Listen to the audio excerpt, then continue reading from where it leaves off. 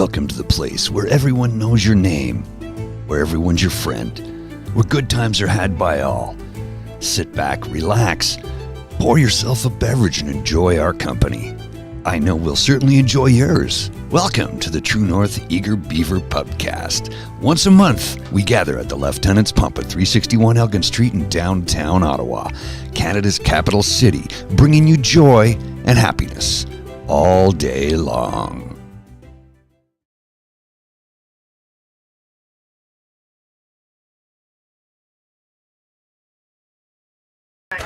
Okay, so here we are, the pump. No pubcast from here today. It's not super busy yet, but it will be very soon. And I know that Douglas wanted to be here, but unfortunately he has rehearsals in Kingston, so he couldn't show up here today. So myself with Bridget, we're having a pint. It's starting to build up and get a little bit busier as time goes by. I'm sure in about an hour's time it'll be a nut house in here. But we will go live, and you'll be seeing this when we are live. I just finished a pint. Got another pint of Guinness on the way, and we'll be entertaining you for a few hours. Well, here we are, and as you can see, I need to change my shirt. To begin with, I got to change my name, too. Why did it come up as Lachlan Cross? I have no idea. That's weird. Let's just change that up. That's better. There we are. Now we're back to normal. I don't know why I came up as Lachlan Cross. So, yeah, I'm wearing my Irish Ireland rugby jersey, and as a result, it's not exactly showing up because it's green, and I have a green screen. So, yeah. I'm a little somewhat transparent today, but you can see Ireland, you can see Lansdowne, you can see the shamrocks there, the three shamrocks, the tree. So raising a point. This is St. Practice Day, I'm told, because tomorrow is actually St. Patrick's Day. So for St. Practice Day, have yourselves a pint of Guinness, would you? Oh, that is some good stuff right there. And what do we? Is the bottle? I picked up a bottle of whiskey too, a bottle of Irish whiskey. Not what I want. I wanted to get Slane, but unfortunately, Slane's not available in Canada. So we're going to go with this one, which is this is an Irish whiskey. It's the Proper 12. I believe this is. We've got shortbread cookies as well. The Proper 12. This is Conor McGregor's whiskey. It's a 4-year-old. It's quite smooth. You've already took a little nip, did you? Oh, okay. Well, I'll have some of this in a little bit. Shortbread cookies, which I don't know if these are Scottish or Irish, but either way, they're darn good, and I like them quite a lot. Now, my dog Lola is over there somewhere. I've got a whiskey, a Guinness, a tea. We got a pot of tea here. That's what I'm having. Thank you. And shortbread cookies. So we're going very Irish, and I believe my beloved is going to make us an Irish stew for dinner. So yeah, this is we're going full Irish today, full Irish, which is good. Just a second. Got to clear the throat. I will change my shirt in a moment or two. Some folks should join us shortly. I know Douglas should be arriving home very, very soon if he's not at home already. And we've got some guests who are going to join us. Lachlan is supposed to pop in for a little bit today. Dean may pop in as well, along with some other friends from across the country and around the world who'll be popping in to say hello for St. Practice Day, because tomorrow is St. Patrick's. And when I left the pump, it was getting pretty crowded. So yeah, it's loud, because you get a bunch of Irish folks out to the pub on the day before St. Patrick's on a Saturday. And you're going to have a little bit of loud revelry, and that's how it goes.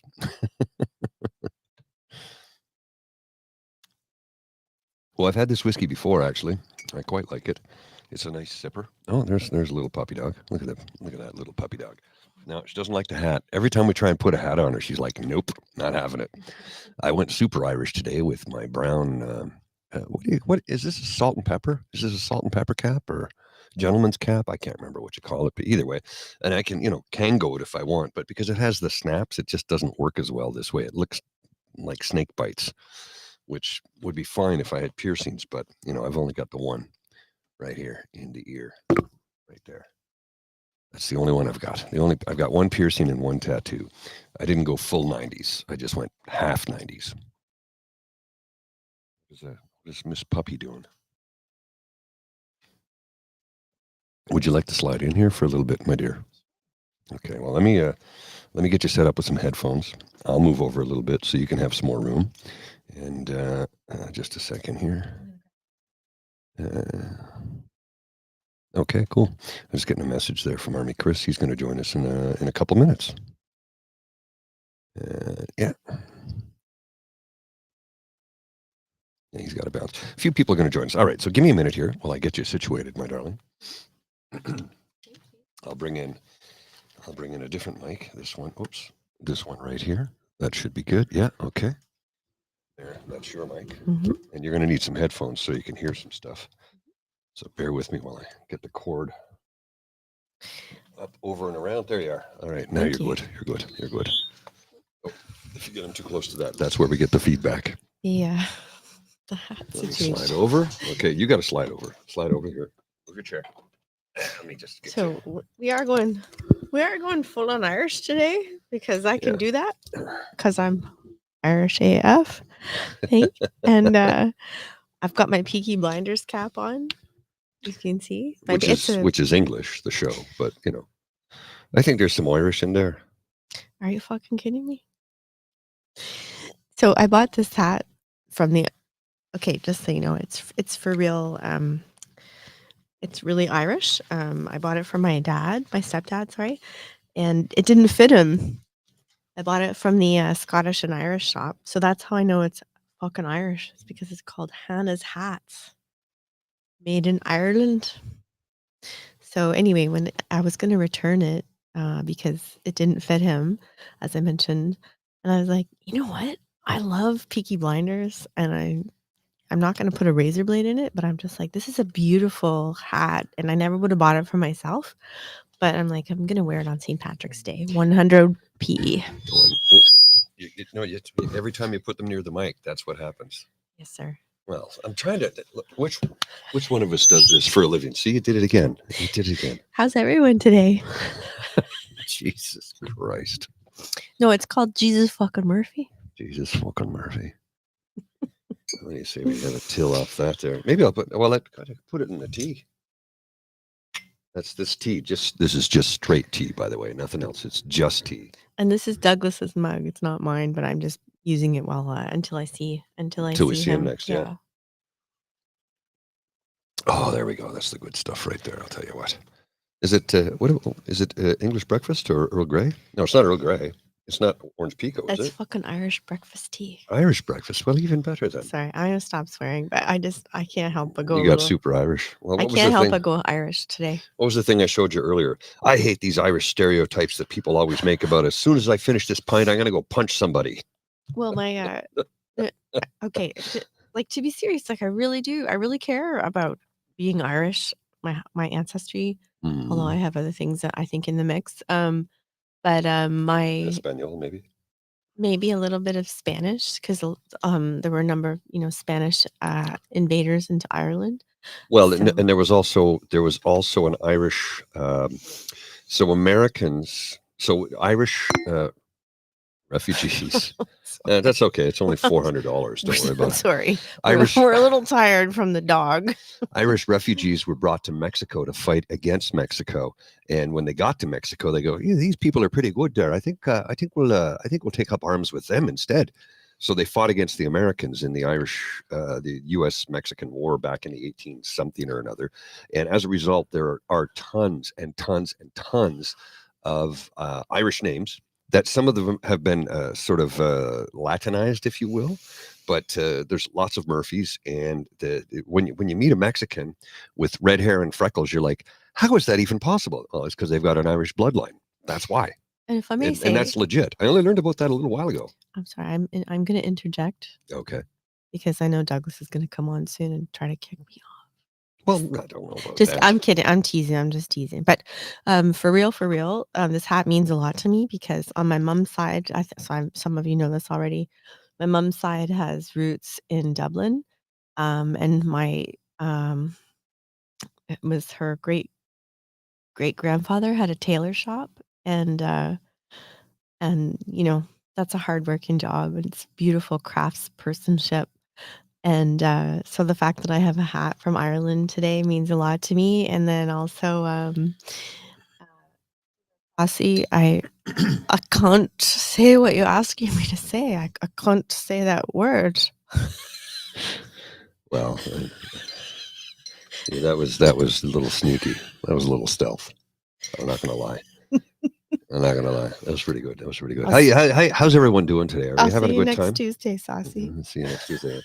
How's everyone doing though? Is everyone having a good day today? It's a Saturday afternoon, and it's a beautiful day here in the nation's capital. It was really warm out earlier, and we went to the pump for 2 pints, and when we left, it was like the temperature had dropped, and I had to wander over to the store to pick up this and some Guinness because I only had 1 pint of Guinness at home and no whiskey, and you can't do a proper Irish pub type show without Guinness and whiskey. So Well, yeah.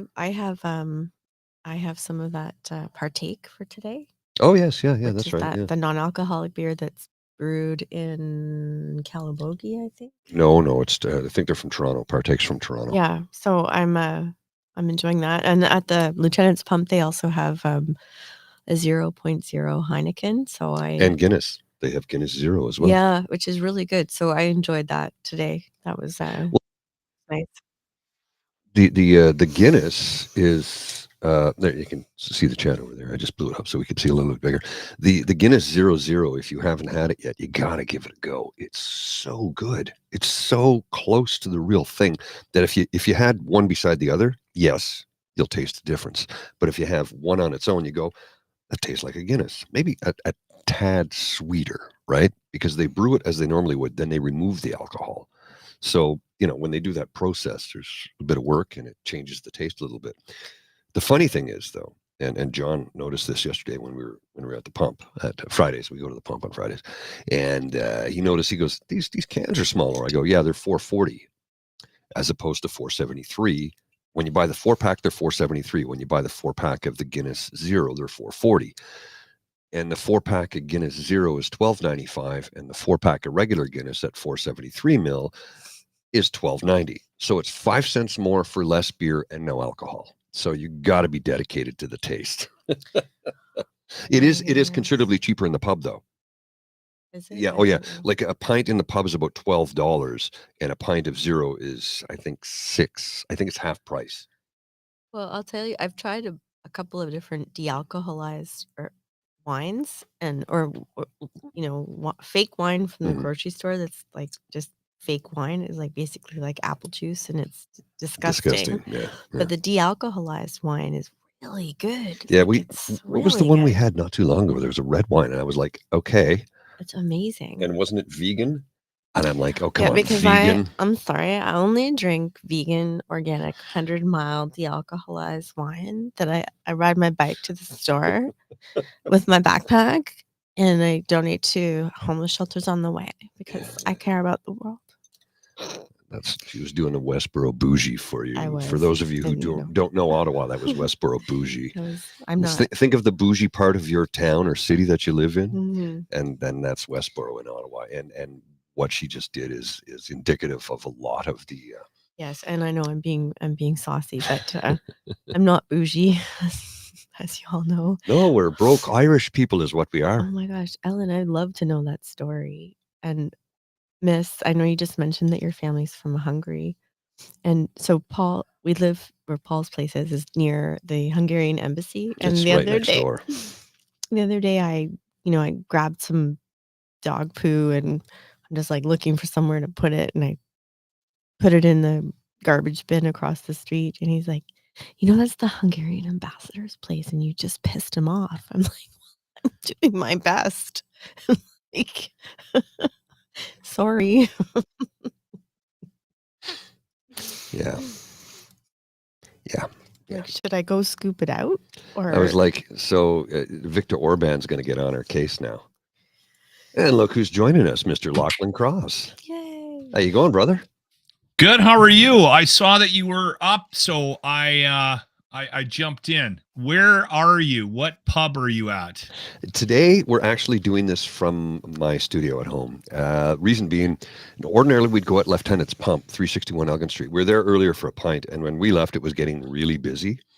So ordinarily we start at like 12 or 1 p.m. on a Saturday afternoon when it's kind of quiet and we can do the show. Yeah. But Douglas isn't available until around 4:30, he said. So, and he couldn't come to Ottawa. So I said, well, you know what? Realistically, there's no way I could do it in a British pub. It's a British pub, but still, it's a pub, and it's the day before St. Patrick's Day.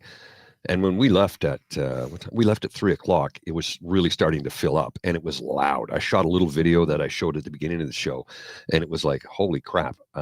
When there's people here, it's going to be insane when it gets filled up. So we're like, we'll just do it from home today. But, do you have portable gear?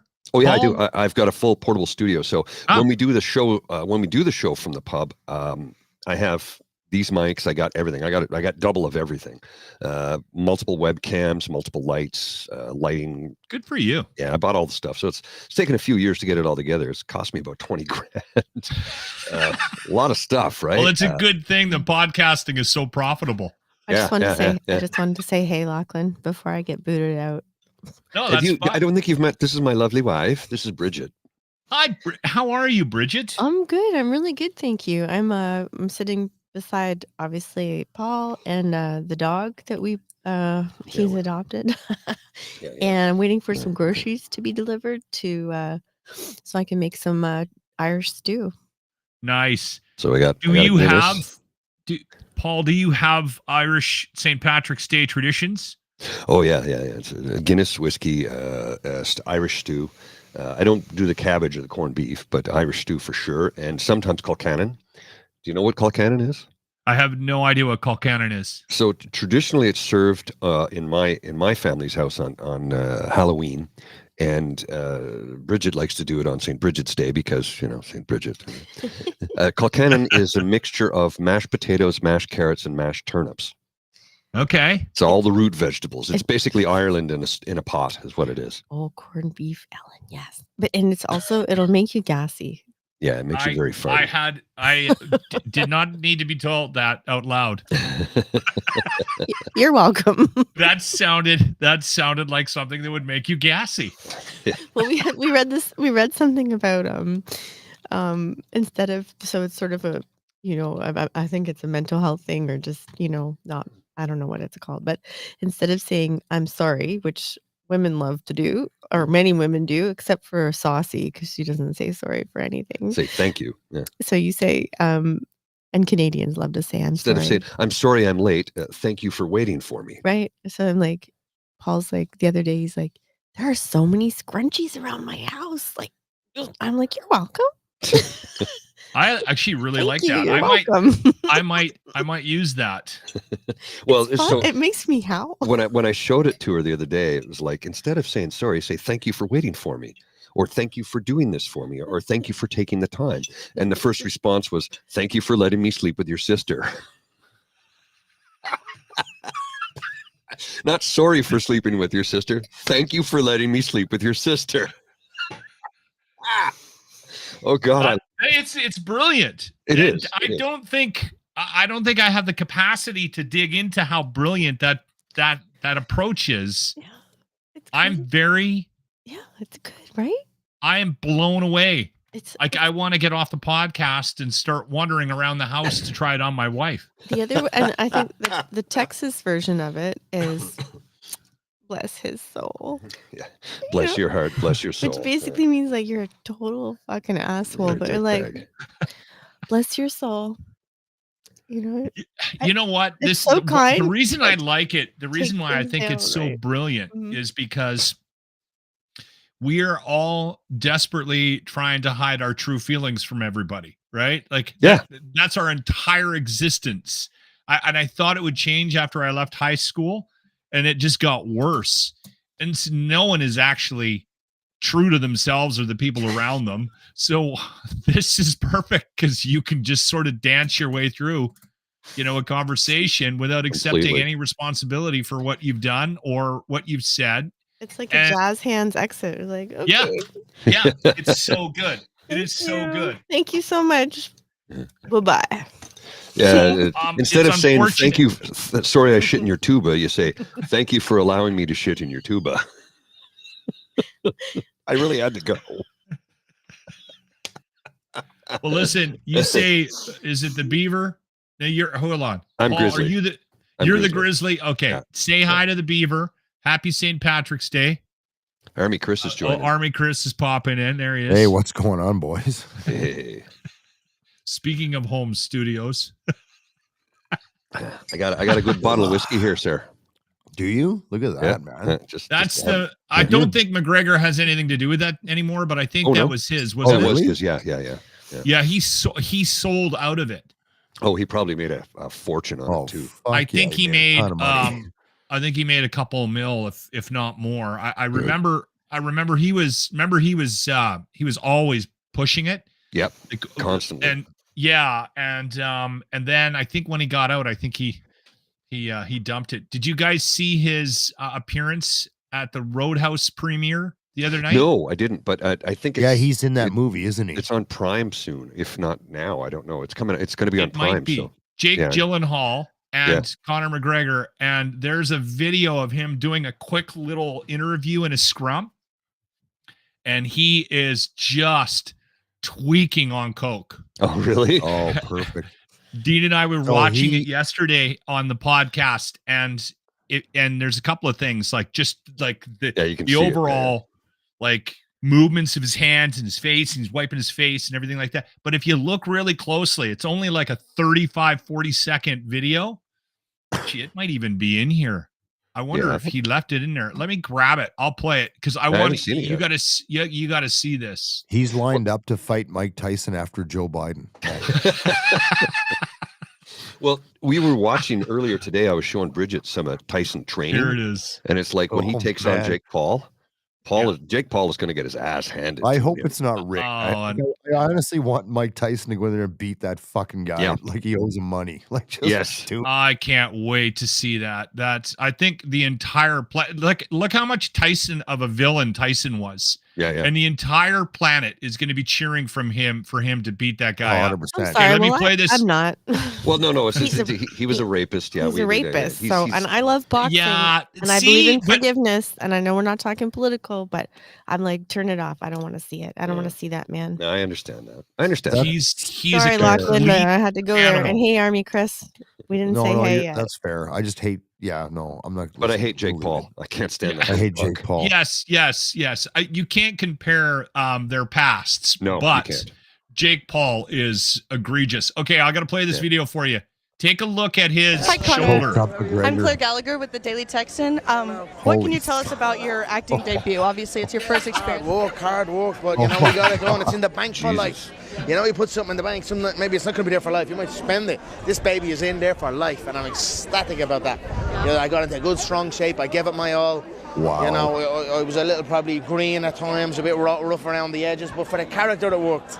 And you know, onwards to the next one if there is a next one. Yeah. Check his right shoulder. I'm gonna play it again. Go back. You got to go back. Hi, Connor. I'm Claire Gallagher with the Daily Texan. What can you tell us about your acting debut? Obviously, it's your first experience.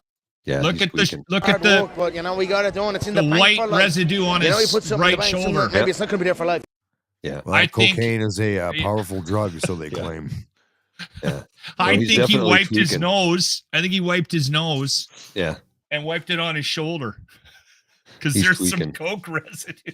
That ain't normal behavior. Like No, he is right out of it. I will watch that movie though. I'm sorry. So will I. Well, I saw a clip of it the other day, and I went, Jake Gyllenhaal is shredded. Yeah. Like that kid got shredded for this film. Do you know who's shredded?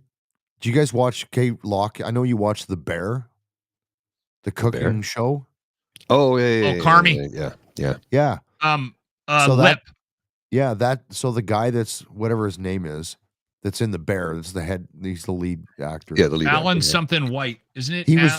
He was just in this wrestling movie I watched. Oh yeah, Iron Claw. with Zac Efron. And that guy is fucking ripped, man. Yeah. I'm like, holy shit, he's jacked. You would not know it from watching The Bear. You think he's built like me. We saw it was 65 incredible. and can barely getting by. And If you want, sorry, the guy's ripped. because I'm gonna get booted out soon. I know it. No, you're I know not. Why? You're really nice. You're I not like booting. you here. I don't know. You and me were Yeah. talking guns 2 days ago. Come on. Yeah. You're right, my friend. If you want to see a really good boxing movie, there's one with Halle Berry in it. Oh yeah. Does she and box? Yeah. Well, she was an MMA fighter, I think, wasn't she? She was an so- MMA fighter. No way. So ripped, and Oh, she yeah. became Jeremy like, Allen White. I'm sorry, Bridget. it's okay. Jeremy Allen White is his name.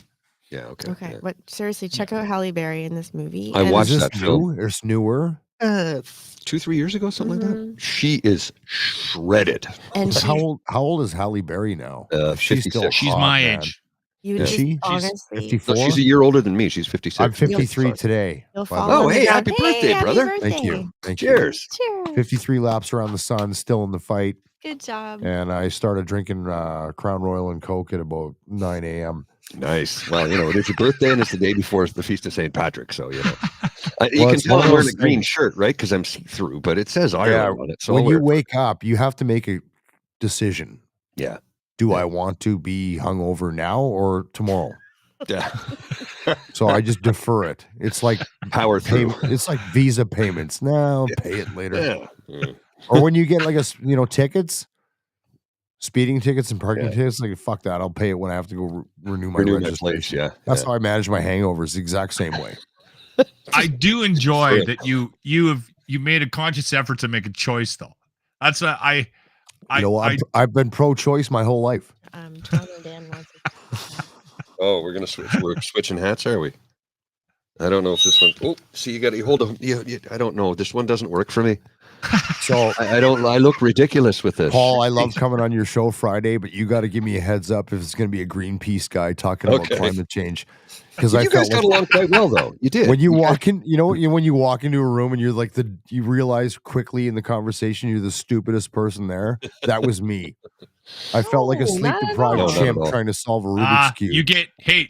Army Chris, you get used to it. Yeah, Buddy. You know what It's though? been happening Lock- to me for years. But this you guys this guy found knows common what he's ground. talking about. He was a good dude. Yeah. Peepee's team kicked him out and Yeah. because he had the wrong sign and shit. And he's going on about all this brilliant stuff that he knows. And I'm like, I recycle my empties. Like I was like, oh my god, I'm so out of my element. How do I You get didn't out of tell here? him you burn your garbage, do you? I Did didn't you? tell him that, man. He You would have got upset. You know what, Army Chris, you had so much to contribute. I don't think so. No. Here's the Well, thing, I though. disagree. Like you guys got along really well, and I mean, you're I kind of respect his politically polar position. opposites, but you guys found 100% common we ground. are. But you found common ground. This and guy found things crushes you agreed on. low-fat macchiatos at Starbucks and bicycles to work every day. And I'm a single occupant of a fucking unnecessarily large truck. Like, I shoot my rifle at mailboxes when I drive Yeah, by. exactly. No, I mean, it I've was never. good. I mean, I've never. Not that I've ever. Just Paul a baseball bat. Paul once goes, in a I while. don't really have any topic for tomorrow. I'm like, okay, cool, I'm in. And suddenly he's got this guy from Greenpeace. I'm like, oh man, this is gonna go well. Literally from Greenpeace. Literally from Greenpeace. Great but a dude. really Knows what he's good guy. talking about. Respect his position. He's not wrong on what he's saying. Yeah. Um, And he was reasonable too. He was like, he was look, very reasonable. He was easy to talk to. he was not a dick. Because I mean, No, he wasn't. when you look at what he was talking about, he was like, look, if you live in rural areas, the idea of an electric vehicle or public transit, it doesn't exist. So let's Yeah. not even consider that. He's a Well, real reasonable. No, I legitimate guy. respected everything he was saying. He's not wrong about what he's saying. No, You know what? The- We're the starting dude, a good guess. crowdfunding campaign, Chris. We're gonna send you a bicycle no, with a Locke. basket No, on Locke. it, and Locke then needs the Listen, bicycle. you both of I you. used to- both of I you, used to and be a a, baguette, like a baguette, back when- and a back- bicycle, back- and a scarf. when I gave up fitness for alcoholism, I was a hardcore mountain bike kid back in the day. Okay. Oh, yeah. In my 20s, I did 40 kilometers a day on my mountain bike at a 24-hour relay at Canmore. Oh, And I shit. had a bike that was a specialized stump jumper, a $1,700 mountain bike in 1997. Oh, that's like 10,000 today, right? Exactly. And I gave it to my buddy's Because kid. taxes keep going up. Exactly. And Well, how- two days later, this kid got like beat up and they stole his bike. I'm like, they still steal bikes? That's a thing? I was laughing my ass off. Well, how about this? Let's make a bet because if you're willing to take it, if you're man enough to take this bet. Well, you got to tell me what the bet is first. All right, I'll get a dirt bike or an enduro Okay. if you get a 3-speed bicycle with a baguette basket. Do I I have to actually can't see Army Chris. I've known him for a while. I can't see him doing that. Slapping those cheeks on Like, because on I've cycle. ridden a dirt bike before. Third gear power jet. Whoop, up. You see, out here in Berta, like we'll drive down to the grocery store at $1.50 a liter in our V8 engine trucks with nobody else in them but us. Well, she used to live in Brandon, Manitoba. Eh? I used to live in Cold Lake. Brandon. I was in Shiloh. I was posted to Shiloh. Yeah. Cool. I used to live in Cold Lake. I grew up there. That's right, you did. 7 years. Yeah, it's like, should I take the horse to school or the James, dirt bike? it's been a minute, man. Where have you been? I have been in Killaloe. And where did all your good lighting go? You look like fucking Dean and Locke with the shittiest lighting in podcast history. Yeah. Guys with glasses shouldn't use ring lights, but we'll work on that. Well, that's why I lighting. take mine off, right? I take my glasses off because of all the lights around it. They reflect. I can help you with lighting, man. Oh yeah, no, I'd appreciate that. I've added a ton, and I've done a whole bunch of extra work. I just put up some new sono paints today. Yep. On the outside of the studio. I'm obsessed with lighting. I just got brand new lightings, and I bought them for Lachlan. Oh, did you? Yeah. And a chair. I'm guilty of not trying when it's not my own show. I do the same thing. Normally I'd have shit lighting on. I'm like, nah, fuck that. I'm going to use these lights. I was going to be in bed and just use my phone, and I was like, no. I'll step out. Yeah, I got it. Yeah. How you doing, Lachlan? Hey, good. James, do not be offended by this. I do have to go. I actually have a meeting. I have somebody coming over. I'm not leaving because you've made an appearance. Okay. Yeah, James shows up, Locke's like, I'm gonna fucking out of here. I was going to say, it is a weird wipe to go like this all the way over to the shoulder. Well, I think he was doing this, and then he did I would say it's the guy that handed him the bag and then smacked him on the shoulder, said, "Good rail, buddy," and then I was going to say, James, were you just doing coke with McGregor? That's why you're late? Yeah. That's so not outside the bounds of possibilities. You know, from somebody that has experimented with drugs more than me, which is very little, if nothing at Zero all. For me. Yes. James, was that a man on cocaine? That was a man that I think took a Hollywood line seconds before he got out of the limo. Yeah. That's what I think. Yeah. Oh, But not like I he wasn't think doing you're blow all day. I think he did think like a you're gram correct. in a big, like gigantic line. Yeah. One half Not a gram in bump. each nostril, and then got out and was like, "Yeah, this film is gonna be great. I don't know if I'm gonna get asked back again because I'm a cocaine addict." Like, that's what it looked like, you know? Crazy, man. Yeah. Him and Donald Trump Jr. have the same vibe when they're on the same real twitchy vibe. Yeah. Yeah. That little swirly sort of. And Very every time entertaining. somebody accuses Donald Trump Jr. of doing cocaine, he's like, "I don't use cocaine." No, he uses you. He spits you right out. That guy's fucking. Every time that guy talks on social media, he just did a bump. Like every time. It's For sure. I think he thinks it helps him get his point across or something because he's always every video. He's Trump. just I'm not rail. making There's fun nothing of more him. powerful than false courage from a line of blow. There's nothing more powerful. I'm not making fun of him. I actually have compassion for somebody who's addicted to cocaine because I've lived with cocaine addicts. Paul, you're doing like a Marty McFly thing right now. Yeah, I where know. You're like I'm fading slowly because I'm wearing a green shirt. You can I gotta adjust change you can The green adjust screen, a green you can shirt don't adjust the matter. settings and that. Yeah. I think so. We're gonna. He's gonna take his shirt off. Not He on looks like he's camera. in the force. All right, I'm And leaving with Lachlan then. if I'm he's gonna. Hi, Lachlan. Hi, James. Are See you you gonna guys. be? It was No, I'm really gonna go good change. seeing I'm you gonna go guys. change. Are you All gonna right. be? Are you Thanks for gonna be coming by, nice? Locke. Are you Appreciate gonna be it. nice to me today, James? Or are you gonna tell me not to look at the chat? It's not my show. No, I don't give a fuck anymore. Oh, there's actually people on the chat. Look at that. Too bad I'm blind. I can't see? read it. That's how you do it. Yeah. Arnie Chris.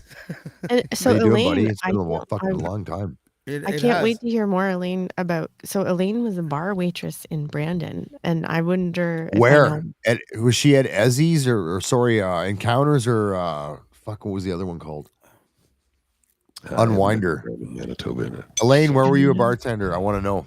Type I it wanna in. know I too. have no ability to interact with people here. I'm gonna go change my Okay. shirt. I actually, honestly, some days I just actually would like to just go work in a bar in Brandon, and not.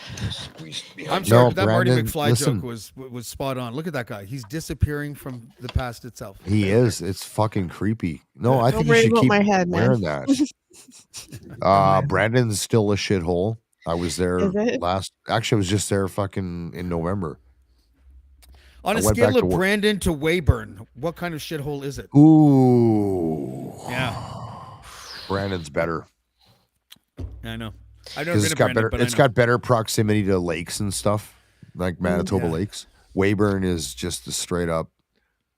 It's the dead center. It's not the asshole of Canada, but it's like 3 kilometers away. You know what? We're about like an hour right now from Cobden, and so every time I drive through there, because I've done like a bunch of whitewater paddling up there, it's like I'm straight out of Cobden. Straight out of Cobden. It's a very small. It's like this big. Paul's visible now. Oh, Paul's parents had sex. He's now visible. That's another Back to the Irish. Future joke. If anyone doesn't. Are you guys doing St. Patrick's Day shit tomorrow? I'm Italian. That holiday doesn't even exist to me. There you go. I'll be back. Okay. Everybody's Irish on St. Patrick's. St. Patrick's Day, I guess. I don't know. Oh, it's true. It's true. We're all Irish on the feast of St. Patrick. We're all Irish. We're all impervious to psychoanalysis once a year. Yeah. I got my main man Jake Buckley's playing at Sherlock's pub tomorrow in fucking Sherwood Park, which is Jake Buckley, Edmonton. Jake Buckley, the great and powerful Mr. Jake Buckley. That name rings a bell. What is the secret to starting your day off at 9 a.m. with Crown Royal and it being now 2:30-ish over there and you're still semi-normal, like you're normal? Pacing, consumption to time curve. It's pure math. So can you, because sometimes you find, like, I find that sometimes, you have that 2.5 drink feeling. You're like, oh, I want to stay here for the rest of the day. Yeah. Well, no, actually, James, you exactly nailed it. That is exactly it. So I'm pacing. I'm like, okay, I woke up. I'm feeling a bit rough because I had a good one last night. And I had a couple beer, my Baileys and coffee. I'm like, okay, the beer is going down sideways. Hold on. Someone wants to know my drink. My jacket, my shirt is the son of stupidity. My days at the Dean Blundell podcast. This is part of the merch. The merch? Yeah. Yeah. So I said, I'm gonna actually get another one here in a minute. And I'm like, I want to maintain this pace. Like it's my birthday. I'm gonna do whatever the fuck I want today. It's your birthday? Yeah. Happy birthday, buddy. Thanks, man. We talked about your house on my podcast really? 2 weeks ago. Yeah, because I always asked Ryan Lindley if your house smelled like wood, because for some reason I feel like it did. And he said no. He said, what did he say? He called it something. He used a word. It's inert is what he said. And I, as a writer, still don't know what that word means. But he said your house is dope. And he described it and everything. And he said your studio is like, you really took some time and everything. And after he was done describing your house, I was like, should he be answering the door with a pipe? And he was like, yeah. So it's not like that. In a smoking jacket and a pipe, right? I need a bigger room. I got too much shit in here. Like, you guys see this, but fucking what you don't see is mountains of gear. Yeah. No, I need more room. The same way. Like, and I got some projects coming up where I have to get back to like 2-person 3-camera interview, and I'm like, holy fuck, where are we gonna put all this stuff, man? Yeah. And I looked at retail space downtown. There's too much money. Are you gonna go invisible, Bridget? Yeah, she's gone invisible. She's going into the force. Now Bridget's parents may not have sex. All of these are Back to the Future jokes, but like, it's back to 100% Back to the Future shit. Do you know that it's 20 years after the future was depicted in Back to the Future? Yeah, and we still haven't seen a hoverboard. Fuckers. Fucking Space Odyssey 2001 and I still don't have a hoverboard. I remember being a kid in the 70s and we were supposed to be living on the moon in these biodomes and shit. By 1992. Where's my flying car? What the hell did I miss? What does this have to do with St. Patrick's Day? We spent your shirt is making you look invisible. And it's Back to the Future when you start to fade away. Remember Marty McFly? He'd look at the picture and he's fading away in it. So you're fading away. Where's Douglas? He should join us any minute now. He must be. He had a rehearsal and he said he would join around 4, anywhere from 4 to 4:30. Right on. Oh, I'm going to the hockey game tonight, boys. I can't wait. Oh yeah. Did you see Lachlan's brave prediction the other day? No, what did he say? What's the guy's name? That the guy for the Oilers is going to outpace. McDavid? No, he's going to outpace McDavid. No, the other one. Ryan? Draisaitl or McDavid? No. No, Nugent Hopkins? Might be that guy. Whoever has 64 points right now. Hyman. Zach Hyman is crushing. Yeah, and you know where we got him from? You know where we got Zach Hyman from? Fucking Toronto. Thank you when very Hyman much. When Hyman broke into the league, it was something else. Dude, Hyman broke into the league. That's a good one. That's a really good one. Did everybody get that? Did you catch that? Yeah. Did you get I that? didn't ask. You did. I'll tell you right now, that guy. Thank you, Toronto, for Zach Hyman, because he's an older dude. That's what I like to see, like a guy who's like not super young, and he is crushing. Yeah. Here, try that. Sports has this weird thing. We're all older than every single player in the NHL. Yes. Yeah. But do you ever feel like it? Like when you see a 38, 39-year-old veteran, you still kind of feel like he's old and you're not the guy that's old. Yeah. I know, right? 100%. It's weird. I'm like, I'll be 56 in July, right? Is that right? Yeah. When are you coming out here, Paul? I thought you were coming to Edmonton. I am. Well, I'm actually Alberta. I'm coming out to Calgary for Stampede. I'm flying in on the 5th. Oh my God! Why the hell would you do that? Well, I'm just doing the first weekend. That's it. Okay. Because I haven't done it in 50 years, right? So, a second. It's a fucking gong show. And I'm trying to come for part of it as well. Yeah. Like, just You should come out. You guys come up if you got time. Come up here. I'll no, probably that's come the down there. plan. But that'd be awesome. Yeah, because I grew up in Can I just Calgary. go to your house instead of Stampede? Yeah, it's probably a lot more fun. Stampede is just a shit show. It's all. I've It's been just to a Stampede shit show. twice. It's weird. It's a weird cultural thing I don't really get. it's like Canada Day on acid for 2 weeks. Well, I went. Well, 1 week, but You want Stampede stories? I went when I was like really young. I played Russian roulette. I won. What?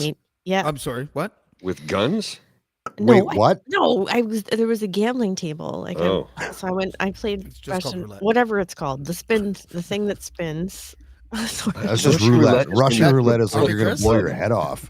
Yeah. Roulette. I played roulette. Roulette, not Russian roulette. There's a big difference. There's a huge There's a difference. very huge difference. That's like the deer hunter versus casino. And Yeah, yeah. And then I went. My favorite ride is the zipper. I'm sure people in the chat know that one. Yeah. You know where you're going like. Everybody knows it. Well, you're gonna be old as shit Everybody to that know lived but in yeah. Brandon knows that one. And I threw up. It's the only I'm like- ride they had. I won roulette. I went in the zipper. I threw up. Had a hot dog, I guess. And then I was Good just like, times. Good times. that's enough Stampede for me. But I'm determined to go back. And actually, what I really want to see is there's a much more advanced First Nations component to it now, and so it's evolved, and in terms of the animal safety and stuff like that. But I'm probably gonna throw up in the zipper again. Not child safety so much, but animal safety. No. Well, we figure like literally, I'm going to fly in on the Friday, Mhm. and we'll do a couple of things Friday night. Nothing crazy, and then Saturday we'll take in the full Stampede, and then that's kind of it. We might do something Sunday, but literally we're not killing ourselves. And Are then you we're gonna going to do watch some any hikes. rodeo shit. Maybe the barrel races. I like that, but I will not take part in the chuck wagon races. No, No, so I I'm gonna don't tell you a like story that about that. Or the one where they like tie the legs together. Like Yeah, Oh the yeah, rope the and- three-legged, That's three-legged I, wing. I don't know. that Cassie will probably know more about that. One of the companies I worked for a few years ago had VIP fucking grandstand seats at the Stampede, and we were watching Chucks, and I saw a horse break its leg, and I know what happens to a horse. I grew up. My dad's had horses and all that shit, and it was fucking traumatizing. And I went, Yeah. I'm never going to this again. I think Yeah. chuck wagon racing should be shit canned. And yeah, I agree. It should be. You know, It- and you know, this is from an Alberta redneck with a camo ball head who drives a Chevy Silverado. Yep. Has a lot of guns, and I love animals. But isn't this really a case of every horse skipping leg day? No. man, Have you ever seen a chuck wagon race? Yes, I'm just saying they're bullshit. really skinny from the knees down. That's all. They really need to get rid of that thing. Yeah. I can't believe it's still part of it. Like it shouldn't be. It's completely. It's fucking dangerous. and every year there's horses that die. Every single year. And I can tell you right now, as the Alberta redneck on this show, I am against chuck wagon racing, and I never want to fucking see it again. And it should be gone. And I know a lot of people that are in that same boat with you on that one, sir. Yeah, They're just like, it's cruel and horrible. unusual punishment. Yeah, I can't believe it's still a thing. I can't it's like believe it's still a bullfighting. thing. It's like bullfighting. It's a blood sport. Well, I that's think another. That's important. But because we're trying to Every keep time I them see light- videos of the bull Mhm. fucking up the guy in the little fruity outfit, I'm Yeah. happy. I'm like, Well, yeah, good for you. fuck Yeah, that You know guy. what? I think that was a great transition because what I wanted to say. I is always that- want the bull to win, man. Like murder Every this single dude. time. When I see the guy getting gored and thrown over the boards and shit, I'm like, yeah, Well, that's what you deserve. So in terms of outfits, let's talk about that because I've already been working on my Stampede outfit. I've got some low-heeled cowboy boots that are purple suede. Fucking Calgarians, they'll put on I have a Wrangler bullshit. I have a denim mini skirt and a cowgirl hat. You are ready to go. And if some cowboy grabs my ass, I'm gonna cowboy. Well, you didn't mention a shirt, so they're probably gonna grab your tits. I gotta show you. They can try. Yeah, wait till I show you the jacket. I can't wear it because it'll be too hot, but I'll show you the jacket. Oh, it'll be like 90 degrees when you come out here. This province is gonna fucking burn. But wait till you see this jacket. I'm gonna go get it. And the reason go get it. Because I'm a thoughtful person, I thought, well, I'll get Paul some buttless chaps so that he's not too hot. You know, Paul, he wants frontless chaps, not frontless. Yeah. I gotta go get. I can be right back. I gotta go reload. So he can stay cool in his areas. Yeah. You know, just Are you gonna smack his butt when he wears his buttless chaps? Absolutely. Chaps, I mean, he'll probably put a Speedo on to be polite, like the red Speedo and then the buttless chaps. Also, it's on brand for him. I think he would crush the Stampede. He would be a gay icon if he played his cards right. We'd have to hire security. If I were to create a parody show for Douglas and Paul, it would probably still be called the Eager Beaver Show. Only Paul would be like wearing just Speedos and assless chaps, and Douglas would be Saddam Hussein. And I think it would be the greatest fucking show ever. That would be something. It'd be amazing. Here's the cowboy. Tassels. Save a horse. Ride a cowboy, as they say, apparently. That's a pretty nice shirt. Or jacket. Oh, just give me a sec here. I'll get my headset in. I always associate tassels with nipples. Oh. So my dad made this by hand. Because of it. From a moose he shot in 1972. He shot a moose, skinned it, went and got this tanned, made this, stitch it by hand. The buttons are made out of antler. He made the whole thing by himself. So did he eat the moose? Of course we did. We ate every bit of it. All right. And so he had a skin from a few years ago that he had, so he decided to make another one. So he's got the exact same coat as me because this one doesn't fit him anymore. Because he's 82 years old, and he's not as fit as he once was. So he gave me this one about, oh God, I've had this at least 30 years, and I wear it on occasion because it's kick-ass. But I can't wear it all the time because it's quite warm. Number one, and number two, I can't replace it, right? Unless I take his new one that he made, but that would be weird because can you do it up comfortably? Oh yeah. Paul's dad is so amazing and so adorable that if I hadn't met Paul and if his dad wasn't married to Dorothy, who's also fucking awesome and Irish as fuck, I was like, I would go out for lunch with you, Gordon, any day and maybe even make out. That is so weird. That is awesome. You should talk about that the next time you guys are making love. I'm just saying, I really respect Paul's him. Dad. Oh.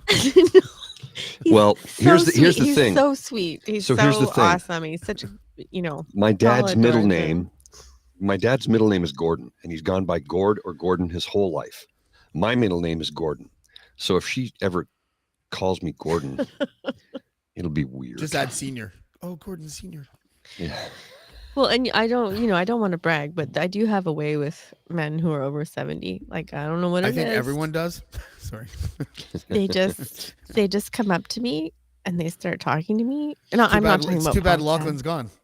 And they're like, I went to a Bridgehead coffee shop once. There's this coffee shop in Ottawa, and I was just sitting there and I started talking to somebody. You look like this badass. Listen, Army Chris. Check out the buttons. They're made out of antler. He's like, sorry, he's just checking out the jacket. We'll get right back to you in a second. Robert Redford. If anyone in the chat would like to note that the dudes are talking. My dad made this from a moose he shot in 1972. We're about to get hit by patriarchy accusations, everybody. Go ahead, Bridget. Go. Okay, back to you, baby. Cue Saucy Seawitch. Go ahead. Yeah. If she were here. She's in the chat. He's like Robert Redford in Blazing Saddles, man. I was going to tell you that I went to a coffee shop. Thank you, Mr. Chris. And, I was just having a nice chat with someone I was there to work. It was in the morning. I was talking to a guy who's like in his 70s. And he's like, he does photography and I do writing, and I was like, and he's writing a book, and I'm like, oh, that sounds really interesting. Like, I'd love to know more about that. So I'm like, well, why don't you give me your email, and or vice versa. Like, I thought it was a professional connection, and he wrote me this like 1,000-word essay about why we should go out, and wow, I'm just like, I admire your confidence and your genuine approach, but I'm just like, in what world am I going to go out with a 75-year-old man? Yeah, but he's too young for you. It, right? Paul's dad is 82. You said you'd make out with him. That guy had a shot, as far as I'm concerned. Yeah, I'm with James. You got a good point. I mean, I was very polite in my response, but I was just like, would you say? Let me ask you something. Her response was this: "Cool story, bro." Said. Yeah. As the only woman on the panel, the whole younger man liking, or sorry, older man liking younger women is often framed as like sleazy and all that. But what say you regarding the younger girl who actually is only into older men? Because there's a lot of those out there. I think it's totally fine. I actually, one of my very, very good friends is about Paul's age, and his wife is about 20 years younger. And when they got together, I was like, what are you, crazy? What the fuck? And, he left his girlfriend to be with her and, all this stuff. And I was like, what are you doing? What do you think is the acceptable age gap? Well, okay, I'll tell you, it's the cougar rule, but except there isn't, because these two are so happy together. I think she is wonderful, and I think they're great together. Like, they're awesome. They have animals together. He has a son. She has totally stepped up to take care of him, and I'm just like, okay, you know what? Who am I to judge? But like, you're so happy. There's generational gaps, But some of them complement each other. Like I used to think my recent ex is 3 years older than me, but I've always liked older women.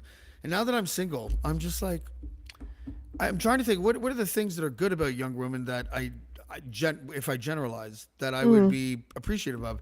And I think one of them is, and this is going to sound awful. Oh, I fully expect it. Well, it's not. It's everyone does. It's fine.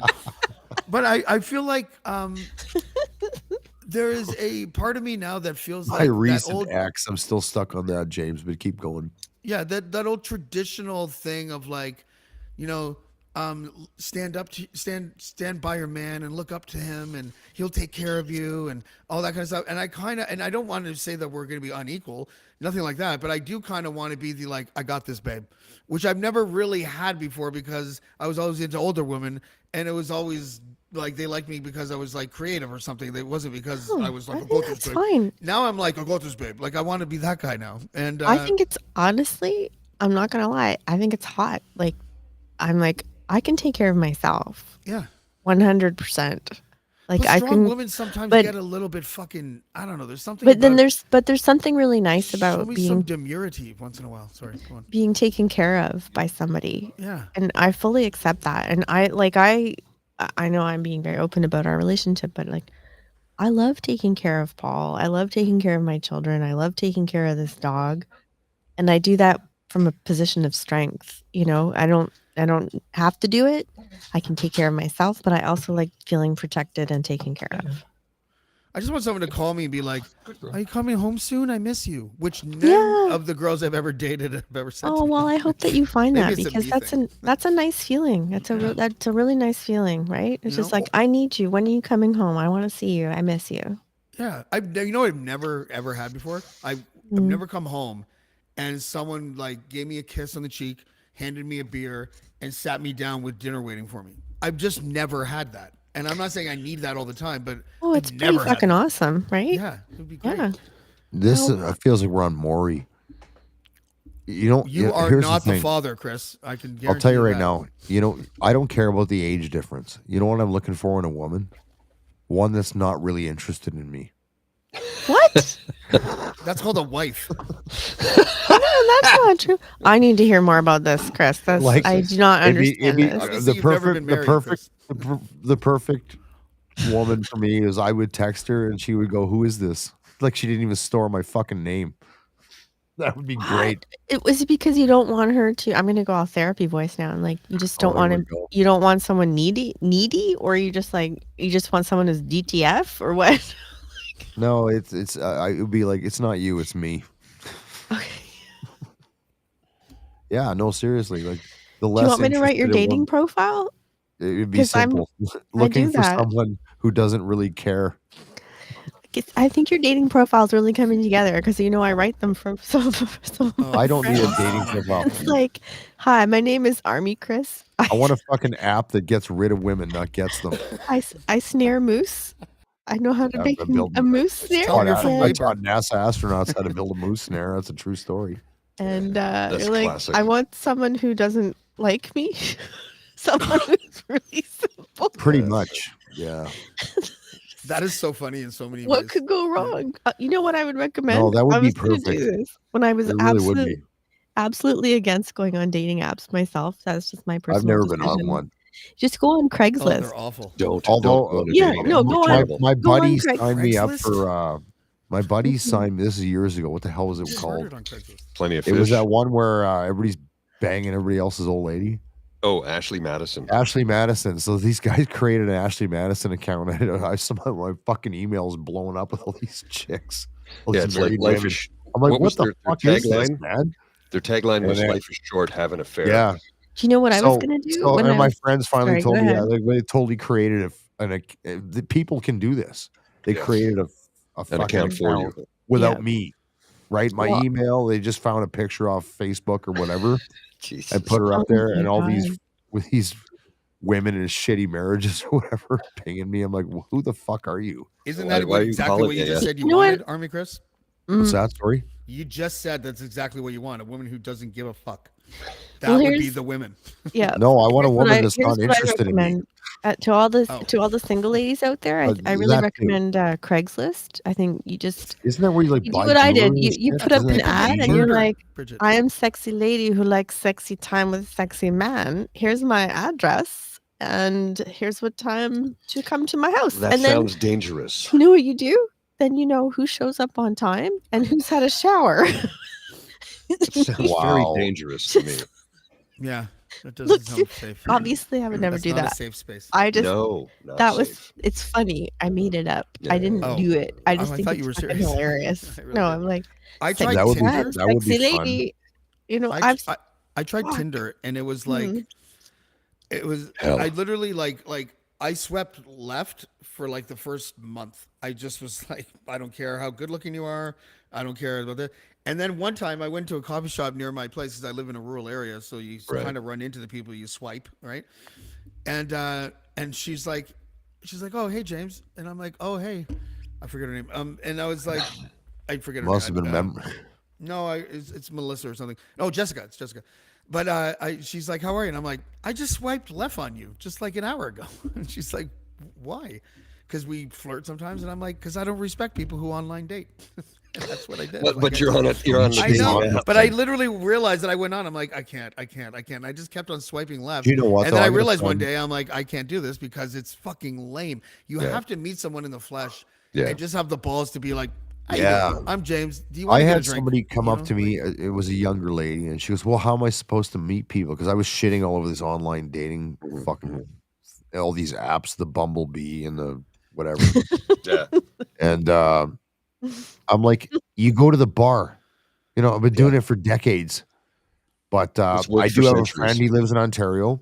He used to live in Calgary, worked for Suncor, and he met his wife on the Tinder machine.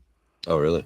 He's a sexy, young-looking dude, and we're walking around. And he's showing me this app, and it's just like a GPS thing. There's all these things popping up, and he's swiping and doing all this stuff. And he met a chick, and they've been married for like 10 years and have got 2 kids. And I'm going, wow, that actually. I'm sorry, he married worked. a chicken. Chicken, yep. A lady. No, it worked out, and that's so there's like one success story from that. Yeah. And well, you know how we met, eh? Right? Well, apparently all the people on Tinder. There's a lot of prostitutes on Tinder, but I was disappointed. I didn't find any. Really? I was just you kept looking. So you gotta set your filters. Yeah. Well, we met in the traditional way. the old school traditional way. We met in a bar. Tell us. Literally in a bar. It was my friend's restaurant, and they had asked me to help them out with some work. They called me and said, we need our network screwed, our audio screwed. Can you come and take a look? I said, well, I'll come in on Sunday. I'll take a look. Let me see what I can do. Maybe I can help you out. So I come in and I'd look at it and I go, I can work with this. She goes, really? I go, yeah, I have to run one cable. Everything else is fine. And it turned out I didn't even have to run a cable. I just had to relocate a cable. So I got their network functional. I got all their POS machines functional. I got the sound system working. I got the patio sound system working. I ripped out all the equipment they didn't need. I said, here, this is yours. You can take it and do with it what you want. And this was on a Tuesday, and they were opening on Thursday. And the Thursday was a soft open. And it was April 13th, and it was 32 degrees in Ottawa on April 13th, which is outrageously hot for that time of year. And I was just there working. She's just sitting at the bar working, having a meal. Between meetings, and And I just wandered in. And when I wandered in, I had my beard. I'd grown my beard out for the fundraiser. And I had, a big hat, because I always wear a hat because it was hot and sunny and I don't want to get burnt. And I walked in, and the hostess comes up. Oh, Paul, gives me a big hug. And the manager comes up, and the bartenders come up, and they go, where would I'm just at the bar. And she was sitting at the bar, and I'm like, I don't want to sit right beside you. I'll give you your space. And I I'm was just going still to sit finishing here. up work, like just. And she's like, who are you? Do you own this place or something? I'm like, no, I'm just an IT guy. I did their IT work. She's like, but they're giving you like the royal treatment, rolling out the red carpet. And I go, well, I made sure they were able to open, so they couldn't open. You're the IT guy. No one can do what you do. Of course, you're getting the treatment. Well, so they were so nice to me. It's like being the cocaine dealer. Everybody loves the cocaine dealer. So like, do you want dinner? I'm like, no. What do you want to drink? 100%. I'm like, just a glass of water. I just want a glass of water. They're like, really? And I go, yeah. I don't want anything to drink, because it was a Thursday night, and I had a very busy day on Friday that I knew. So I sat down, and they were gonna sit me right beside my beloved Bridget, and I'm like, no, I'll sit here, because they're seating people at the bar, and they want to take up the chairs, and so no, I'll sit here to give you space. You're working. I don't want to crowd you. And then we just got to talking, and before I left, she's like, here's a sketch I made for you. And here's my number on the back. Call me. I like you. The traditional method. Good for you guys, man. Yeah. Still alive today. For all you kids watching or listening or whatever, you don't need an app. Go out and socialize. Stop looking down at your fucking phone and look around the bar. I'm seeing what Marnie said, but some people meet online, and she's like, I know it's a thing now. It just seems so pathetic to me. It feels like grocery shopping. It really feels like grocery shopping. Which you can also do through an app now. It's a lot of work, and it's a lot of emotional energy. So that's weird. why the weirdest thing for me. People should do it if that's what they want. But I don't judge anybody. Dating app shit. Remember the blind date? Everybody here is old enough to remember that. I went on one, and it was a fucking weirdest thing in my life, man. I'm like, this is fucked up. I can't do this. So there's no way I'm gonna walk around with my phone swiping left and right. That's just, and I get it. It works for people. I'm sure the chat groups lighten up about this shit. But I'm too old for that. There's no fucking way, man. I need to do it like the way you guys did it. And it was just the planets lined up for us. I mean, realistically, which is awesome. I had told. And how long you guys been together now? It'd be a year on April 13th. And I honestly, I wasn't. Not to be. Well, initially I was not feeling like attracted. I'm like, he's got this scrunkly beard. He kind of looks like. Oh, you want to give him bus change? Was he in Gandalf mode at the time? Yeah, I was in Gandalf mode. Yeah. Is he homeless or is he? No, I'm just kidding. He was obviously very polite. True, Paul's cleaned up in the last year, man. And when he started talking, and he's like, I'm gonna start talking about music because I really like music, and he's been helping me learn how to sing, and I've done it publicly a couple of times, and he's like, oh, I play guitar, and I also know a lot of things about production, and I was like, oh, cool. I'm like, we should just go see some music sometime, and then I'm like, what's with the beard? And he's like, oh, it's a fundraiser. I did it as a fundraiser for the Hope Cornerstone Center for Women. And I donated it to Lachlan's chin eventually. I've I did a fundraiser for them as well, and they so it's a really good organization. Like they take in women in crisis and shelter and stuff Is this like a legit thing? Is that why you grew your beard like that? Okay, That's why I do it. Some bullshit story. So that was honestly legitimately that's why I did. That's what got me. I'm like, okay. I just got a little bit, and we raised I'm having almost feelings in my areas. I'm like, here's my number. we raised almost $2,000 by my efforts. I had people sponsor me, and one of my friends said, if you wear the giant mustache for a full week, I go, I'll wear the full giant, I'll curl it up, I'll do the whole thing. He goes, I'll sponsor you for $500. I'm like, done. So my buddy Sylvain sponsored $500. Because that's clearly not your norm. Like your norm is right now. This is my norm. Yeah. And I mean, it's what people who, if you don't have a beard, you don't understand how much goddamn work it is. I can't do it. I look like an Amish teenager if I try to grow a beard. So, when I had a full head of hair and I had shoulder length hair, I hate shaving, but I also hate facial hair. So that's it. When I had shoulder length hair, I spent less time on my hair than I did on my beard, because the beard, you'd get in the shower and you'd shampoo it, then condition it, then get out and you'd dry it, towel dry it, then blow dry it, then flat iron it, and then oil it. And I'm like, I never put that much effort in my hair. Oil it. I find the less I do with my hair, the better. Why do you gotta oil it? Go back to the oil. I've heard of this beard oil shit, but the beard oil does two things. Have you ever used beard oil? Yeah, it's for the skin. So you rub it into the skin and then pull it down to the beard, and it helps to moisturize it. Because the hair, you don't look, having split ends on a beard is. Oh my god! You look like God. That's why I go with the. That's why I go with the Muslim. I go with the Muslim beard. I didn't realize I had a Muslim beard. You get the chin strap. You do have the Muslim beard. I don't have it up here. I just have this or whatever, and I take off the mustache because I don't like mustaches. But I went to London last summer, and I was staying in an Airbnb in East London, and I realized, like, when I was there, I was getting a lot of Muslims being like, "Brother, what's up?" Hey, brother. And I asked my buddy on FaceTime. I was like, "What the fuck is going on here?" They're like, "It's your fucking beard. You look like you're Muslim." You do actually. You do. Assalamu alaikum. You could totally. I could have used you in totally Afghanistan a couple times, buddy. I'm not gonna lie. Yeah. Well, when you were in Afghanistan, Chris, did you grow your beard out? Because a few of my friends, when they were on tour there, a little bit tour duty, they like my buddy. His name is Buddy. Literally, that's his name. Oh, that's actually his fucking name. Wow. His name's Buddy Dixon. Badass son of a bitch. Awesome human being. He grew his beard really long, and when after his final tour. The last 2 years or 3 years of his career, he was Smokey Smith's attaché. So he was with Smokey for the last 3 years of his life. Yeah, that's fucking crazy. Yeah, so they did a D-Day thing towards the end of Smokey's life. Smokey Smith was the last Canadian Victoria Cross winner. Yeah. Like you read about his story, I'm like, this guy was. They've been planning. So there was an entire. We'll call it a con-op contingency operation for Smokey Smith's funeral that we had planned, like, because we knew, eventually he's going downrange, so it was going to be huge. It's the last living VC winner, so Buddy was part of that. That's pretty fucking wild. Yeah. Man. Well, he said they did a D-Day thing, and he was telling the story about we're sitting around having a beer, and he was saying how Smokey called him at like 4:00 in the morning. And he says, "Oh, it's Smokey." He says, "What's up?" He says, "Can you come and get me?" He goes, "Yeah, no problem." He puts his uniform on, rushes right down, grabs him. He goes, "Let's go out and watch the sunrise and have a cigar.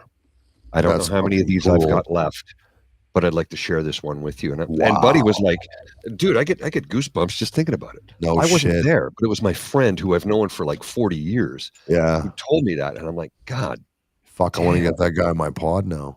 Oh yeah. I'll see if I can. I think I want to. I'm still in touch with him. I'll see if I can reach out to him and see if he's willing to talk to you. 100%. Just to tell that story, like behind the fucking curtain type shit, all day. Every day. There was one. So one day we were all sitting around shooting the shit, and I asked him. I said, of all the things you went on, he served in Bosnia and Afghanistan, and he did multiple tours of each. He was in Cyprus, and I said, what was the one tour that made you say, this is stupid? He goes, in Afghanistan, we could see where we were making a difference, but we pulled out too soon. Like we could see, and he talked about how in Bosnia, conversation right there, man. I don't know. Well, but anyway, he said the one place that he went to that he said, I don't ever want to go back to, ever. And there's nothing we can do to make it better. And as evidenced by what's happening there right now, and not getting political, but he said, I will never go to Haiti again because there's nothing we can do to change it. I'll tell you what, there's 3 places. Anything in Africa, Somalia, we were there. Rwanda, we were there. Yeah. You're not going to change it. No, you're not. You just don't. There's places you put your dick, and there's places you don't. Yeah, and that's one of them that you don't. I posted a meme the other day that my dick has taken me to places I wouldn't even go with a gun. Yeah. We were talking about this when I was on Wednesday night. I had a couple guys on. It was good. It was a good pod. Actually, I haven't done a good pod in a while. I've been doing shit fucking pods. I'm not gonna lie. That's why I stopped doing them. Because I want to bring it back to good. It's quality, not quantity, right? Yeah. And we were talking about a lot of guys are upset. The Taliban literally took over in a week. Yeah. And there's a lot of people upset about that. Like ex-military guys, we served over there, multiple tours, blah, blah, blah. And my answer is always this to those guys. I said, listen, you gave them, by what you did there, 20 years, which is a generation and change of we'll call it freedom. I hate the fucking how catchphrase freedom is nowadays. Yeah. Women got to go to school, blah, blah, blah, blah, blah. We trained up 60,000 A&A guys. After that, it's on them. So when people go, Chris, how do you feel about, you see these fucking farmers and shit out in Afghanistan crying, they're starving. I said, fuck them. That's my answer. I said, I gave you everything you need to be successful. If you don't do it on your own, we can't stay there forever. Nope. Like, it's impossible. They were resourced, not perfectly. Mm-hmm. They were trained, not perfectly. I'll admit that. There were some fuck-ups in how we did things over there. But at the end of the day, you gave them 20 years. And if you fucking live on your knees versus die on your feet in a week, that shit's on you. So I don't give a fuck about that country anymore. It's up to them. Rise up, fight. That's what you need to do. Yeah. We're not coming to bail you out anymore. And you know what? On your own. So figure it out. It's not an unreasonable statement. It's not. And that sounds harsh, and I get that. A lot of people might be getting all fucking upset about what I just said. That's how I feel. And it's like, we gave you 20 years of training you up to run your country, and the fucking president bailed on day 2. Yeah. Like, okay, right on. 20 years, here it is. These fucking guys come in, take it in a week. Yeah. No, that shit's on you. That's not on us. You can argue to the end of the time about how fucked up the withdrawal was, and I get that. Yeah, But at the end of the day, it was the withdrawal was all fucked up. Biden fucked that up. When you get into the Biden-Trump shit, well, Joe Biden fucked this all up. I said, well, Trump was the first guy to sit down and want to negotiate with the Taliban. Yeah. You don't negotiate. They were nobody until Trump actually fucking decided, I'm going to sit down with them. To which Biden responded, "What's the Taliban?" Yeah, exactly. After they changed his depends. End of the day, yes, the withdrawal was shit, but the end of the day, the Taliban took that country back in a fucking week. Really? Yeah. We had I'll tell you what, when I left there, fucking shit was good to go. There was 60,000 A&A trained. And the estimated strength of the Taliban at the time was like 8 or 18, maybe, whatever. And they just walked in and bulldozed the fucking place. I thought they hadn't been negotiating with the coalition or whatever, the Americans, for like a year before they left, weren't they? Yeah. For different territorial, like they were making deals with warlords that had Taliban connects and everything like that. Yeah. No, and oh fuck, I didn't want to get into it. We're having a good time today. Okay, yeah. I don't need to. But let's not get political. I apologize. I have no idea. No, it's okay. No, it's okay, brother. I mean, you were there. You lived through it. We didn't. So your take on it is vastly different than ours was, and our interpretation thereof is going to be completely skewed by whatever information we were given. So don't worry about it. It's all good, brother. The only reason that we were there is because the United States forgot to attack Saudi Arabia. I would like to remind people, but I'm with fucking James right there. Yeah, you picked the wrong assholes. Well, and You still can't be an atheist there without getting put to death. It's one of the things that Russell Peters, you guys are familiar with Russell Peters' comedy. And one of one of the things he always says constantly is, he says, I'm in Lebanon and I love Lebanon. It's amazing. And people talk to me and they go, why are you going there? And he goes, because it's amazing. The people are incredible. And they go, aren't you worried about war? And he's like, no. And he goes, because every time I go there and they go, well, why is this all messed up? And everybody says the same thing. It's the Saudis. It's the Saudis. It's always the Saudis. Even northern Syria is beautiful. Like there's certain places in this world that are amazing, but you just don't want to go there anymore. Well, my friend, you want to go to fucking Croatia, man. Cheap and amazing. Beautiful. Go to Croatia. My friend Donna served in Syria for 2 years, and she loved Syria. She's like, the warped part is it's like right across the border. It's like the Palestinians have nothing, and in Syria they have these glorious, public infrastructure and everything's great. And then you go into Gaza and it's like, what the fuck is going on? And you go into Israel and it's like, oh, look at this paradise again. It's just messed. She also spent 3 years in Kyiv, and she left about 9 months before the war started. So, and she learned to speak Ukrainian in 6 months and went over there and served. Yeah, well, she's Canadian Army.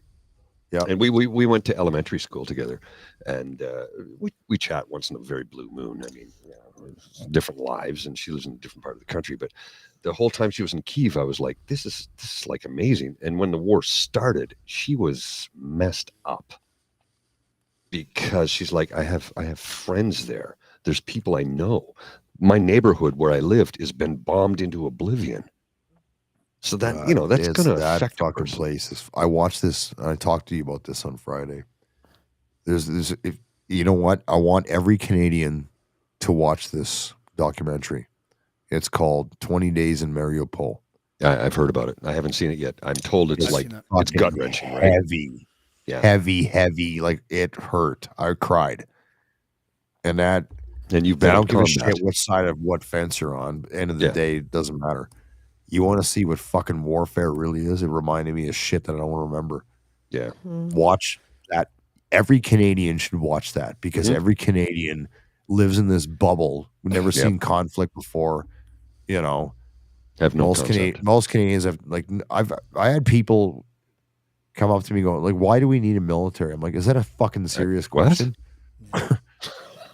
Jesus Christ. That's a Frontline documentary. Frontline are the greatest documentaries when it comes they really are. Yeah. And then I was actually in Toronto with Toronto Police Service doing the Scenes of Crime Officer course because I do a lot of forensic work when I was in Afghanistan with counter ID. And a police officer, lady, goes, so what are we doing in Afghanistan? Peacekeeping? I'm like, what the fuck planet are you living on? No, we're fucking war fighting over there, it's man. Peacemaking. It's not even we haven't done peace support operations since the 90s. And I was trying to explain 3-block war to her. Well, it was Bosnia and Rwanda and shit like that. We still have a presence in Cyprus, though. Peacekeeping is like one guy. Chris, let me ask you this because I don't know, but peacekeeping seems to me to be like a different kind of traumatizing or tough or whatever experience because a lot of the shit that you see, the horrendous murder that you see, you can intervene. Well, this is James. That's a good point. So I'm gonna illustrate this for everybody because peacekeeping is this bullshit term that whatever government, it's like the Patriot Act, wants to fucking sell you. Here's the thing: the last peacekeeping operation we did was Cyprus, and I was there 92, 93, and then 93, 94, Operation Snow Goose after a billion years ended.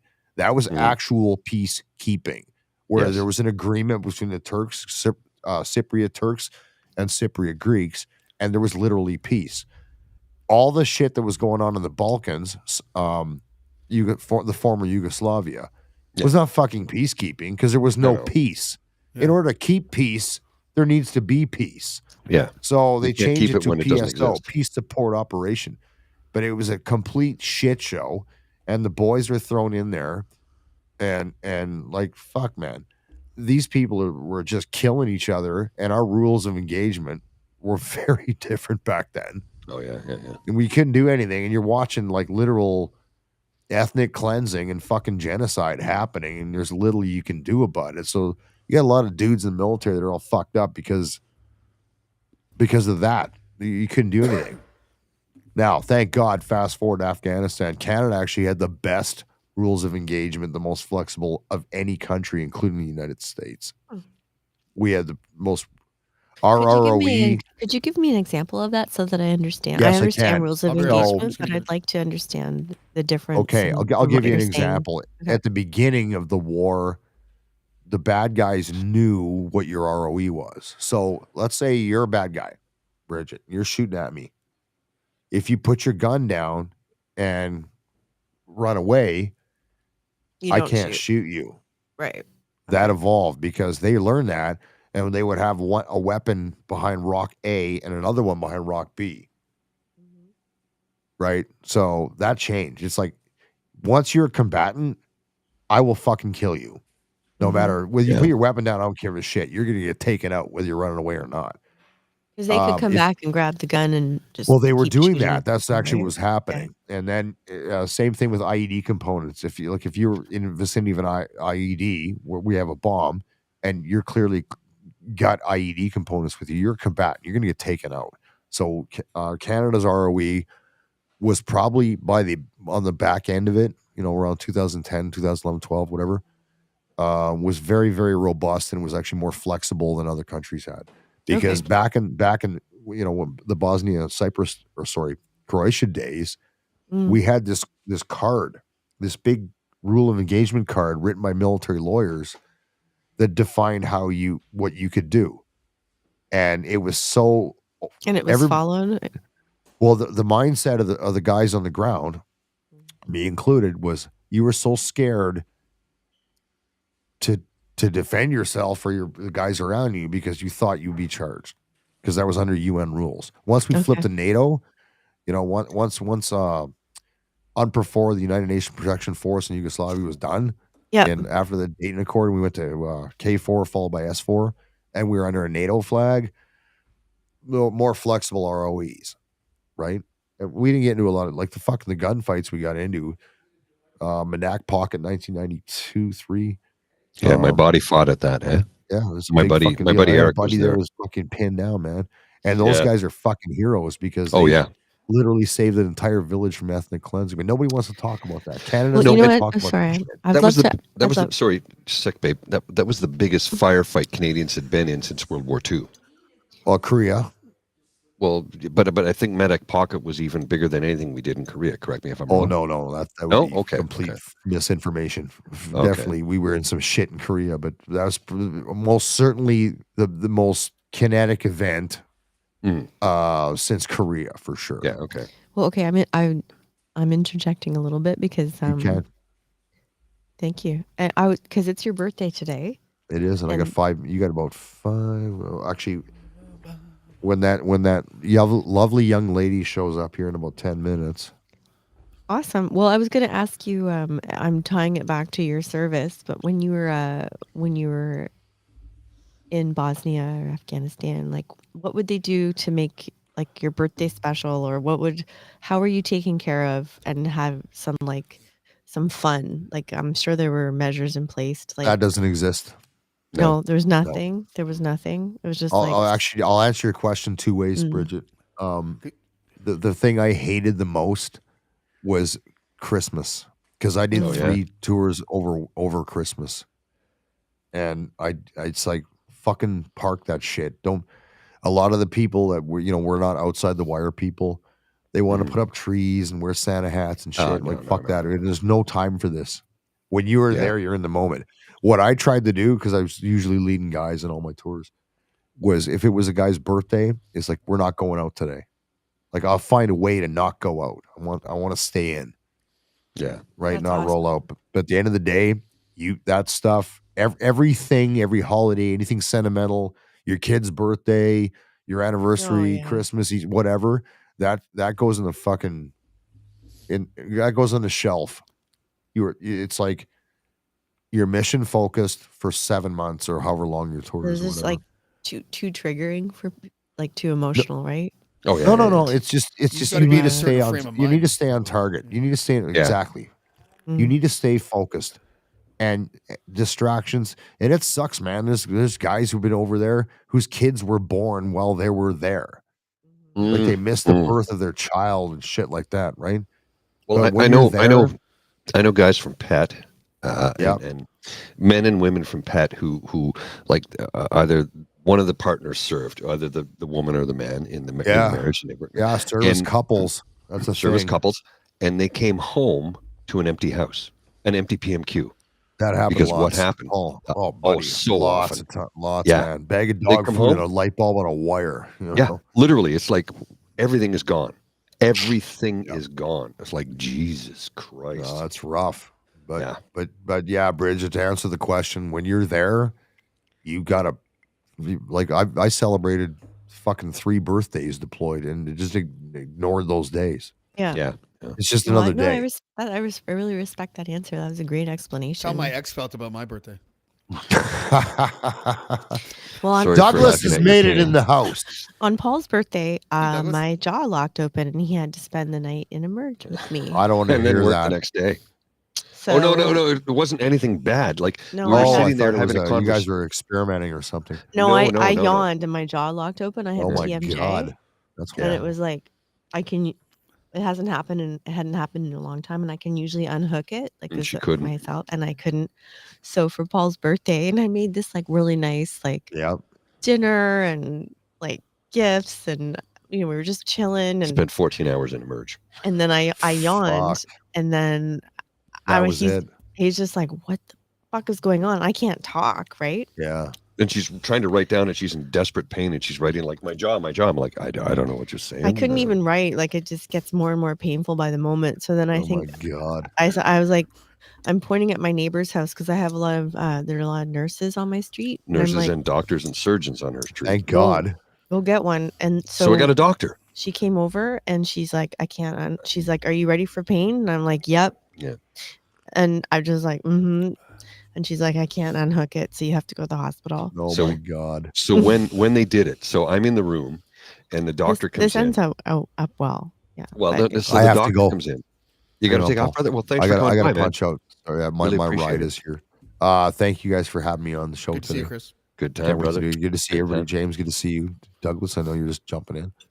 Lots of fun. You guys enjoy the rest of your day. Enjoy St. Paddy's Day. Be safe out there. Don't be stupid. Don't drink and drive. Drink and don't drive. And until next time, I'm out. Thank you very much. All right. Take care, brother. See you later, buddy. Good to see you. Ciao. I'm just trying to get a date with this. That's all. Okay. No, it's working. I just wanted to say, so Paul, like, we were like, oh my God, we have I wasn't saying anything. And we went to the hospital. This is a good story because I got amazing medical care. Unfortunately, there was a lot of pain involved. They had to, I'll let Paul tell you because I was like so out of it. I was in so much pain, but I'm like, happy birthday. So what had happened was we got in and she's like desperate, and then they're giving her ice, and finally somebody comes in to see her after like 3 hours to give her something for the pain, and they're trying to ask her questions, and she's like texting me, writing shit on my phone that I can show to the doctor, and he's like, oh, okay. Well, they weren't even going to let you come in with me, and he's like, she can't talk. Yeah, she couldn't speak. So they're like, okay, go ahead, go in with her. I'm like, thank you. So we sit down, and finally we get a specialist. He comes in and he goes, okay, today's weird. I go, what do you mean? He goes, look, we get one of these a month. We had 3 today. He goes, this is like the planets are aligning or something. And this guy's a specialist. He's older than me. And he's seen this many times before. And he says, usually we get 1 a month. We had 3 in 1 day. Incredibly rare. I'm like, wow, that's crazy, man. He goes, okay, so here's what we're going to do. And he's describing it to me, and she's like lying in the bed just in pain. And he says, so here's what we're thinking we can do. We'll bring in, and they had 4 doctors in the room and 2 nurses. And the attending was there. I wonder the waiting lists are so high in this country. Well, here's the thing, because he says, we're going to give you this specific type of drug. He says, you can tough it out, or you can take the drug. And he goes, I'm a wimp. I take the drug, and we'll give you 20 milligrams. And I think I just felt like And she's like, yeah. They got 5, literally, they pushed 5 milligrams. He goes, okay, wait. And she was out unconscious. He goes, don't give her any more. It'll stop her heart. Don't give her any more. And they had the paddles there. They had everything ready to go. I have no memory of this, obviously. Because she was unconscious. Do they so know I'm sitting that there, nothing can stop her heart? and she's sitting there. Aw, James. Aw. She's sitting there or lying there in the bed, and the attending physician says, okay, I'm gonna fix her jaw. And what she does is she wraps her thumbs in gauze so they can make them bigger, and she sticks her thumbs in her mouth and resets her jaw. Oh.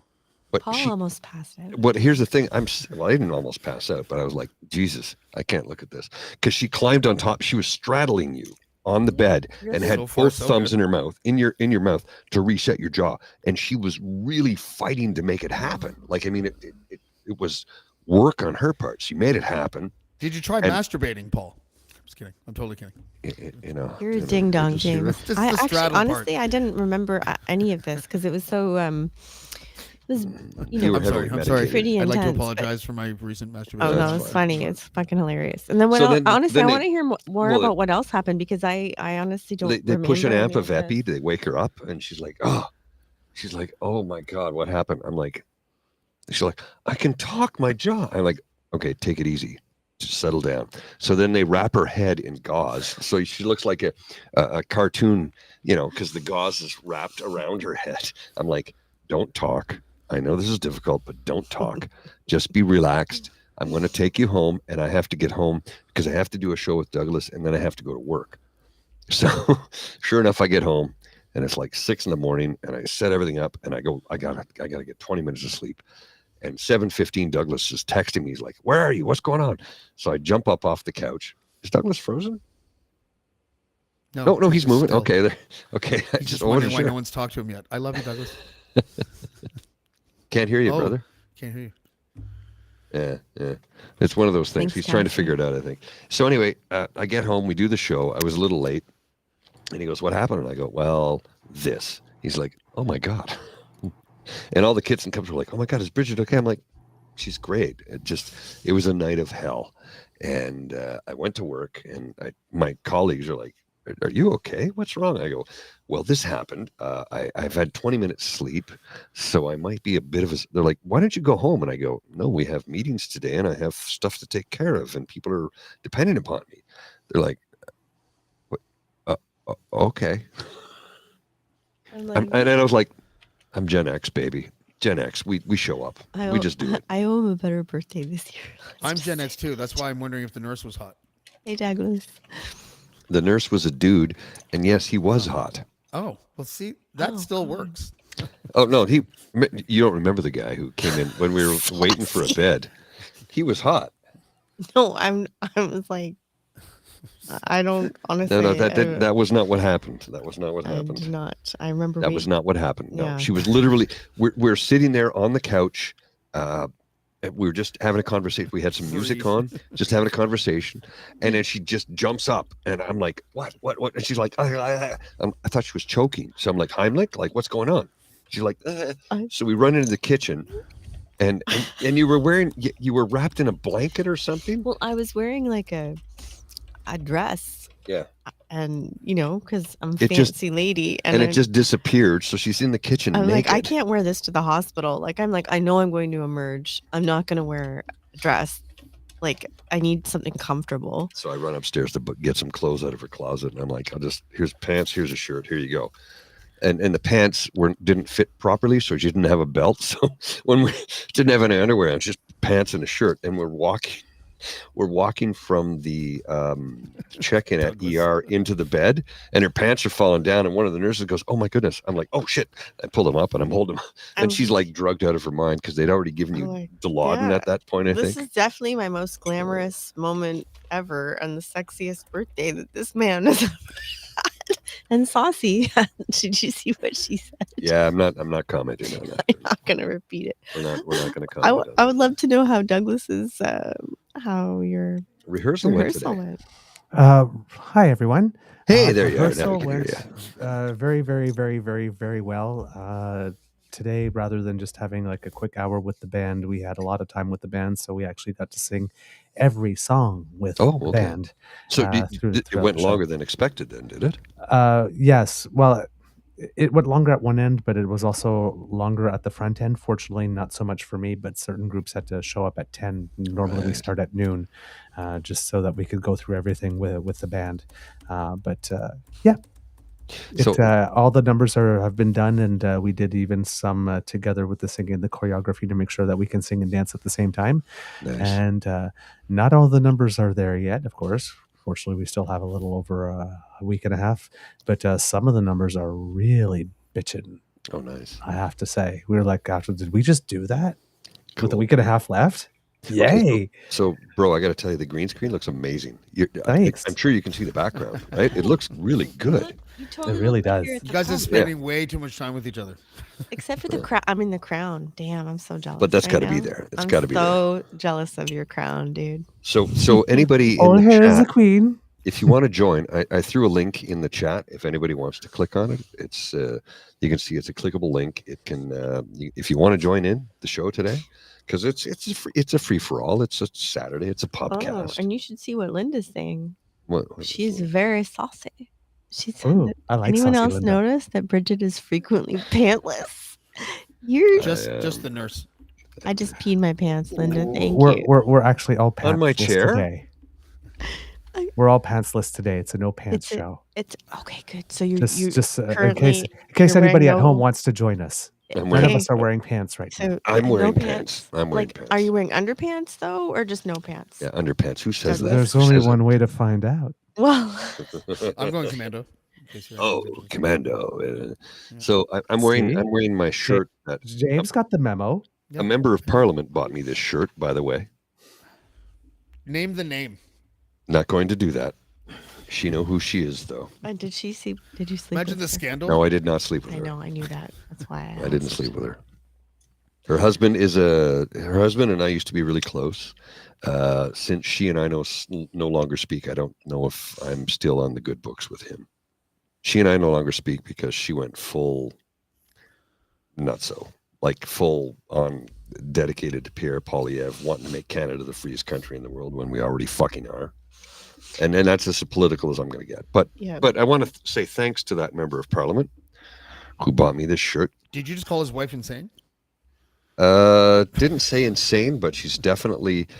Look, let me put it to you this way: I have other friends across the country and around the world who have known this woman for a long time, who don't speak to her anymore. They're like, she has gone off the deep end. Like there's something not right there. This was a person who wanted to be the next Kofi Annan, right, running the UN, and now she's literally chomping at the bit to be Poilievre's, I don't know, handmaiden, probably. It's just bizarre. And she knows who she is, and she might even be watching this. And I'm not going to say your name. I'm not going to call you out. But I'm mad that you blocked me on Twitter, because when you got elected, when you first became a member of parliament and we all went to dinner, we sat down and said, you're a good person, and we love you, and we care about you, and we will hold your feet to the fire if you get carried away. And she said, I hope you would. And the first time I did, she blocked me on Twitter and canceled all the socials that we were connected on. So it's like Tuesday for me. Yeah. Well, it's just like this was somebody who was a friend, somebody I was close with, and her That's husband. like Tuesday for me. Her husband used to be a really good friend, and now we don't talk. You know. Yeah, it happens. But here's the thing: all of our friends, all of our mutuals, don't speak with her or him anymore. So they've literally bought right into the cult that is, you know, the Reform Party. Because I don't want, and again, we don't want to get political. It's the podcast. It's not a political show today. But next time, just say a friend. Don't you said MP? It creates a conversation. Well, she is a member of parliament, and she did buy me this shirt. I'm gonna just quickly redirect before I go, because I have to. I'm gonna make some Irish stew, so I'm gonna watch the chat. And if anyone has any tips for me for how to make a traditional Irish stew, I welcome them. No carrots. Or accent tips. If anyone has any of those. Well, fuck I can't you, do James. It either, though. I can't do that. You know what? Fuck you. I'm gonna give you a Fuck fucking you Irish too. goodbye. The next time I see I'm you, gonna go pick a fight. I'm gonna go. I'll pick a fight now. Look at this. I'm sick of this fucking shite where they give us this thing about this traditional Irish shit, and they go all the fucking things where they go, all the Irish do is drink and fight. And listen, as soon as I finish this pint, I'm gonna go punch one of those sons of bitches in the face. Well, I'm gonna go put a fucking razor blade in my cap, like a Peaky Blinder. They're English. They're English, yeah. You know what? You guys can fuck off. Stop being Okay. Okay. Jesus Christ. Ladies and gentlemen, my wife. Okay, she's gone. Now let's talk about her. She's watching over there. Let's impersonate her. I know. So I put a link in the chat for anybody who wants to join. I've been trying to say it for a little bit here. I'm going to put it back in. Maybe if anybody wants to will join, be more compelled to come because you know the effect I have on some people. Yeah, there's the link in the chat. Anybody wants to join? More compelled to come. Oh, Jesus Christ. So you missed it, Douglas. Locke joined at the beginning of the show. Locke was here for a little bit, for about 30 minutes. Then he had to go, but it was nice that he was able to. As soon as I showed up, the motherfucker left. Can you believe that? Everyone else can. Was it something you said? No, he actually made a point of telling me, which is why I actually think he might have just left because I got there. Because he was like, James, I got to leave, but it's not because you're here. And I'm like, why did you say that? Maybe.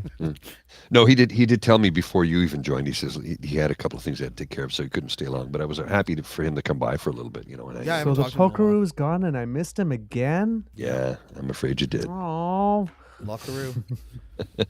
Pokeroo. Hey everyone, since I'm late to the party. By the way.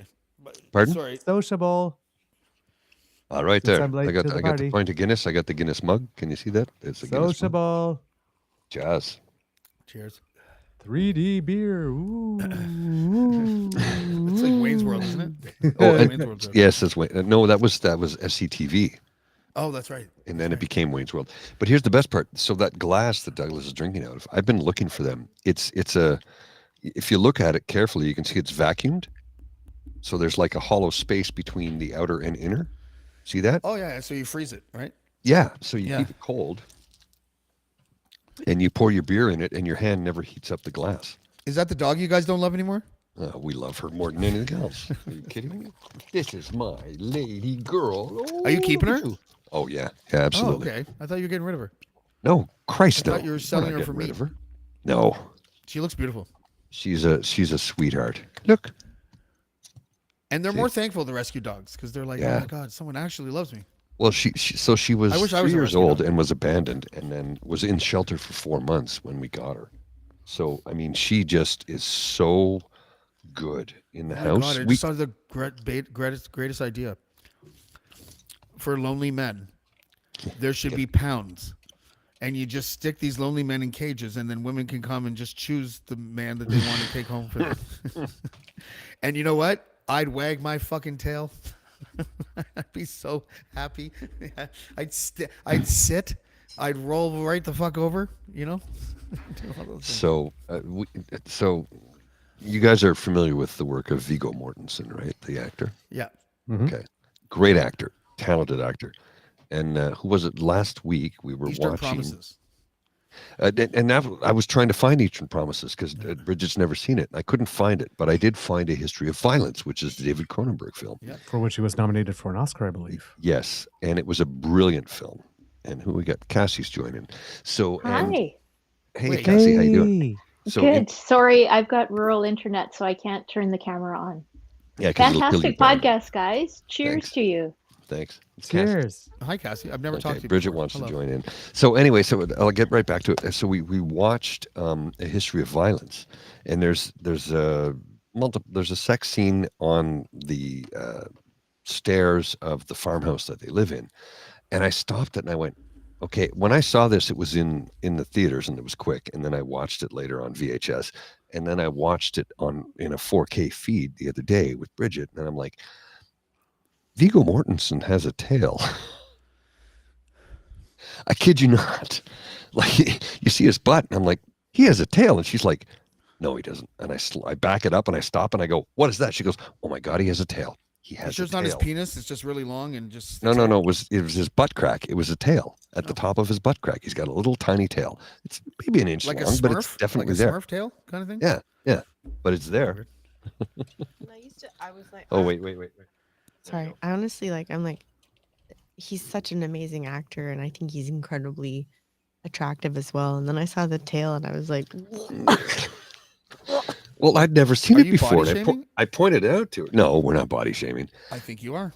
Well, maybe a little Or bit. maybe body mocking. I mean, if you want to have a tail, have a tail. It doesn't detract from his skills as an actor, because he's a very talented actor, and Maybe he's you were so just seeing committed. the front of Michael J. Fox, and it was just. I don't know what I'm saying. What the fuck? I just tried to pick a short actor. I was like, who should I pick? Just pick one. wrong one, dude. Oh, right, because he's got things. Okay. Yeah. The stew's on the boil. Rob Lowe. You guys, y'all, all you people. Rob Lowe is the sexiest man alive. Sorry, he was my teenage crush. He's now my after 50 crush too. Who's that? Vigo? Rob Lowe. No, I was going to say Rob Lowe is still super Hello. sexy in his 50s. You know what? Here's the thing. Rob Lowe is a ridiculously good-looking man. Like, it's disturbing how good-looking. And he's almost 60, and I'm still like... Oh, he's over 60 now, isn't he? No. He's got to be close to 60. Check it out. Let us know. 59.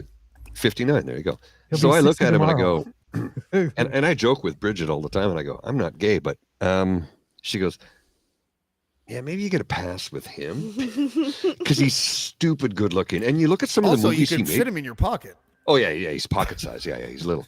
Well, and the thing is, I look at some of the movies he made in the 80s, and I'm like, St. Elmo's Fire. You watch that, and I'm like, I'm not the least bit gay, but Jesus, that is a sexy, sexy man. And I fell in love with him because I was dating a hockey player, and we had to watch the movie Youngblood. And Youngblood had Keanu Reeves, Patrick Swayze, and Rob Lowe. So hello, and hello. The Outsiders. Yeah. Yes. Yeah. That had every the single early actor in the Outsiders. world in it. Yeah. Oh yeah, no, it was a really good film too, and the best part of the film Youngblood was that it took place in Hamilton. It was a Canadian film. Really? And right. Rob Lowe's character was an American who went to Canada to play hockey because he knew, look, if you're a hockey player and you're American back then, especially, the only way you were going to succeed was to play in Canada.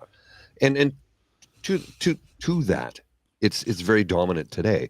It's like when the Los Angeles Kings won the Stanley Cup a few years ago. Bridget just saw my porn name.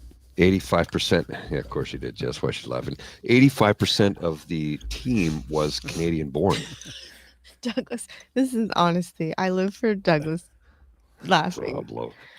Not Rob Lowe, but Raw. If I can make Douglas laugh, I don't feel any shame or guilt about the joke. That's the rule. Dude, that's a great joke. It's not a good podcast until Douglas giggles. Yeah, that's right. Oh. That's right. Anyway, I just wanted to pop on. We're heading out. We've got everybody. Bridget, you would know what a social is in Manitoba, right? Two people getting married. It's a dance to raise money. So I just wanted to say how much I appreciate living in rural Manitoba. To have the PubCast and your podcast every morning are a real treat. So much love to you all. Happy St. Patrick's Day, and you'd all take care. It was nice meeting you. Thank you, Cassie. Thank you, Cassie. Have Big fun hug. at the Bye-bye, social, guys. girl. Say hello to the You cowboy for betcha. me. Have a good time. You betcha. Good night, all. Bye. Bye. I love her. Oh, I love her. Yeah, she's quite awesome. I only like her a lot, but I don't know. I can't wait. I only like her a lot. It's a good starting point. It's a good starting point. That's right. You don't want to start at 11. She sounds lovely. Oh yeah. Yes. She's been really sweet to us too. Like really, Very encouraging. Very encouraging, and totally taking care of us financially. She's donated a lot of money to help us keep rolling, and that is something that I'm wow. Thank you so much. I don't know how else to say it. Like, thank you so much. Is there a donate money button for my podcast? Because if so, I have a bone to pick with a lot of people. No, just kidding. I don't even know if I'm monetized like that. I have never looked. Well, once you should be, because you have enough subs on your YouTube that you can absolutely I have. have like 1,000 or something, a little bit more than that. Yeah. So no, absolutely. Yeah, absolutely. Gents, I gotta Have sex with? I gotta refill and empty at the same time. I'll be right back. That could mean have sex. He's got to return his empties. Yeah, he's got to refill and empty out. Oh man, hey my friend, hey, it's just you and me all alone. Oh, it is. We went until 10:30 last night. No, something like that, like 11 maybe. Okay. But it was really interesting listening to you and Spenny talk. I thought that was great. Yeah. Look it's Marty McFly. Did you see? Yep. Yeah. And now they're gone. Yeah. Yeah. So rehearsal went well. So when is opening night or whatever? Opening night is the 28th, 12 days. And how do you guys feel about the production? Feeling pretty good. We were a little nervous last week, me in particular, because for some reason on Monday we didn't have a formal rehearsal. So a couple of us, there are groups of us in the show that hang out a lot together because a lot of our numbers are together. So basically all of us who are called the Bohemians in the show all got together to sort of do a music rehearsal. And while we were doing that, kind of realized that for some reason, all the notes that I had written down had me singing tenor parts when I was supposed to be singing bass parts. So apparently I was singing all the wrong stuff for the last 2 months. So I've been trying to relearn the music all of a sudden at the last second. Do you have a more comfortable... Yeah, much more comfortable now that I know exactly what I'm singing. So now it's the fact, and the choreography is getting down. Now it's just to remember to keep moving my mouth while I'm moving my feet. That's a good quality for any human to have. Yeah, we were sitting there, we were rehearsing which song was I Want It Now.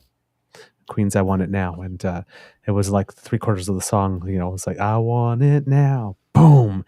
And I'm like timing all the booms and I'm knocking them out of the park. And then we got 3/4 through the song. Oh, I'm supposed to be singing that while I'm doing that, ain't I? It's like, oops. I can't fist pump and sing at the same time. This isn't like, cabaret, right? Like what am I going to do? Not as many jazz hands and We Will Rock You. That's right. Oh, that's right. But it must be fun to sing. What songs are they in We Will Rock You? Oh, tons of them. There's about like 20 different songs. Now, we don't sing them all of them all the way through. Do you sing the ones that are in the original production, or do you pick your own and kind of make it your own thing? The ones in the, I think the ones that they've sent us in the production, there's some of them, they change depending where they are. And sometimes, like for example, Don't Stop Me Now, during the show isn't performed all the way, but they had a special, I think, show in London. I think it was the 100th performance or something. And that night, a couple of members of Queen did show up.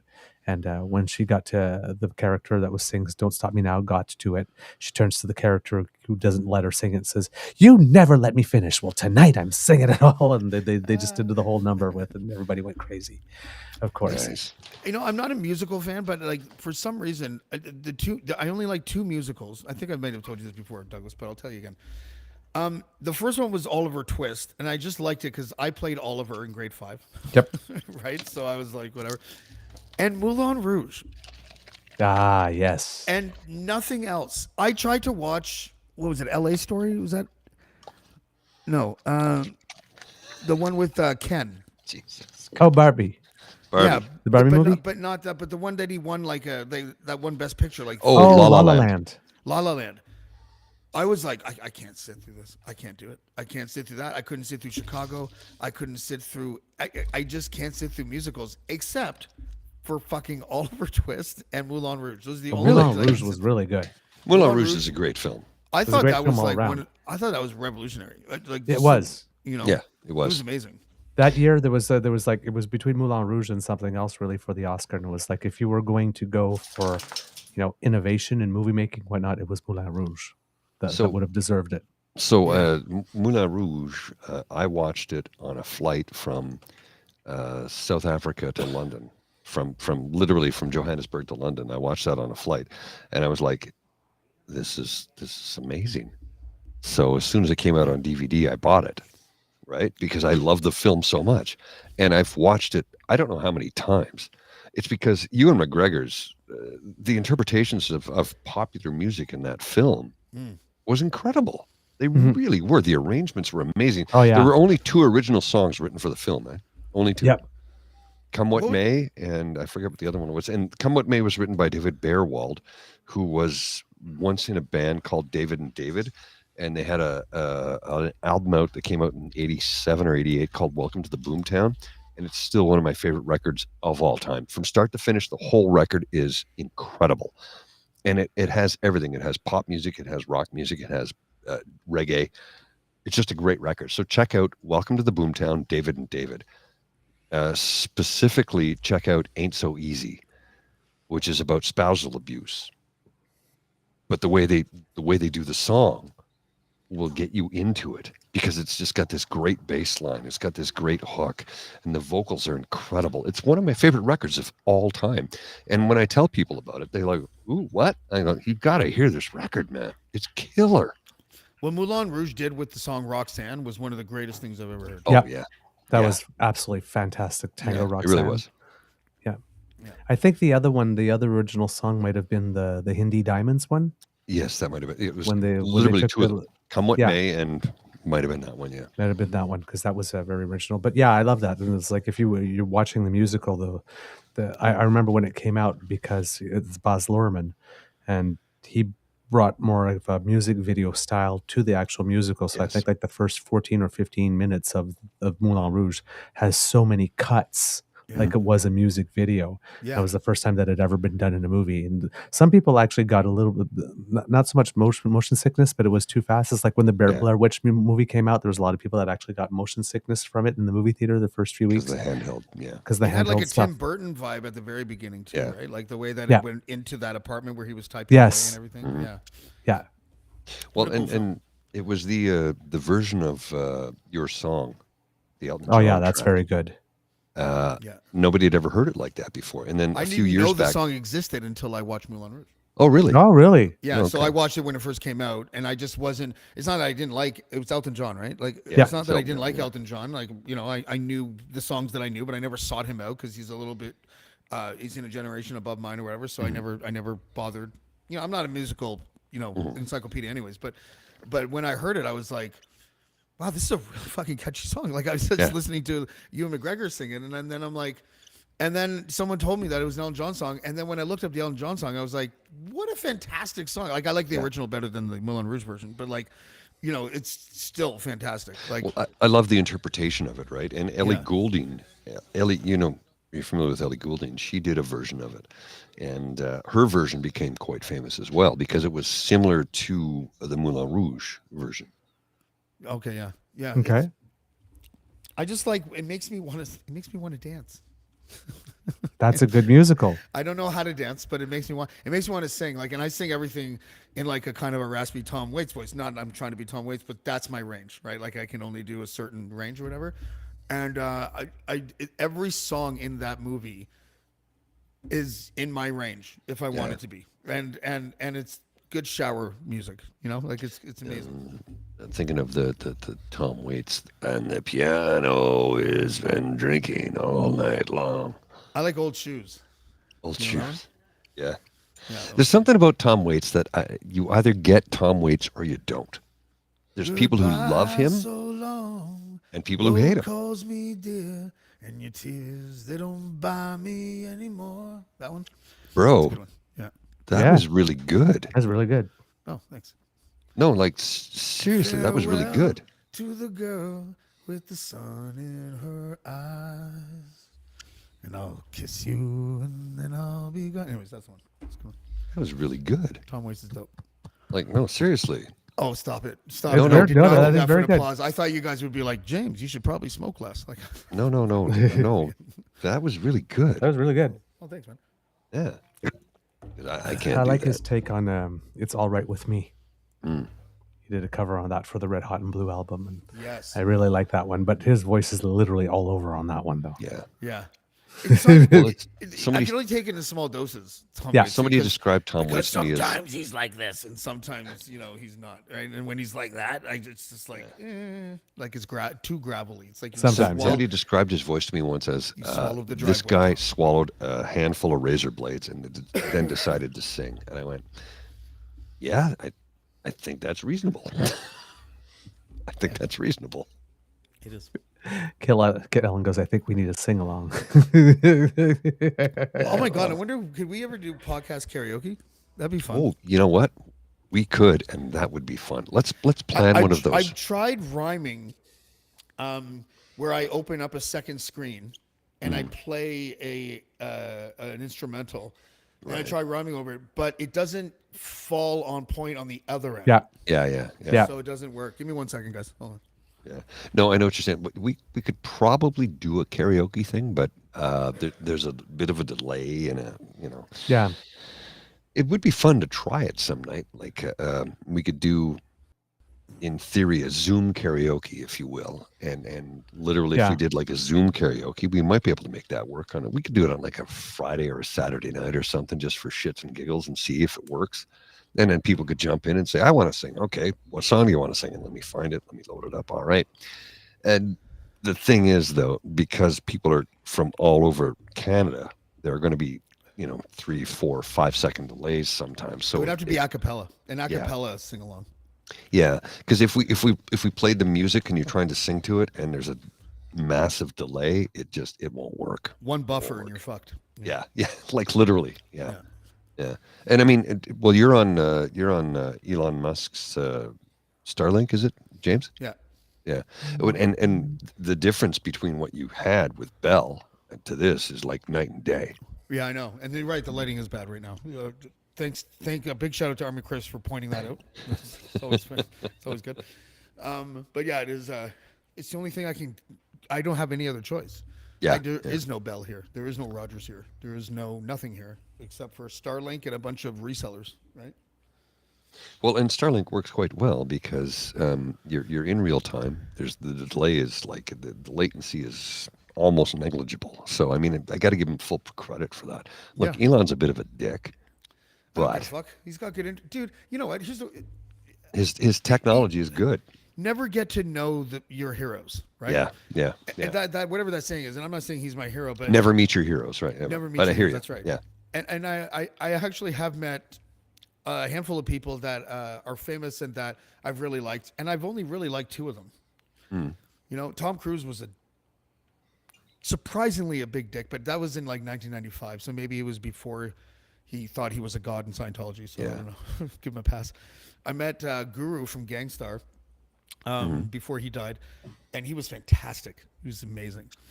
But then I met Donald Sutherland, and I was just like, you can fuck off and die, Oh, really?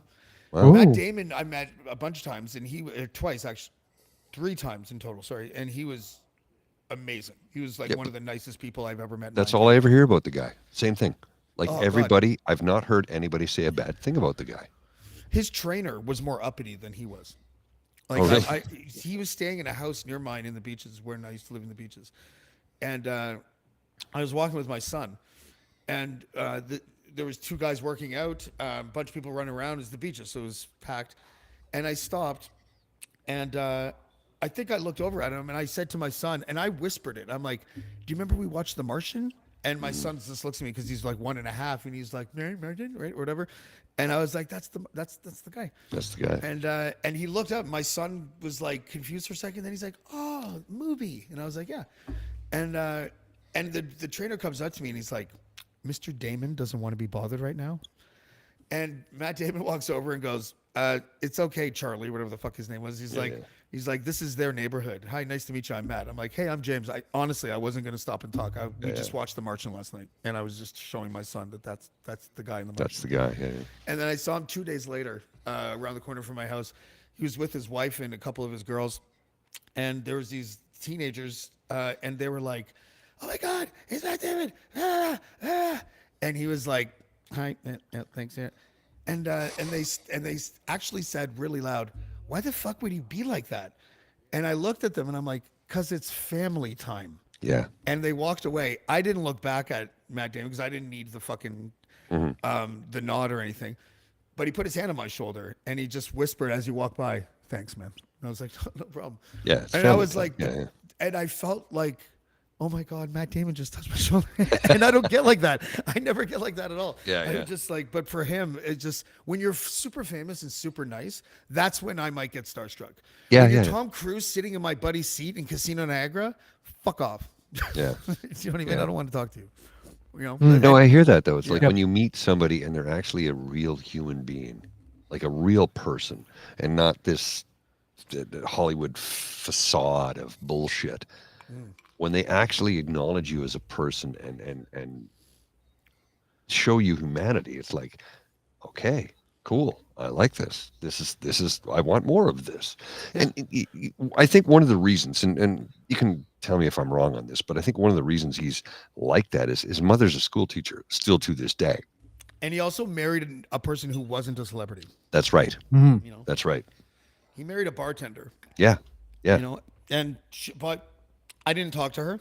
No. But you know, from what I've read online and the 45 seconds that I people watched her or whatever the fuck you want to you know, which is nothing. She seems really nice. Like she just seems like down to earth and sweet and doesn't whatever. And he's got a lot of like between him and Ben Affleck, Ben got all the Hollywood bullshit and Matt did not, you know. Matt didn't. He avoided it. Yeah, but you're right Ben got that. J-Lo's ass, so there's an even Steven there. Yeah, twice. This is why I don't Twice. Yeah, I was thinking that. Yeah. I mean, you know, it's look, Jennifer Lopez. Say what you want about her. You can hate her, love her. I don't care. She's an incredibly beautiful woman and a marginally good singer. I like her music. There's a line from Immortal Technique's song where he's like, "You can't spit live like Jennifer Lopez," because she can't spit live very well. I like her music. She's a marginally good singer. She's a better singer than I am. I don't think she's a great singer, and most of the music that she puts out is written by committee. Which, hey, I don't care. You know, if it makes my ass want to get up off my chair and dance, then I'm happy. And ultimately, I just want good things for her. Because I think, so my buddy grew up across the street from her in New York City, in the Bronx. And they went to high school together. Days kind of thing? No, before that. They went to high school together. Literally, yeah. And her first record was called On the Six, and that's the 6 Train. And he grew up literally across the street. They went to high school. They knew each other. And he said, you know, she's faced an uphill battle. She was the youngest. A lot of issues with the neighborhood. And he says, I just want her to be successful. And I hope, you know, I hope that her career just continues to grow. And this is like, geez, 2002, I think we had this conversation. And of course, her career has gotten way better since then. And he says, you know what? She's got so much talent, and I hope she's just successful. And I'm like, well, that's what a human being wants for another human being. Yeah. Just success. You know, especially if you're, look, she's not an arse. Sure, maybe she has music written by committee. Maybe she has a lot of background singers. Maybe she has this, that, and the other thing. But she's not an arse. She's still a good person. And if she's producing stuff that makes you want to get up and dance, isn't that really all that matters? Yeah. Waiting I mean, for really? tonight. Oh, yeah. Oh, I love that. Oh, come on. Like, what was her first... I'm If You Still Had My Jenny Love. from the Block was a huge hit. But her first... What was her first... If big You hit? Had My Love. Thank you. The first time I heard that song, I'm like, holy shit. I couldn't get young when enough she of that came out, track. and I just really cared about her bum because I was a rapper. I know that sounds awful. I didn't like her music, but I was like, holy shit, that's a painting. Like, Well, she's like, what does she always say? I got a big Puerto Rican butt. That's right. Fuck, I need to find someone. More J-Lo, less Jello. If I put out an a cappella song, will someone in the chat date me? Well, you never know. Someone? You never know. Do-do-do. So anybody want to join in? I'm going to throw the link back in the chat. Anybody wants to join? There it is. A celebrity saved my life once. Oh, who was that? Was he a DJ? No, he Last was night a he was DJ UFC saved fighter. my life. Yeah, I wish. DJ's only shown me trouble. Well, except for didn't you say you really enjoyed Tiesto's company? I did, but we did copious amounts of drugs, and we fucking, whatever. Like, so he didn't come close to saving my life, but it was a great experience. Like, we weren't all like too crazy or anything. But I was in LA. I was living in LA, and a friend of mine and I were hosting like an after hours, and we met some dude there with his wife, and they invited us to go see Common and Jay-Z like a week later. Jay-Z. I like Jay-Z. Yeah, Jay-Z. And so we went to this club. I went to this club, and I was How about sitting them there. Jays? Jays. That's not bad. That's pretty good. Thank you. Pretty good. I made the Raps and sports good. ball joke. That's good. That's good. I like it. Actually, I'm just thinking of all these cross promo ideas with the Blue Jays now. Like, you know. But I was some clubs in LA, maybe it's like this all over the world, but I'd never seen it before. You have to line up for elevators to go up, and there's 2 elevators or whatever. And we had our bracelets or whatever, and they scan them, and then you get into a line that's waiting for the elevator, and you go up in groups. So I'm sitting there, and this really annoying guy, he was probably coked out, he's beside me, and he's like, hey man, look at that over there. You know who that is? And I'm like, no, I don't know who it is. Man, you don't know who Chuck Liddell is? But I can't believe you don't know who Chuck Liddell is. And I'm like, I'm sorry, I have no fucking idea who that is. And he's like, what a fucking loser. Hey, this guy doesn't even know who you are, Chuck Liddell. And he's like, oh yeah? He's like, where are you going, buddy? And I'm like, I don't know, I got this. He's like, well, come with me in my elevator. And I'm like, okay. So we go up, and then immediately I just, we talk. I tell him I'm from Canada, and he's like, oh, one of my favorite fights was in Montreal. And we just had a 10-second talk, and that was it. And then I went in, and I'm sitting there, and we had like, not backstage, but I don't know what you call it, like a VIP section, but not backstage where the green room is, but the second tier. And my friend passed me a blunt. And so I'm smoking it. And I got to tell you, I don't know what was in this fucking shit. I think it was angel dust, because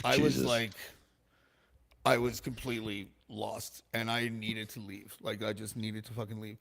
So I found the staircase, and I thought I was in, what's that called when, like, you're in a loop? Like, I would take 3 steps and jump the next 3, take 3 and jump the next 3, and I'd see a security guard standing by a door. And I look at him, and I'm just like, I'm trying to get out. He's just like, keep going. And I take 3 steps and jump the next 3, take 3 steps, jump the next 3, another security guard, but I thought it was the same one. And he's like, I'm like, anything out? He's like, keep going. So I went outside, and I just started hurling, and it was awful, and I was spinning. I didn't know where I was. And then all of a sudden I feel a hand on my shoulder, and I'm like, oh fuck, it's the cops. And it's Chuck Liddell, and he goes, hey Canada, are you okay? And I'm like, man, I just took a blunt, and I think someone had something in it. He's like, oh fuck. He's like, where are you going? And I'm like, I live on Spring Street. So he hands a cabbie $100. This is like 2009. So he hangs a cabbie $100 bill, and he's like, you take Canada wherever he wants to fucking go. It's like, yes sir, Mr. Chuck Liddell. Wow. And he took me, and the cab took me home or whatever. But I didn't even know who he was, at the time. So he was a really good guy. Yeah, he was a super nice guy. Like, wow. I mean, he didn't have to do that. No, God, no, not at all. You were a stranger. A guy that's puking. Jesus Christ! I'd just walk away from that shit immediately. You know what I mean? Well, no. That's nice to know that we can still rely on human connection with people who don't have to. Like literally, he didn't have to do that. That guy was a douchebag. Yeah. The first guy at the elevator, because I was like, I'm supposed to feel guilty because I'm not familiar with one UFC fighter. Like, I'm sorry. I'm busy. I have a life. I have other things to do. It's not even that. It's just like, who cares? If it was fucking Ben Affleck, like, and I didn't know who he was, who cares? Yeah. Like, just, it was like that now. I hated LA.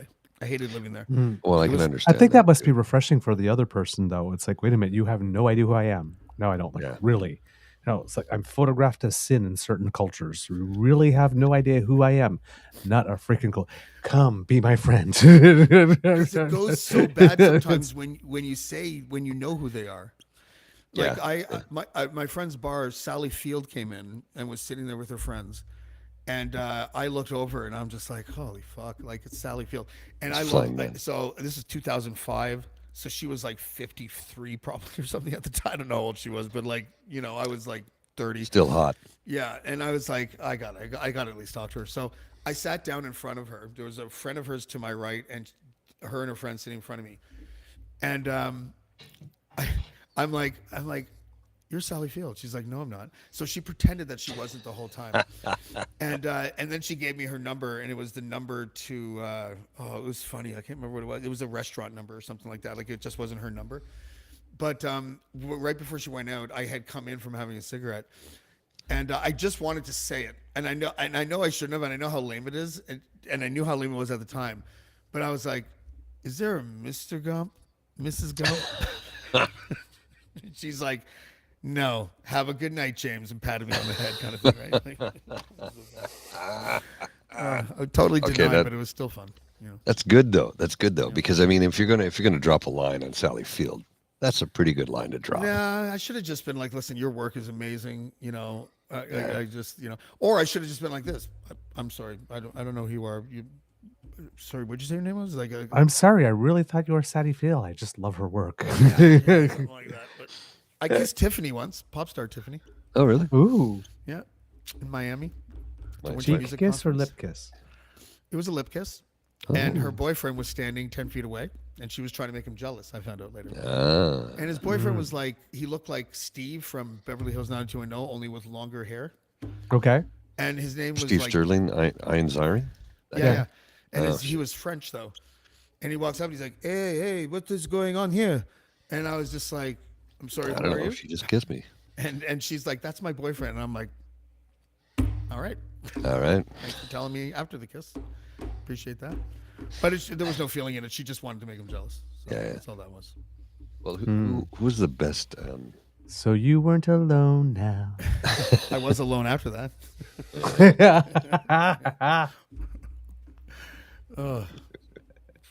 Sorry, I'm hijacking your show, guys. Please. No, it's totally cool. Are you kidding me?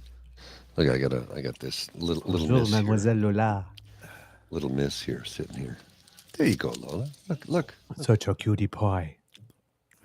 You're the most beautiful girl in the world. Does she know how much white privilege she has? Oh, I don't think so. No. Don't lick my ear. You adopted her. That's it. She's licking your ear.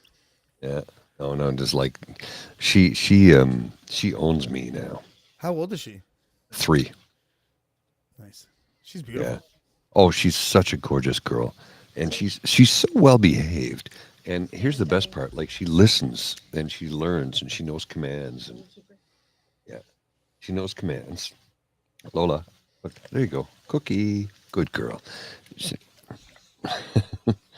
Oh, sit still for a minute, baby. There you go. She's so well behaved. And here's the thing, is like she's 3 years old. She was abandoned. She was in shelter for 4 months. And I'm like, come sit with me on the couch. And she will literally cuddle up and she'll stick her head under my arm. I'm like, she's imprinted on us so fast. It's freaky. I take her out for a walk and she'll see another dog and she'll want to go crazy to meet the other dog. And I'm like, nope, because I'm trying to socialize her with people and slowly with other dogs. But she has no idea how big and strong she is. Like she can literally, if I don't have my feet planted properly and she decides to take off, she will pull me off my feet. Oh, really? I've got 100 pounds on her and she can still pull me off my feet. She's so strong, but she's a beautiful girl and we love her so much. And Bridget was like, what if we have to take her back to the shelter? I'm like, that's never going to happen. Never. Yeah. She is my dog now and I will take care of her forever. That's good. Because I love her more than anything else in the world. Except well, not Bridget. As much as you, but it's like she's a close second. Animals are more innocent than humans. You can love her more than Bridget. That's perfectly respectable. No, Dave, no. I'm fine with it. You can pull the mic up. Put it up so you can speak. I'm quite fine with that. Because Paul basically saved my ass from quite a decision that I made to get this dog, and she's doing better every day. And Paul, she's probably good for you. Oh yeah, your mental health, like your she position, is. Everything, you know. Well, and that's one of the things that no, you know. No tocar. She speaks Spanish to her. Venga aquí. Aquí, ahora. She speaks Spanish to her, which is awesome. Aquí. I think it's great. So one of the things that it's really just the same shit she says to you, anyways, right? Yeah, pretty much. Aquí. I don't know what it means though. Neither do I don't know. I'm just. Aki is here. Do I? No. But the dog responds. She responds. Sorry, sometimes it's French, but no, I have been speaking Spanish to her, and okay, venga. Porfa, muchas gracias. Bueno. She understands it. I don't get it. I'm like, because of her breed, she's Dogo Argentino. Here's the thing. I'd never heard of the breed before we got her. Never heard of it. And we encounter people all the time who go, oh, is she Dogo Argentino? I'm like what? Yeah. she's a mix of American Bulldog and Dogo Argentino. Oh, I see more Dogo in her than American Bulldog. I'm like, I've never heard of the breed before last week. Thank you for the kisses. But yeah, it's like it's wild, and as much as it's been a challenge, and but it's also been amazing, and I love speaking Spanish. And it just felt like it was kind of meant to be because, I don't know. I really do think, and it's not just me being, thinking, oh, my dog speaks Spanish, but Paul's watched it. And she understands. It's weird. It's really weird. I think this is funny. So I'll be like, we'll be out on the street. And if I think she's going to act up, I start speaking to her in Spanish. And people are like, you just well, it's funny. I'm like, you should continue to speak Spanish to her because I love walking down the street and people looking at us and like, here's this tiny white lady speaking Spanish to this big white dog, and they all kind of like, what? None of this computes. None of this computes. And the dog is like she totally responds to it. She does. Honestly, she does, and it's just weird. Like, so I think it makes her feel secure because I'm being bossy. I'm being Lady Alpha, and Paul's being Alpha. And another person's going to join the chat in a minute here. And then just we have a guest in the green room. I'm going to bring him in a minute. I love speaking. I love. Next time when you bring him in, talk to them when they come in, and not 17 minutes later. All right. Well, anyway, there's a pro tip. Douglas says the Douglas. Oh no, he's gone. I don't know what happened there. I was just like, I was going to bring him in, and then he just disappeared. Well, if anyone... Not that I'm basing that on any personal experience. No. They thought you were Douglas. They thought you were frozen. Pas du tout, monsieur. They thought you were frozen. No, he's just waiting. Anyway, if anyone wants me to yell in Spanish, he's doing the frozen thing. If anyone wants me to yell in Spanish, just let me know. And I still think we should do a song at some point. I think we should sing. When Irish eyes are smiling. Maybe we'll do that later. Who was we can pull it up. Paul? My friend Charles. He's gone now. I don't know what happened. His phone might have died. He was there and then he's gone. So maybe he'll join. I put the link in the chat. Anybody who wants to join, feel free to join. It's a free for all. It's an open thing. If you want to join the chat, that one won't work. I got to put it in the other chat. Sorry, I tried putting it in the feed I was watching. I got to put it in this one. Maybe we should sing the song that Douglas is singing in the choir for the play. Is it a Scorpion song? No. We Will Rock You, right? Isn't that? Yes. Yeah. The song, the numbers I'm in are. I believe just before we do Innuendo, we do Headlong, I Want It All, Crazy Little Thing Called Love, No One But You. Innuendo, that's kind of, isn't that a gay theme song? Innuendo. Who's Uendo? Innuendo. There is no gay theme It took you a minute. There are 100 gay theme songs, and one of them is, honestly, Douglas, sometime you and I have to do Papa Dum. It took you a minute. Like, what the how did you not pick up on that right away? Innuendo. Padum, padum. Like Kylie Minogue. Padum, padum. I hear it and I know. Padum, padum. Yes. Okay, Charles is here. That's not in Queen, though. That's not in I'm going to bring Charles in. I'm going to bring Charles into the conversation. Okay. Yeah. You ready, Charles? I see you in the green room. We'll see if we can get you on. We'll get you on the screen here. We'll see what happens. Let's see if it works. Hey! How you doing, brother? Oh, can't hear you. Can't hear you. No audio.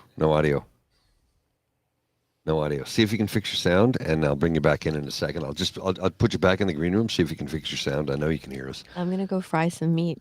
Yeah, she's gonna go. It's brisket. Title of your sex tape. I'll tell you a brisket story. So I had this foster cat during the pandemic. It was my first time to foster. Her name was Priya, and I called her like our pandemic pussy. She was fair. Well, yeah. I got you, Douglas. Anyway, I had a couple of those. and I'm just like, this seems like a super good idea. This tiny little black cat, and She was vicious. She was a killer. But I mean, she was so scared. It was not her fault. I had to capture her I had to put her in her crate to take her for her rabies shot, and ended up my son and I chasing her around the house, and just trying to throw her in the crate. And I'm calling the cat rescue network. I'm like, I don't know if we can get there for her. That was not water. That was not water. Jesus. Oh fuck. That was not water. And so then, oh. Did you just drink alcohol straight up? It was a mix of it was tonic and vodka. I just thought it was water. Ooh. It wasn't bad, but it was just that's not what I thought it was. At least it wasn't just. I'm just saying. What? If it's in a cup, it's already room temperature. So anyway, this cat bit my hand, I have swollen fat hands from it, and I'm like potato bakers. My son is I'm like, let's just get in the fucking car. He's like, let's get in the fucking car. I'm like, you gotta drive. I can't. I'm like, I start swelling up, and I had to go on antibiotics right away because it. I knew that it was cat scratch fever or whatever it's called. And then it's obviously at the end of March when all my deadlines are due, and I'm like thwapping the keyboard to try to type, and some friends really helped me out, and I'm like, I can't even type right now. Your hands are all swollen. Yeah. And so I wrote a very careful email, a very short email to a new client, and I was like, thank you so much, here's the work, da da da da, best regards, Brisket. Boop. And then I sent it. I'm like, why is Saucy Sue saying immediately go to the doctor after a cat bite? Because I just told you. I know, but my cat bites me every day. Okay, but did you not hear my nickname? I just wrote to a client, best regards, Brisket. Brisket, not a Bridget, Brisket. I wrote everything perfectly, and I just wrote my name really quickly, and then I sent it, and then I looked at it, and I was like, oh, I'm an idiot. Hey. Welcome to the Eagle Beaver Show with our guest today, Brisket Melons. Brisket Melons. That's a good burlesque melons. Roller derby name. That's a good roller derby. Bro, that was good. Yeah, I officially accept that as my porn name. Thank you very much, sir. That was good. Brisket Melons. That's your porn name. It's way better than Bentley Piccadilly, which is what we talked about the other night. My dog's name and my street name. Bentley Piccadilly is not hot. So. Oh, if we're going by that, mine is Misty Barclay. Well, mine that is works. Lucky. That totally works. You know what mine is? Lucky Beaver. My dog was Lucky, and the first street I lived on in Cold Lake that I remember was Beaver, 339 Beaver Street, Beaver Court actually. So Lucky Beaver is my porn name. Mine's which Misty is weird Renfield. for a man. Spin-off show, dude. I'm Misty Renfield. I'm like pure drag show. Oh my Misty god. What? Misty Renfield. So your first pet was named Misty as well. Yeah, I think it should be Italian sausage. Yeah. Oh, yeah. Were you not on the show yesterday when we did this? You must have left. No, miss it. Yeah. Missed it. Oh, It'd be Misty Barclay. Oh, I'm Misty Renfield. We could do a duo. A duet. Double Misty. Yeah. You can't even see them. Look at our double M's. Got M&Ms. Thank you. M&Ms. M&Ms for pasties. Hey, they do melt. Was it a gray cat? Was yours a gray cat too, Douglas? No, all white. Oh, okay. Well, yeah. Then it can't work. Just kidding. Yeah. Well, there we go. I got to split, guys. I have to call my kids. Oh, okay. Well, no, completely cool. Totally, totally understandable. It's been a while since I've done the pubcast, but it was fun. I think I've been here for like 2 hours. Thanks for coming by. No, thank you. Thank you for having me. Everyone stay good. Bridget, you all good? Yeah, she's good. She's good. She's solid. Was that cold shoulder or no headphones? No headphones. No headphones. Oh, okay. Okay, we're good. James was asking if you were good, and I'm like, yeah, she's good. Put your headphones on. Hang on. Get back in the frame. Put your headphones on. You take your headphones off. You put your headphones on. I just wanted to say goodbye, and I just was making sure we're good. Oh, we're always good. You can. Oh yeah, no. Thank you. You can say anything to me. My self-worth has been depleted over 12 years of horrendous abuse by my ex. So now I'm just trying to get back into the swing of things. I don't know how to. I do understand. James. You know how much she loves you, right? Look at me, James. I'm looking at you. Hold on. You are good enough. You are smart enough. Gosh darn it. People like you. God darn it, people love you. Yeah, they hate you sometimes, but they also like you sometimes. You're more than enough, James, and I adore you. You are enough. Thanks. Enough. If anyone wants You're to see enough. me sing, I will be singing in my shower tonight. Tickets are $18. That's Is shit. that for the singing or the show? No, I'll pay for that. Is that for the singing or the show? You have to wear blindfolds. What's your coffee account? I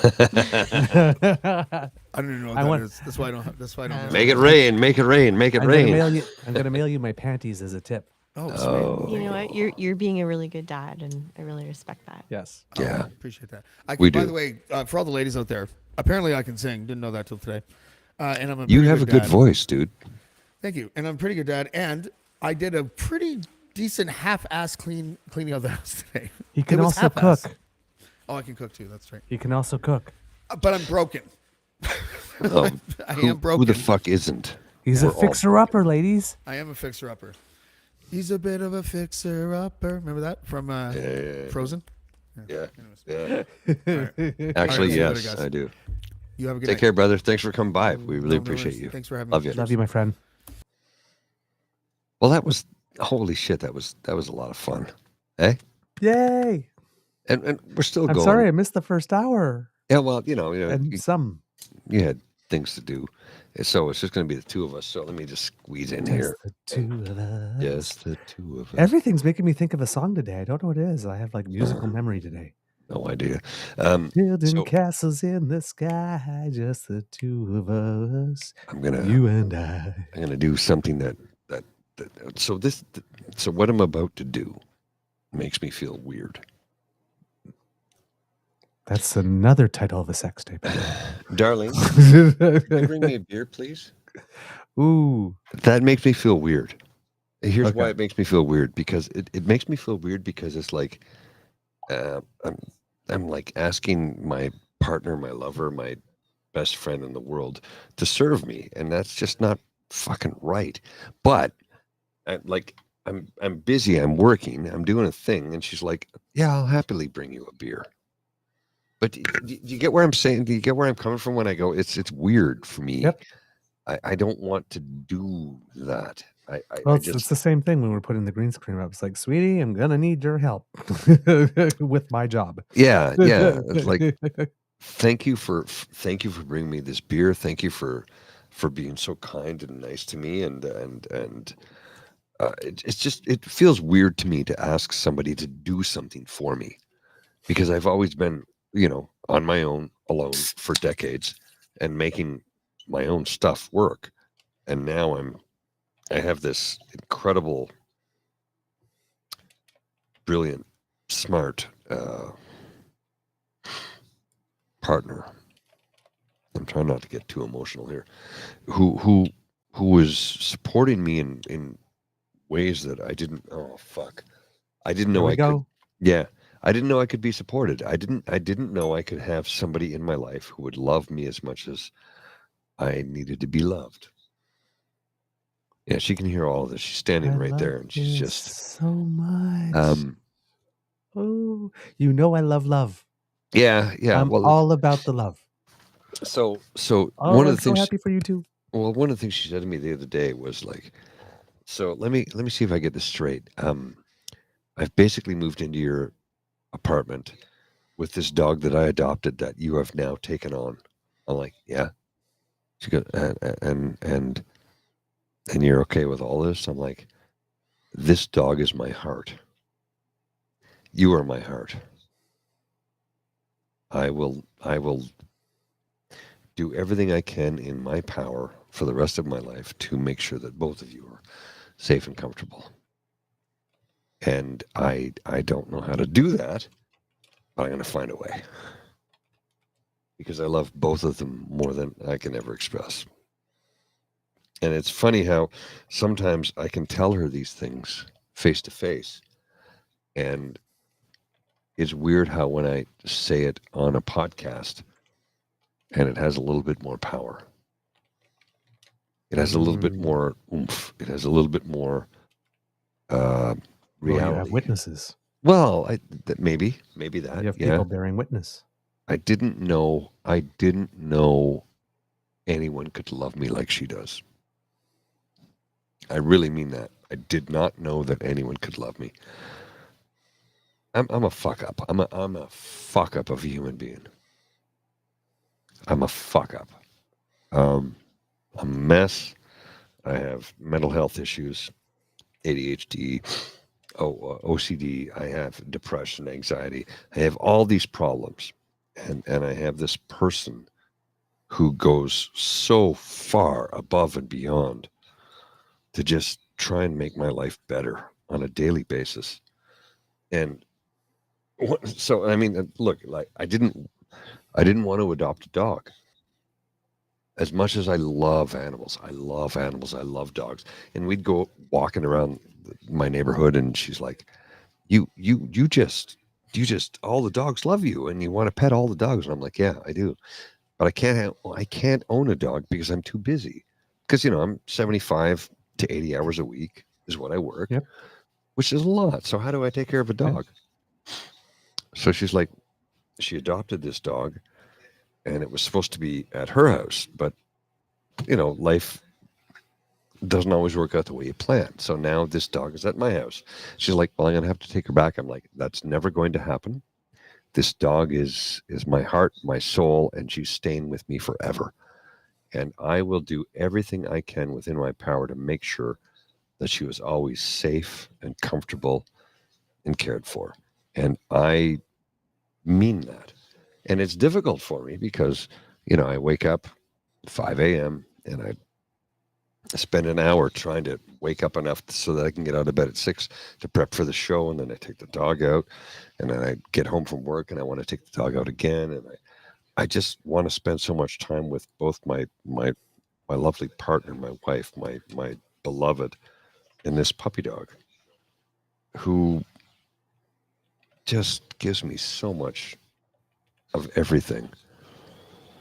And I don't know how else to express it. It's like, it's messed up because I'm from the generation where we don't say these things. But I work with young people 25, 30 years of age who express these things. And I'm learning how to, talk about the emotions that I feel and talk about how I'm happy to express these things. Mm-hmm. So we're in a different world. I don't know. I don't know. It's a bit of a tangent there. Sorry. I apologize. I never knew there was love like this before. Well, yeah, that's what it boils down to, right? Pretty much. Little Faith Evans going on in my head here. I'm so glad. Because I remember us having the podcast episode where you were, basically saying, it's like you're not built for that, and that's not going to happen for you, or that wasn't destined for you whatsoever. You're just the guy for the fun time, and it's like, yeah, I was a good time Charlie, and I resigned myself to that. And before she and I met, I had said, look, I'm not relationship material. I'm the good time Charlie. I'm the guy who shows you fun.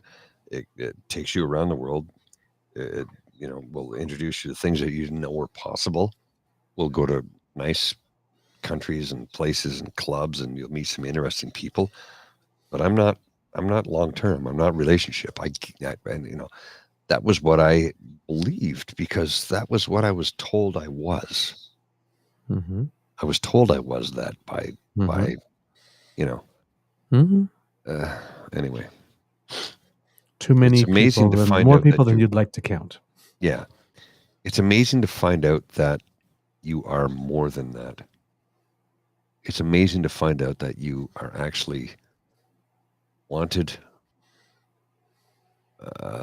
desired, and loved. And when you hear that, it's life-changing, man. I don't know what to tell you. It's life-changing. It literally changes everything about who you are as a person, because you suddenly discover, oh, wait a minute, I'm Knuff. I'm just Ken. And I mean, but there's so much of my life I was just Ken now. I literally was just Ken. I was the arm candy. I was Ken, you know, and to a large degree, I accepted it. And when you deal with mental health issues like I have, and I'm very vocal and open about it, you don't know what you know until you know it. And that might sound ridiculous, but it's legitimate. You don't know what you know until you know it. And when you discover that, you actually have value. You actually have worth. You actually have people who love you and want you to be a part of their lives. And it's not rose-colored glasses, and it's not always simple or easy. There are times when we have discussions that are difficult. I mean, that's part of a relationship.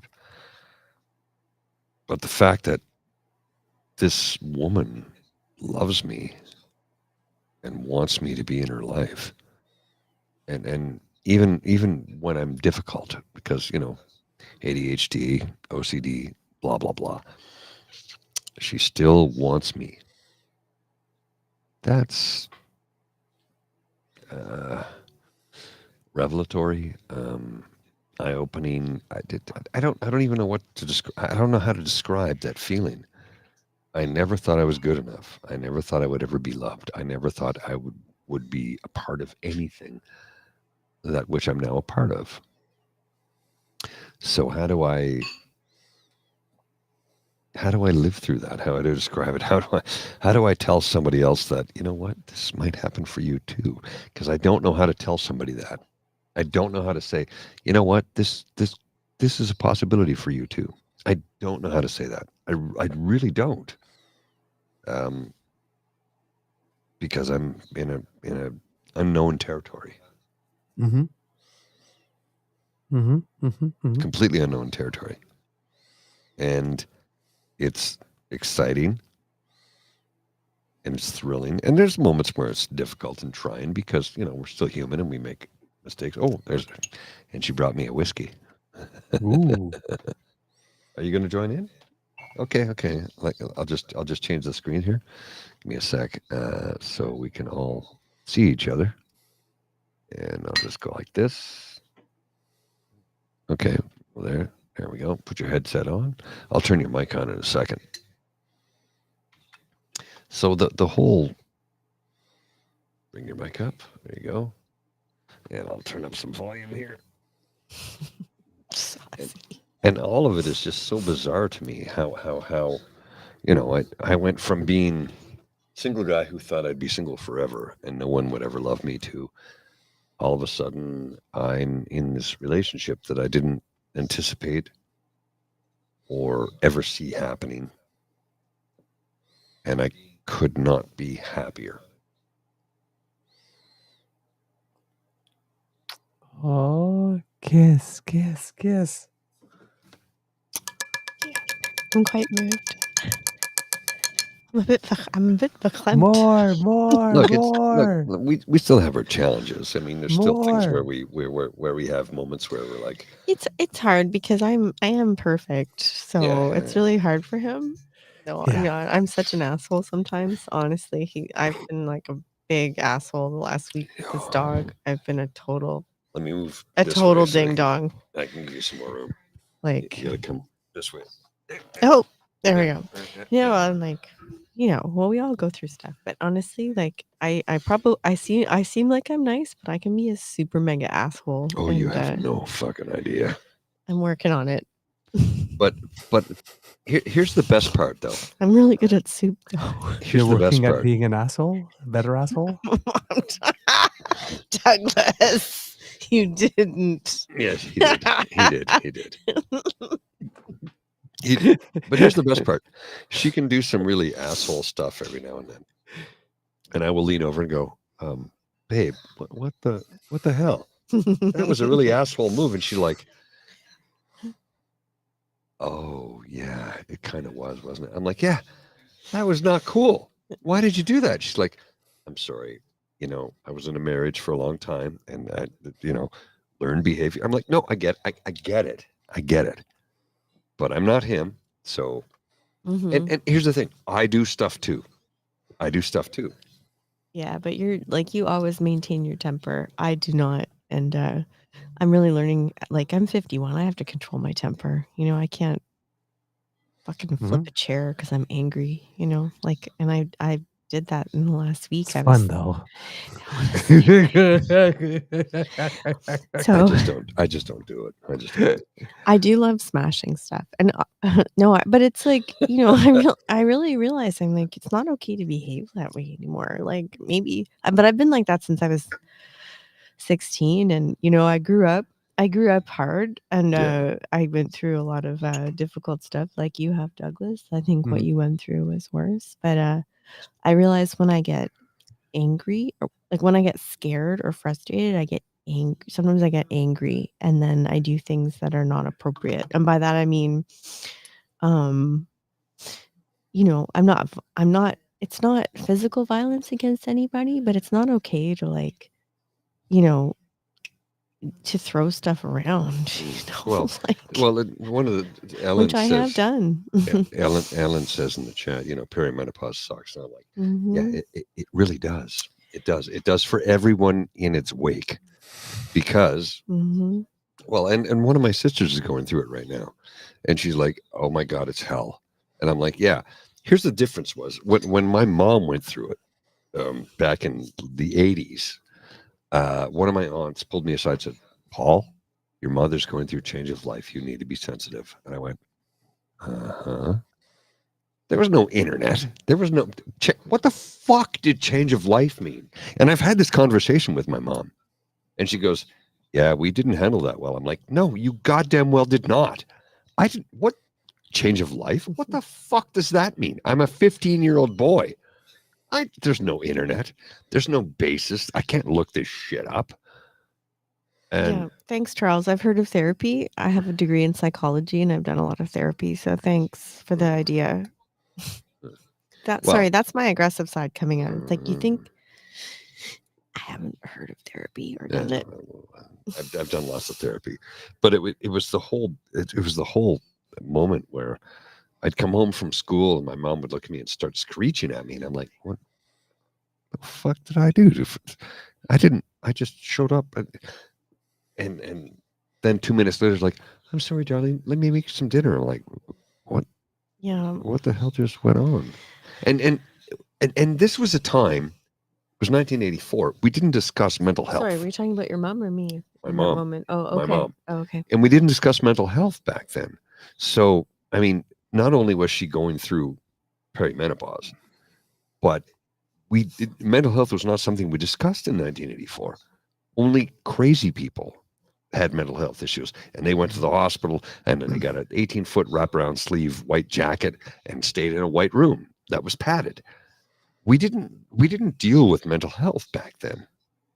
So now I look at it from the standpoint of, my mom went through bloody hell and had zero support. Yeah. Like zero support and zero understanding, because we didn't openly discuss those things back then. So, and I can't remember if I talked to her about it or not, where I said, it was hell for me, and it was probably more hell for you, because you didn't have anybody to help you. Well, that's so compassionate. And if anyone wants a little song, because I think we need a little lightness. It's like, a lot of us who've been through trauma compartmentalize, and so I wrote a little ditty about it. It's, you take all your feelings, put them in a box, put them on a shelf, and never open it again. I don't think that's a really good idea. No, I know that. Like, everything is fine. There's nothing to see here. Would you like some dinner? Well, and then glass of beer. And so it's not, for me, it's not, honestly, as I said to Paul, I'm like, don't give me a free pass because I'm perimenopausal or whatever I am. And I don't. But every now and then I'll just look the other way, because it's like, Not today. Yeah. I'm like, I've been like this since I was like, I've been like this since I was 16 because, 13 really, because it was like, and honestly, I'm not telling anybody this I'm just being honest, but it's just like, nobody takes care of Bridget except for Bridget. So if I need to be nice and be a pleaser, I'll do that. And if I need to take you to the fucking wall, I'll do that. She will do that. And, it's really like, it's not menopause. It's not new for me. And my kids are like, sometimes you're like Snow White, like, oh, the birds land on your hand. And they're like, and sometimes you're a fucking tidal wave. I'm like, I know. And the funny thing is, it's absolutely true. It's true, but I need, but sometimes there are reasons to be like a tidal wave, right? Right, Douglas? What do you think? Oh yeah.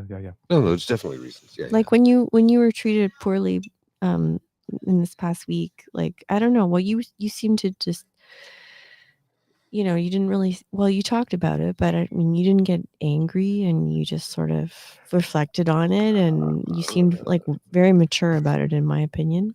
Well, thank you. I did get angry. How would I put it?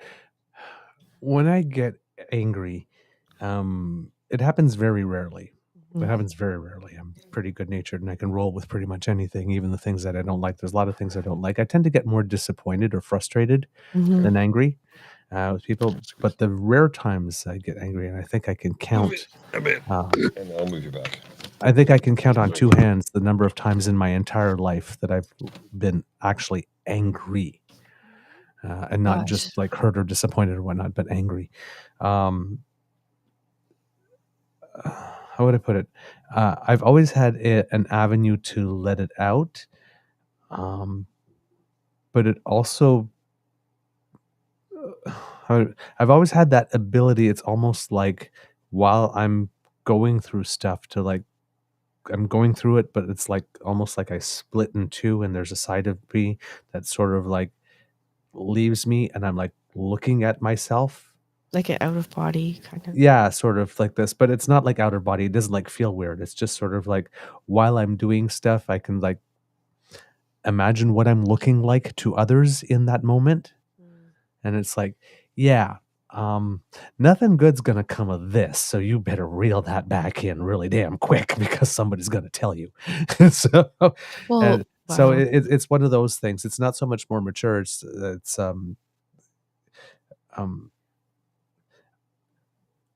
I like to play the long game, and I don't like to burn bridges if I don't have to. So there's something that's very important to me about like not losing mastery of self. So I've been, if I'm yelling at you at the top of my lungs like this, I might be pissed off, but I'm not angry yet because when I get angry, my voice gets really low and I get really focused and I get like that eerie calm thing. It's like, okay, you should be climbing the walls right now. And right now you are way too calm and way too together and way too focused. Yeah, that means I'm using all my energy to like control everything so I do not jump in and just like rip your throat out with my own bare hands. I really connect with that. If I get quiet and very focused and very, very pointed when I am speaking to you, say, you have like not only crossed the line, you've gone like 5 miles across the line. And it's like I am using every single fiber of my being to keep myself in check. Because if I allowed myself to go to the place I would want to go, I guess nothing bad would happen to you. I'd maybe like tear you up a new one verbally because I do have razor blades for a tongue if I want to. Like this, but I would look like an idiot. Wow. Oh, that's so well explained. And like in my, I don't know if it's my better moments or not, but when I'm super, super angry, I mean, sometimes I flip a chair around. I did throw a barbecue at my ex-husband once. Ooh. No, I didn't. Okay, I have to tell you. I know I talked about this the other night, but so I'll just tell you because I really did not throw a barbecue at him, but I was my starter husband had a really an old we had an old red pickup truck, which I loved driving. It was dirty. It was just full of garbage, and it was just so cluttered. And we were going the next day to pick up my grandmother and my great aunt in Renfrew and put them, like, lift them into the truck and take them out for lunch. And I was just like, we need to clean the truck out because this is not acceptable. Like, these are elderly women, and we're having to, like, lift them into the truck in the first place and take them out for lunch. And he's just like, I don't want to clean the truck. And I'm like, we're going to clean the truck. We're going to do it right now because we're going to pick them up soon. And so we went out, and he just like at me. And I was just like, there was an old barbecue in the backyard that we used. And I was just like, fuck, that's fucking it. And I just took the barbecue and I just tipped it over. So I didn't throw it at him. Yep. But I was just like, that's fucking it. Like, you're being so disrespectful to me. Yeah. And I'll swallow that until I can't. But I'm like, this is my grandmother and my great aunt. Like, I'm like, clean the fucking truck. Yeah. For me, when I feel I'm getting there, I go for a walk. There's been a couple times in my relationship with my Beaver sweetie where it's like, where are you going? Says, I'm going for a walk because I need to cool down. Because if I stay here, the next thing that comes out of my mouth is something I'm going to really regret having said. So it's like, let me have my walk. We'll come back and talk about it later. Because, yeah, it's like you will. Like, nothing good. If I let fly, you will not like what comes come out of next. this, right? Exactly. It's like, and it's like, and I know, and it's that thing is, I know what I am capable of, and I know what the repercussions are going to be. And I know it's like, I can go take a walk for 10, 15 minutes and come back a little cooler, or I could just say it and spend the next 3 days cleaning up the mess. Right. And I'm essentially lazy. I like to do it right the first time, and I like the path of least resistance. So I go take the walk because I'd rather come back 15 minutes later and then talk about it for an hour nice than clean up something for 3 days. I still love you. I'm really lucky. I have a really good neighbor, like a block over, and so I'm just trying to get you correct. She's a single mom, and we've been deep friends since our girls were like 4 years old. And so sometimes we text each other, and she's like, I really need to go for an angry walk. And I'm like, all right, let's go for an angry walk, or I'll do the same thing back. Oh, yeah. And then, she's like, I need out now. I'm like, let's go right now. And then she's like, fucking fuck this. Do you ever have the conversation with yourself when you angry walk? Like, you play both roles like this, like they're talking. So, yeah, if you tell me that, well, this is what I'm going to say to you. And you go through you just let it all out during the walk. Like, this is like other people that see you on the street, like you're talking to yourself, and like they go, I don't fucking care if you think I'm crazy. I'm letting it all out. That woman out of mind. That woman out of mind. Well, I'm saying it to the street lamp because yeah, seriously, I'm like, it's safer that way for everybody. I went on an angry walk by myself because my neighbor wasn't available. It was during the convoy. This is funny, but this is like honestly, I feel like the craziest shit happens to me, and I'm sure many people have that experience too. But I was just like, oh, I'm so fucking angry. Like, this, all I can hear is horns honking, and there's this convoy all through my city, and I just want to go for a walk. And so I walked by a pickup truck, and it had this huge Canadian flag on it, and there was this guy out front, and I was just like, I'm like, I just assumed he was part of the convoy because I live near the Army Museum, which is where they were gathering at the early stages of it, the occupation, whatever the hell it's called. And so I went up to him and I said, I went a little bit Karen. I was like, yeah, excuse me, I don't mean to disturb you, but I'm just wondering what business you have here. And like, are you part of the occupation? Are you part of the convoy? And he's just like, oh, no, ma'am. I'm here doing construction. And I'm like, I'm so sorry.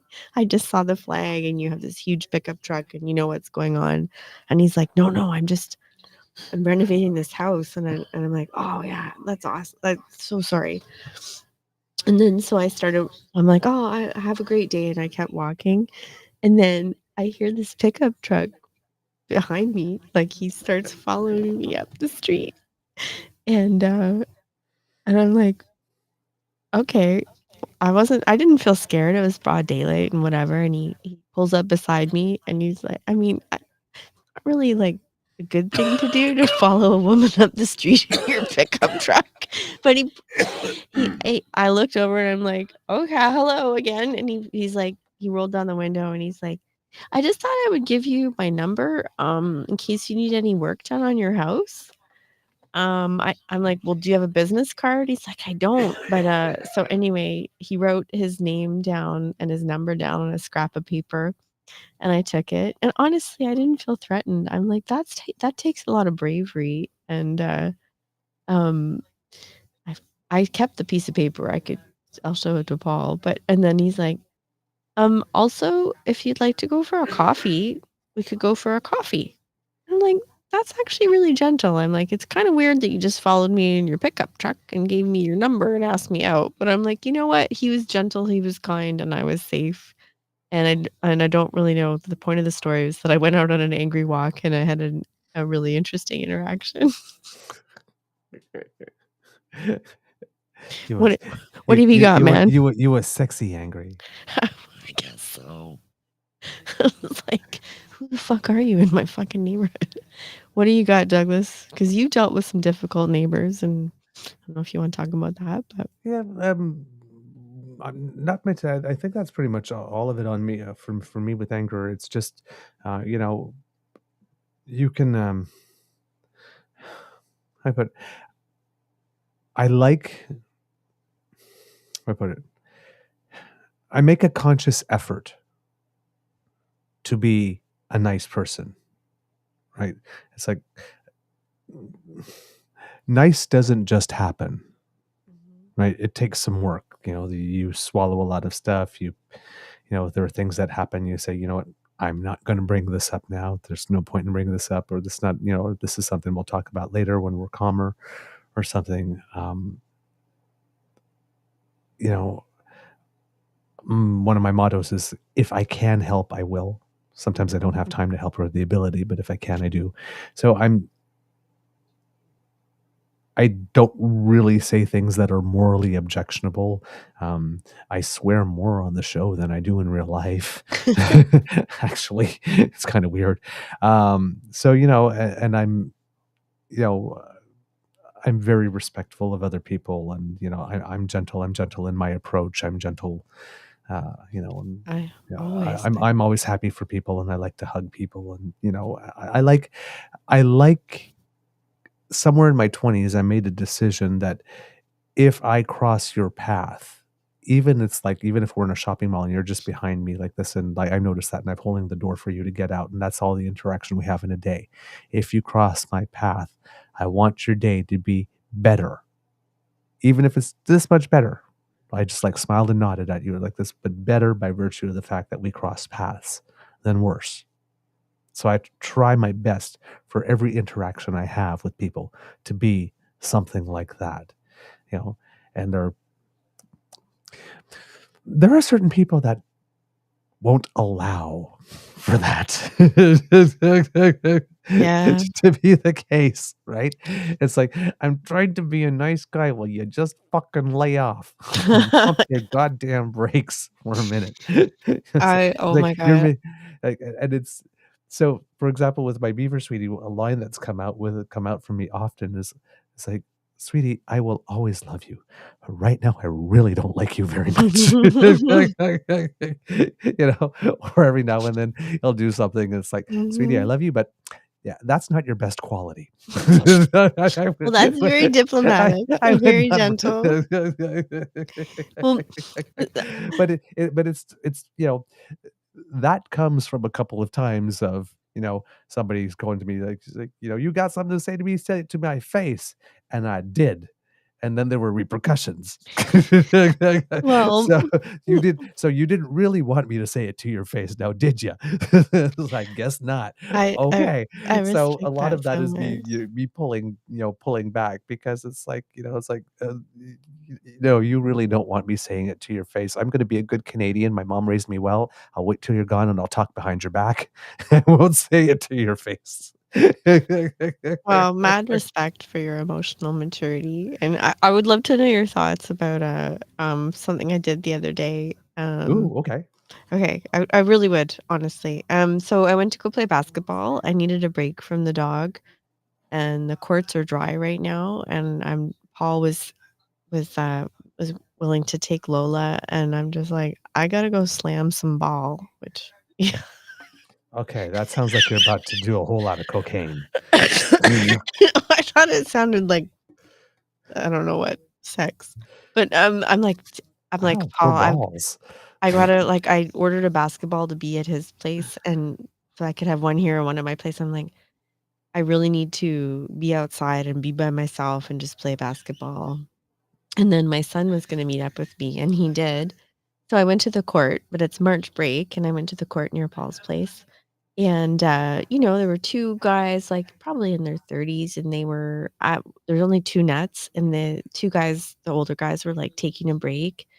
And I was like, "Hey, do you mind if you know, are you guys coming back on the court? Do you let me know if you wanna play together. My son's coming, and I just kinda need to warm up." And they were so kind and polite, and they're like, "Oh, no, no, no, go ahead, go ahead." And then there were these 2, like, 10-year-old ding-dongs. They're just like, it's March break, they're out playing. I'm setting up my kit at the base of the net, I put my ball down, I'm putting water down, I'm putting my purse down, and this kid comes up, and they've already got their own net, just 2 of them playing together, and he just runs over and slams a ball right on top of my head. Ooh. And I'm just like, "Mm-mm." And I didn't yell, but I'm just like this. I'm like, "Hey, no, you don't cross a court. You don't cross my court. This is my court. You have a court. That's not polite." And I was just like, "That's all I said." And he was just like, "Okay." But Yes, I'm ma'am. just like, "You know what?" I'm like, "That's fucking rude." Firm. And it's aggressive. And like, that ball could have hit my head, and I'm Mhm. like right there. What the hell is Paul? Anyway, so I'm like, I wasn't out of control, but I was just like, "It's not polite, and you don't do that. It's basketball rules, it's street ball rules." Yep. And I'm like, "I'm not a fucking soccer mom. I'm not here to set up a fucking snack station for you." That's my inside voice. I'm like, "I came here to ball. Get off my court." Like, so I would love any of your thoughts on that, and I don't know where the hell Paul is. I think you're good there. Okay. I think you're good. I don't wanna scare a kid, right? But No, but come on. Say that's probably one of those things, where you sit someone says, "Why did you do that?" I says, "I don't know." "Yeah, you do think." "I wasn't thinking." "Yeah, well, maybe you should." and like, Kind of moments, right? would It's this like, you're right? not first assuming the worst of the other person that you intentionally try to hurt me, but it's like, "You didn't think before you did that, did you?" Right. "No, I didn't." And It's you're like, like "You know what could have happened now that you've done it, right?" "Yeah, yeah, so you're gonna do that again?" No." Good no. chat. And by the way, women who look like your mom's age can actually play basketball, and, like, he was and he's just a kid. White briskets can jump? Oh, I think that's my new porn name. Oh, no, this just gets better and better. Hello. Tonight on the stage, on the pole is gonna be white brisket. Ba, ba, ba, ba.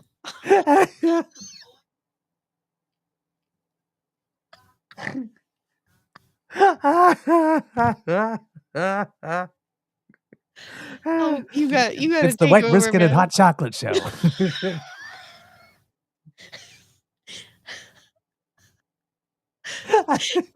You gotta take over because I'm just about to pee my anti-corporatist is like, "What the fuck is going on?"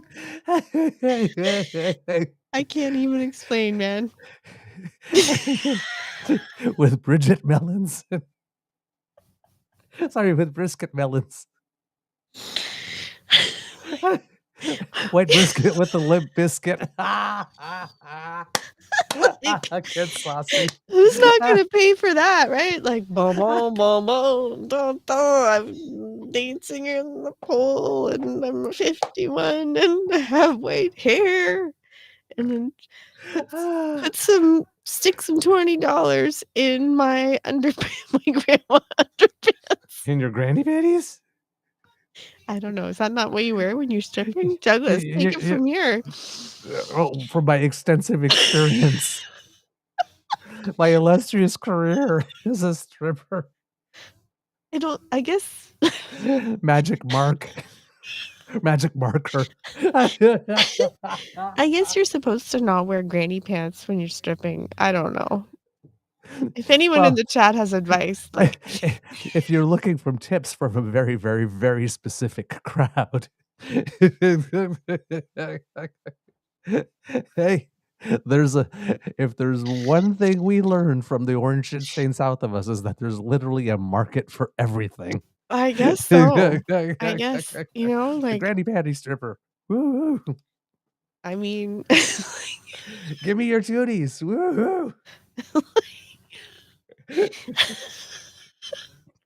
Okay, I have to work on my stripper outfit. I think I've got my stripper name now. I think I have to work on the outfit. Something like patience or cinnamon or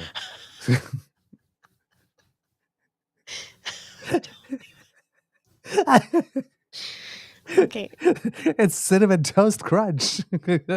Yeah. No. Like everything here is cinnamon and crunchy.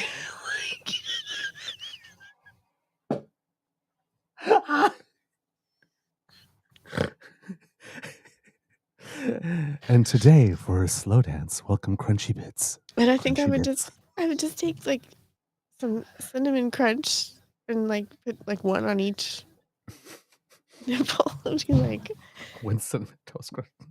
Cinnamon. Followed by shreddies.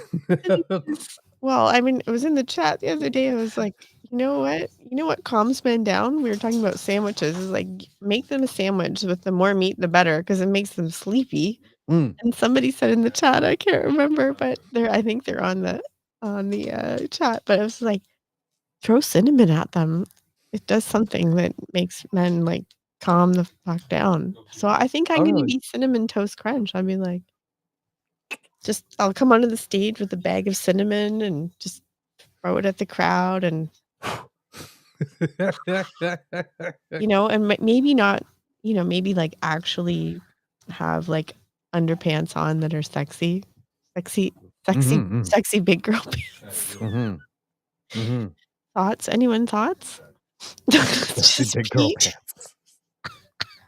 I'm like, I'll come out in my Carhartts, my Carhartt overalls. I have 2 pairs, and I'll be like, "Do you like home renovations the way I like them?" I'll be like, just the Carhartts and a bikini Is that top. a hammer in your pocket? Or are you just happy to see me? Exactly. I'm like, do you need any? I don't even know where to go with this. I'm like, let's just bap it. That's how I fix things. I just take my wrench and sometimes I just bap it. Do you need your shower tiled? Maybe you have a little ring around the collar. It's like reverse porn, right? Where apparently, and I will not lie, I've not watched porn, but apparently there's a thing where like the construction guy comes over, the carpenter or whatever, and then there's stuff happens. I'll be like, Hi. I'm here, the plumber. I'm here to fix your leak. Hello, I'm a tiny lady with Carhartt pants, and I'm super, super good at fixing things. Can I come into your house and just we'll just fix stuff and see what happens? Nobody wants that. Nobody wants that. You know what, Charles? You can fuck off. What I am is, honestly, Charles, you're out. No. I have insomnia. I have like a brand new dog that is a baby, and I haven't slept well, so I don't appreciate that comment.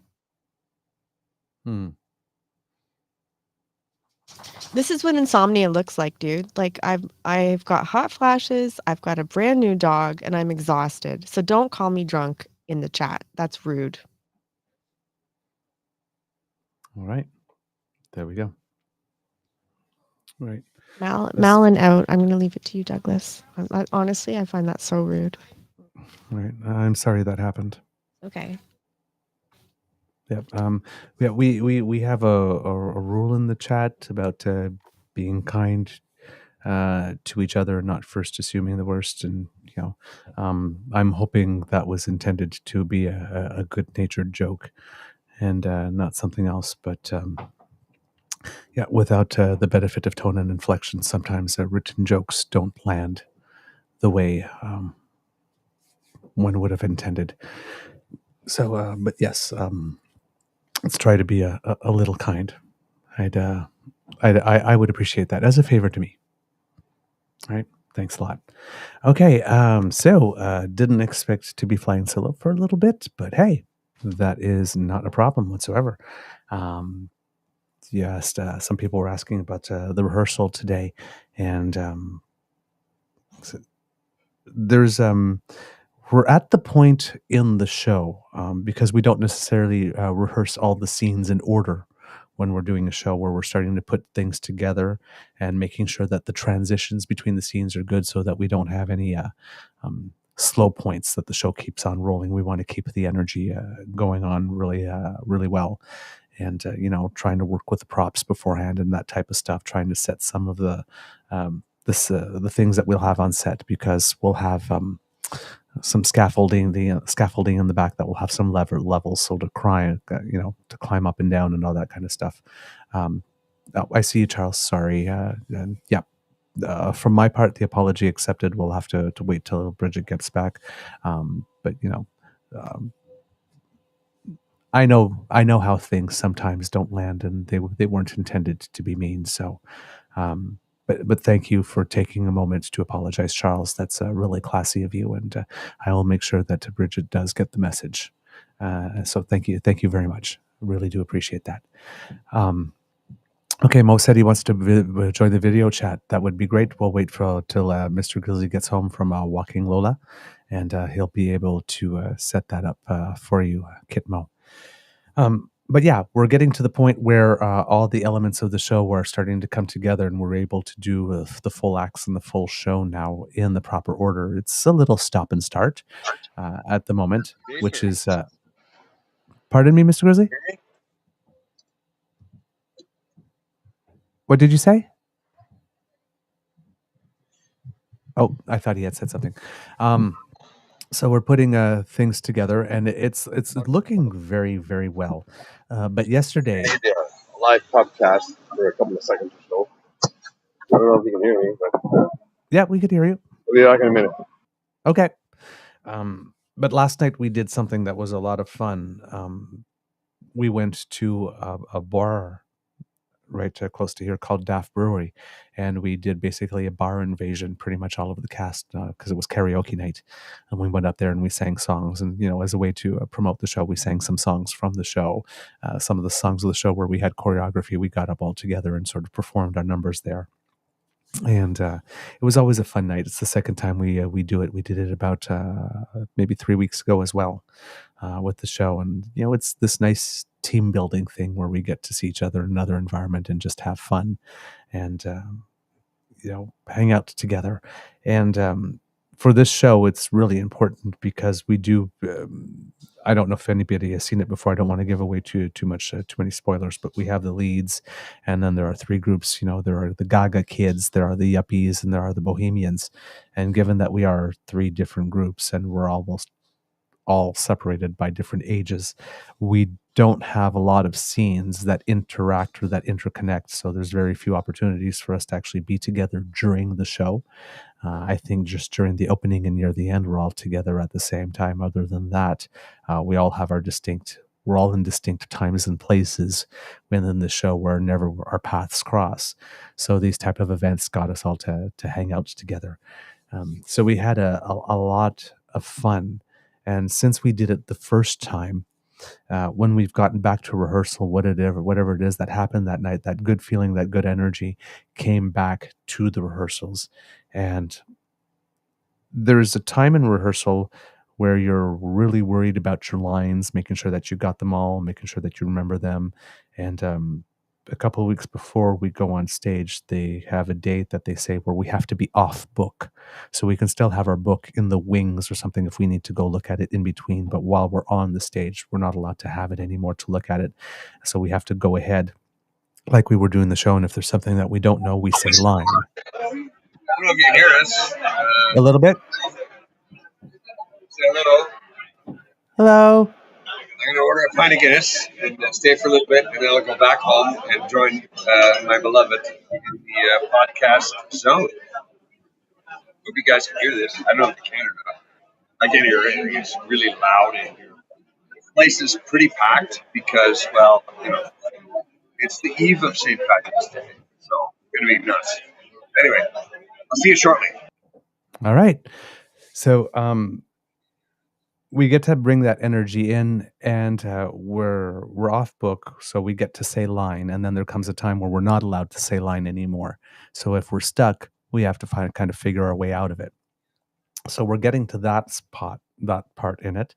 But with that, we're getting to the part where certain numbers and certain scenes we know better than others. And when it comes to those ones, when we're getting there, it's like we're not looking down when we're dancing anymore to make sure that our feet in the right place.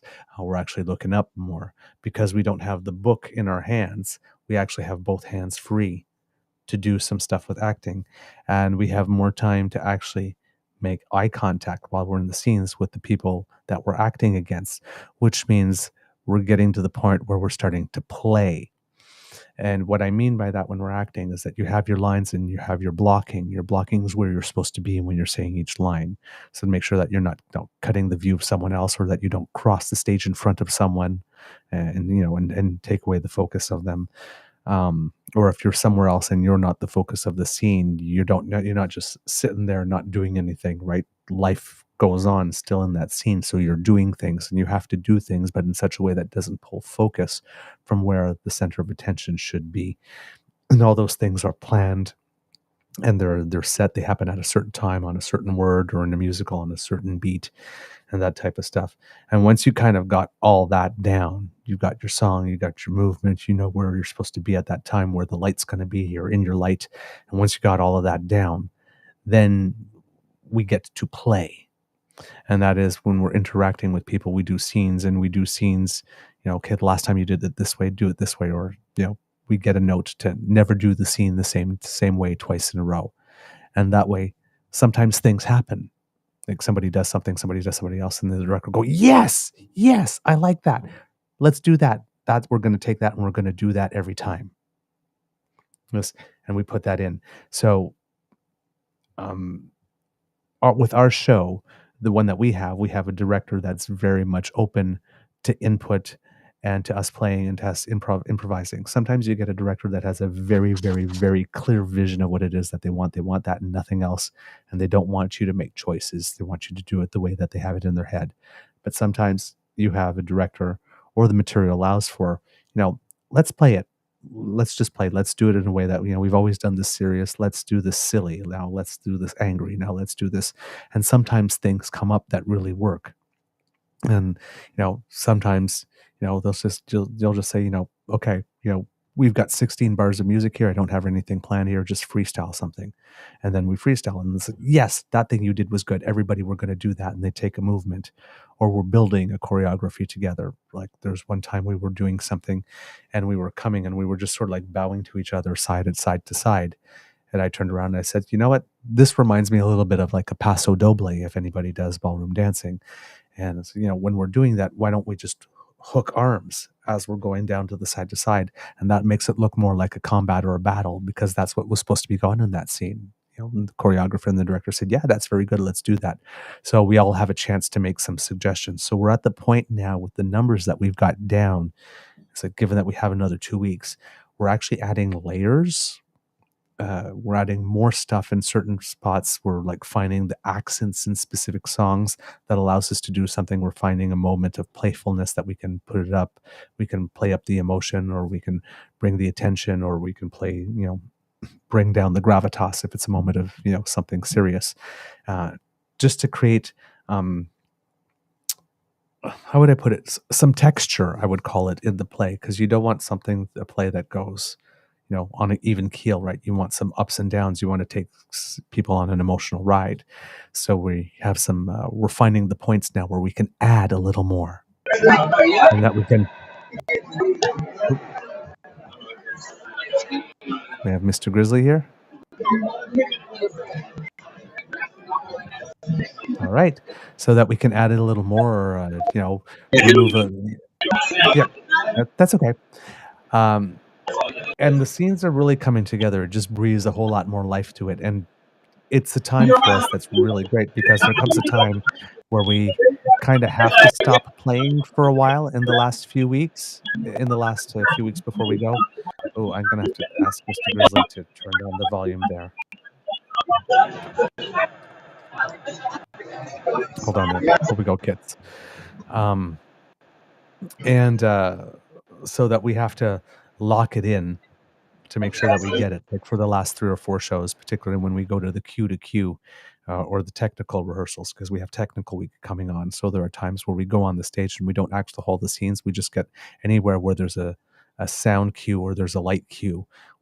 We do something to that point, and then we freeze and we stand in that position, and they make sure they have all the lights. So we want to lock it down for that.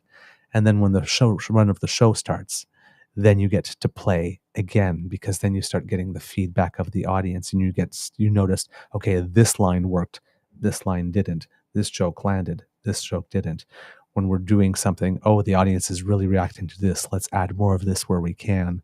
They're not reacting to this, okay, let's remove this, the other places where we put it. So the play is this breathing thing that keeps on changing every night, because you can't do every scene the exact same way every night sometimes, and that's why your reactions can't be pattern. You have your basic one that you expect, but sometimes something's delivered with a little extra thing of emotion or a bit of emotion that wasn't there before, and you have to be present enough to be able to sort of catch that ball and then absorb it and then throw it back. So but you can only do that once you know your text, know your songs, know your choreography so well that you forget it. So it's knowing so well that you can forget it and just be in the moment and be able to react. So we're not there throughout all the songs of the play. There are actually some songs that we're actually adding choreo, more choreography now, and there's a lot of people going like, no more choreography. Seriously, I'm having enough trouble with what we have already and remember the words. But that's a sign of confidence from the producers and the directors that we're further ahead than they thought that we would be, and they think that we can take on more to add again, just make it richer and fuller. So I'm very, very excited about this one as a musical. Now, as I mentioned before, if people have bought tickets to come and see me, I don't want to say I'm not doing much. I'm not the focus of it. I'm chorus. I'm there to support other people. There's not right now because it's really loud here to hear it. And I don't even know if you can hear me. I can't hear anything anyone's saying. Yes. I thought I'd, give you a little bit of remote from the pub thing. Yep. So, yes, Kitsasi, it is all coming together, and it's like about a month and a half ago, I thought, you know what, we might actually have something that's pretty decent here. But everybody's doing the work on their own, and you can see that we're getting to the point where we're coming back rehearsal to rehearsal, and you see that people have worked on it on their spare time alone, and they're adding it, and they're coming up with a lot more flavor, I would call it, flavor to their actions, flavor to the words, and I'm really excited about it at the moment, I have to say, and it certainly doesn't hurt that I think a couple of days ago we found out that for the entire run, all 9 shows, we were 72% sold. So there's a very, very good chance that the entire thing might sell out. Kit Toronto Dan asks me when the last show is. If I am not mistaken, I will look it up, but I believe the last show is on April the 6th. And I think it's a matinee performance, if I'm not mistaken. But I will just look up here to be sure. I've got Friday, April 5th. I'm not sure if I've got all of the shows yet. Huh. Let's try it. Nope. It's not cooperating with me at the moment. I'll keep on looking over here. But I believe, yes, it would be April 6th because it would be the Saturday. So I believe it's, the April 6th around 2 o'clock in the afternoon would be our last one. But we have 9 shows in all starting on the 29th, Thursday the 29th. The 28th is our dress rehearsal with audience. So, but that's usually more, we don't sell tickets for that one. It's mostly family and friends and, of the cast and whatnot that will come to that one because you want an audience that is a little more guaranteed to be friendlier and more receptive for the dress rehearsal, with audience. But that gives us a chance to see whether or not things are working with an audience that is, of course, friendly and receptive. So you want to build up the ego of the actors a little bit and their confidence. So that's one of the reasons why we do that before we open. But I'm pretty excited. A lot of hard work has gone into it, particularly for us because we had to change our lead somewhere along the way. We don't know why. It wasn't told to us, so we won't. We can't speculate, but we lost our lead somewhere along the way and we had to replace him with someone else. That's always a little tricky, but it happened early enough in the process that our lead had a solid 2 months out of the 3 to be able to, do all the rehearsals and catch up and get up to speed. And our 2 leads, our male and our female lead, their voices just blend so well together when they're singing duets that it's, every now and then in the rehearsals, we're behaving like the audience for certain scenes. And we're like, oh, wow. Like when you're impressed with your own castmates who you've been with for the last 3 months and they pull out something new that you haven't seen yet before. And you've been seeing them pretty much every rehearsal for 3 months. It's pretty special. So I think I'm going to go out a bit on a limb, but I think we may have a virtual an actual hit on our hands with this one. And the rest is just to see how everything comes together. We haven't rehearsed yet in costumes, and we haven't yet done a full run in one shot. We've done Act 1 all in a row and Act 2 all in a row, but not the full one beginning to end. The transitions are pretty smooth at the moment. We're not getting hooked up on those. Now we're doing things with the band, like, for example, timing, making sure, because there are certain times where we're not coming on the stage from the wings, but we're coming in from other entrances and exits in the theater. So there's more time it takes to get to the stage. So we're actually, people have actually gone to the theater and measured the distance from an alternate entrance to the actual stage in terms of feet. And then, we're finding place in our rehearsal hall and we're measuring that distance and making sure that we have actually at that time, we have to walk the same distance so that the band can come in. Sometimes the band has their set music, but they have something called vamping. If anybody does music, where they can just repeat a certain bar of music a couple of times over and over and over again until we get to the right spot. So they need to know how many to add. So we're getting to the point of doing things that are that precise.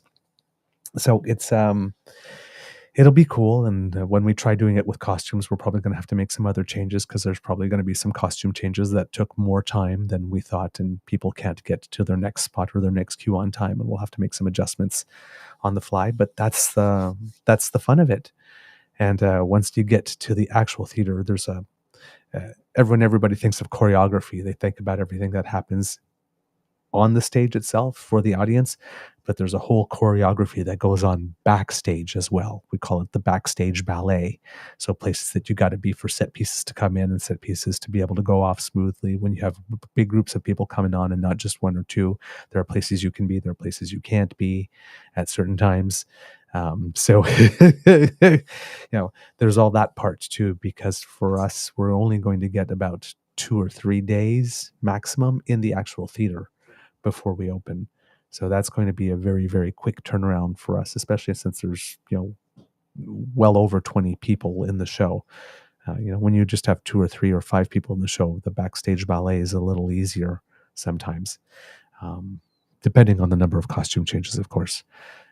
So there'll be things like, where we're doing little tricks. For example, if a sweater has to come on quickly and it has buttons where you just undo the top 2 buttons, but leave all the other buttons tied. So you just could pull it over your head and just do 2, all those things. Or shoes are, if they're a little tighter or harder to get on, that they're already set on stage and loosened so that you could just slip your foot in.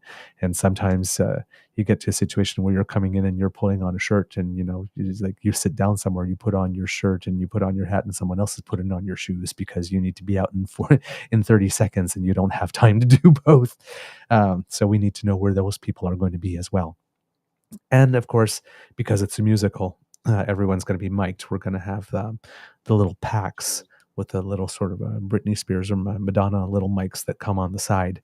So we have to make sure that they can stay stuck to our faces, which is something I have a problem with given the hair. So I'm going to have to find out where it is I'm going to need to shave and what strength of tape we're going to need so that if I'm sweating, the mic pack doesn't fall off. Because that's happened to me in a couple of musicals before where we get to the actual main show and all of a sudden the mic just won't stay on my head. It keeps falling off. So we want to make sure that all those things are right. So there's a lot of things yet to do, and there's a lot of poop that can hit the fan at the last minute, and people go, oh my God, how do we get out? How do we solve this problem? And the show must go on, so you have to figure it out, and you can't panic, and you need to keep a cool head. So we're going to get to we often call Tech Week Hell Week because everything that can go wrong usually does. And you can't lose your mind, and you really can't have a meltdown because you only have limited amount of time in the theater. Right now, we're renting a theater from someone else, and this is a community-based theater, so we don't, fortunately, we don't have unionized tech there, because when that happens, it's like you only have them for 2-3 hours, so you really can't fly off the handle, because or else you're paying a whole other shift of overtime for everybody who's on tech as well. So we'll have a little leeway that way. But yeah, it's going to be interesting. I'm very excited about it. My castmates are wonderful. The production team has been fantastic, especially since I had to miss 2 weeks when I wasn't doing very well. But apparently it seems I've been able to catch up on everything that I've missed, and they're very happy with the work that I've done. So that's a win. And now it's just pretty much the only music I will be listening to for the next week and a half will be Queen. Just over and over and over and over again. We've actually recorded the band, all the tracks with the band, so we're no longer using the tracks from the musical itself, because some of the timing signatures are different from our show. Some of the entrances are different, so we're rehearsing with those ones now. And yeah, and then it's going to be sink or swim time soon. So yeah, I'm excited. This one's going to be fun, and I really wanted to do this one because it's a rock musical, and it's pretty rare that you get a chance to do a musical and a chance to sing rock. For me, it'll be my very, very first time. So rather than having to sing traditional musical theater voice style, so I'm really, really happy. It's a good challenge, I have to say. Oh, I can't hear. Paul can't. You have to be a little closer, Bridget. I go closer. Paul can't hear. No, he can't hear us. We can't hear him. Yeah, we can't hear him, but he's not talking to us right now. Okay, I just wanted to hear him. I think you need to pull the mic closer to you, Bridget. I just wanted to say one thing. Yeah.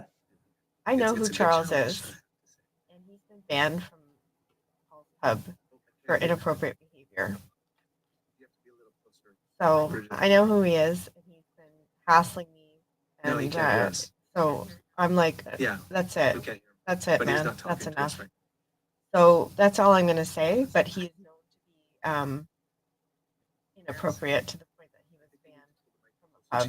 So, but I'm here, And I'm happy to be back. And I just want to say thank you to everyone who said, come back and chat. Bridget, could you try Paul's mic, maybe? Sure. You're cutting in and out. Is that better? Yes, Sorry. much better. Were you able to hear anything I said? Not all of it. Okay. Well, I was just going to say, and I'll repeat it, and then I'm moving on, and I want to talk about things that are fun and good. But I know Charles. I've met him personally, and he's been hassling me a lot, personally, professionally, and I'm just not taking it. While Paul was out, Paul tried to take the dog for a walk. And I put this in the chat, but Lola just tried to eat a dog again. So I'm making stew. I'm messaging with him. This was and is the joy in my day, is to be part of this chat and to be part of this incredible community that you two have created. So thank you so much, Douglas and Paul, for just doing what you do and making things so positive. Oh, our pleasure. Our pleasure. It's, like I've mentioned this often on previous shows in case there's somebody that isn't. I mean, people that are here, you've heard this before. But the whole purpose, when we had the blog, and it was on Facebook, but there was no, for the longest time, when I finally went on Twitter, I never posted a link to the Facebook content to Twitter, and I wouldn't advertise it. And on Twitter, on Facebook, you had to find us. So we could have grown a whole lot faster than we had. But we waited for people to find us and people to recommend each other. So we're about, we're over 3,000 strong on the Facebook page. But there's 3,000 people who do understand the house rules, that we don't first assume the worst of everybody. We're trying to up the conversation. So, if you've got something to say, do say it, but try to add something rather than just a hell yeah or whatnot. Hell yeah. If I'm asking, do you like something? Don't just say yes or no. Say yes. Why? No, why? Add some meat to the bones. Let's not first assume the worst of each other. And the whole first basic premise is if you want to own someone on the web, you want to own a lib or you want to own a conservative, you want to own somebody that has a view, that you don't share. If you want to be a bit of a dick, if you want to be, you have all of the entire World Wide Web for that. Right. And this is not the space. This is one little tiny corner where we can actually have slightly elevated discussions. And again, it's almost like Paul's ASMR. I don't care what your political beliefs are.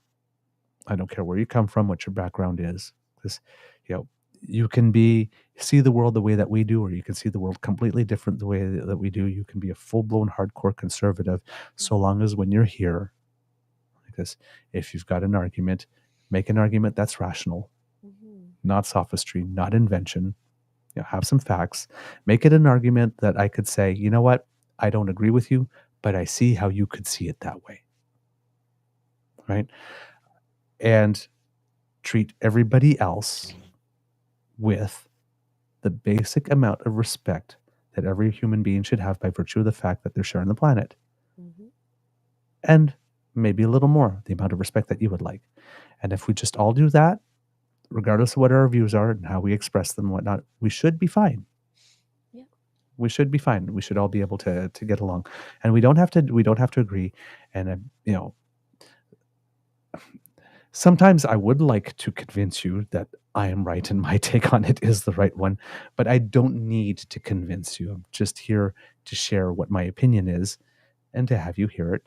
And I'm interested in yours. And if it happens to not be the same opinion, that's fine. That's fine, right? What makes you tick? People are interesting, right? And everything about them is interesting. It's like how they think, why they think it. So I'm it's that's the vibe I try to create. I really don't want to tell people what to think or how to say it or how to say stuff, but the overall vibe, the overall culture of the place, right? I want that to remain, I don't want to say pure, but as intact or as I intended it as possible. Because there is everywhere else for that if you want to do that. But over here, it's like, we want to hear. You don't have to worry about somebody telling you to shut up, or you don't have to worry about saying, your opinion is stupid. No, we want to hear what your opinion is, stupid or not. Mm-hmm. Like this. And then hopefully, you hear ours and you take what works for you, you leave what doesn't. And sometimes, you might realize, hey, I never thought of it that way before. I've thought about this part of it, but I never thought about that part of it. And you can take something and add something to your opinion and build it over time. So I'm that's sort of the overall vibe. And sometimes I have to come in with dad voice a bit every now and then, say, well, come on, kids. But it's been, we're going on 3 full years at the end of April, and I have to say, about 95%, 96, 97% of the time, everybody adheres to that. Well, and it makes it a really great place to be. So I don't have to do the dad thing all that often. I know, but I like it when you do the bossy thing. Honestly, Douglas, you say, you create such a safe space and your intentions always come through. And I know that if you and I ever had a disagreement, we would just work it out, Oh, it would be a disagreement in the moment. It would be like, and then it'd be like, okay, let's carry on, right? Yeah. We still love each other. So, yeah. And Cassie Lake, thank you, cowgirl. Yeah, sometimes you just got to two-step someone right out the picture. Yeah. Oh, we have Kit Rob that. Sorry. Oh, please go. No. And Mohan's coming on. Mohan's coming on, right? Yes. When we get to Mr. Grizzly back. Sorry. Kit Rob asked, may I ask, is the presentation about We Will Rock You? I joined at a late time. Yes, we were talking about We Will Rock You. If you happen to be living in the Kingston area, since we'll do some shameless self-promotion here. If you happen to be living in the Kingston area or will be in the Kingston area between March 29th and April 6th, then we will be presenting it at Domino Theater, which is 52 Church Street in Kingston. Our opening night is March 28th, Thursday. Our shows are at 7:30. On March 30th, on Saturday, we have a 2 p.m. matinee as well as a 7:30. And then we go dark for Sunday, Monday, Tuesday, and open again on Wednesday. And we will run from Wednesday, April 3rd to April 6th. And on Saturday, the April 6th, we will also have 2 shows, a matinee at 2 and an evening show at 7:30. If you want to get tickets, it's through ticketscene.ca. So not Ticketmaster, but ticketscene.ca. Look up We Will Rock You, and you will be able to find it there. But we are well over 70% sold for all the shows. So if you are considering getting a ticket, I would not hesitate too long, because it really looks like we are going to sell out for all 9 shows eventually. That is so awesome. And Paul's almost fucking congratulations. Sellout house, 9 shows in a row? I think it's gonna be wild. And so I think we're coming on April 6th. Yes. Yeah. So we're gonna get on the tickets ASAP, because we're so excited to see you again. Yay! So I'm. What's your outfit for in the choir? Ooh. Can I say? Can we talk about outfits? Can I say? I'm not sure. I'm not sure if I could say yet. Oh, all right. Huh. Like, I like how you're nobody's doing nobody's the told long me game. The long game now. You're like, I can't talk about no, it. it was more like I don't want to get in you. trouble. Like normally we can talk about stuff, but the producers haven't told us. Oh, cool. One way or another, whether or not we can talk about costumes yet. Did I ever tell you about my dirty princess dress from the Stratford Theater? Ooh, do tell. Okay. I'm trying to diverting the pressure that I just put on you. So the Stratford Festival had a sale, like a sale of like all their costumes. Oh yes. And this was like more than 20 years ago. So I went to it and I bought this dress that weighed like 50 pounds and it had like a corset, and it was like, you had the half grapefruit situation when you put it on, and it was dirty on purpose. I don't even know what production it was from. It was the most incredible dress, and I wish I still had it, but so I did wear it for Halloween once. I went as just like the dirty princess, and I loaned it out to like 3 friends, and it was such high quality. It was incredible. Satin, lace, like, peach, silk, creamy, all the things, and I'm just like, "Why did I let that dress go?" Like, it was but just a shout out of respect for, um, Stratford Theatre Festival for anyone who's not from Canada, but just the quality of the work was just unbelievable. Like, just the costumes, Oh yeah. I think I got it for, like, $20 or something, which is Oh yeah. ridiculous. No, last year we went to go see King Lear. We had Paul Gross playing King Lear. If Oh, wow. anybody's watching from the United States, if you ever watched the show Due South, because I know it was popular and played down there. He was the person who played the Mountie in that show, and then we saw Rent last year, which I had seen before, but I loved it. It's one of my favorite musicals, and it was performed very well. So it's Stratford's always a good time. And a couple of years ago, we went there to see To Kill a Mockingbird, and that was at the time I saw that. I think that version of To Kill a Mockingbird was the best play I had ever seen in my entire life. I haven't seen it. Have you seen Kinky Boots? I got to see it in Chicago. Yes. I just about died, and I'm like, I just about died. It's great. Amazing. Yes. Kinky Boots. Oh yeah. Yeah. I love that. That was very good. Now, I was partial to liking it already because I had seen the movie and I liked it. Okay. And I'm a big Cyndi Lauper fan. I see and she wrote most of the music. Colors Exactly. shining through. Exactly. I And see she your true colors, and that's why I love you. So don't be afraid to let them show your true colors. True colors are beautiful like a rainbow. Oh, Douglas, I we were love born. that song. We were born to sing that song together. But yeah, she. I'm not sure if she wrote all She wrote the music and the lyrics for it, and she became the first woman to win a Tony Award for writing music and lyrics. Seriously? For a musical. That's amazing. Yeah, I've loved Cyndi Lauper like since day one.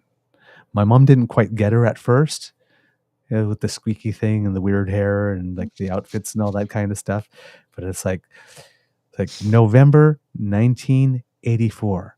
She was coming to the Ottawa Civic Center.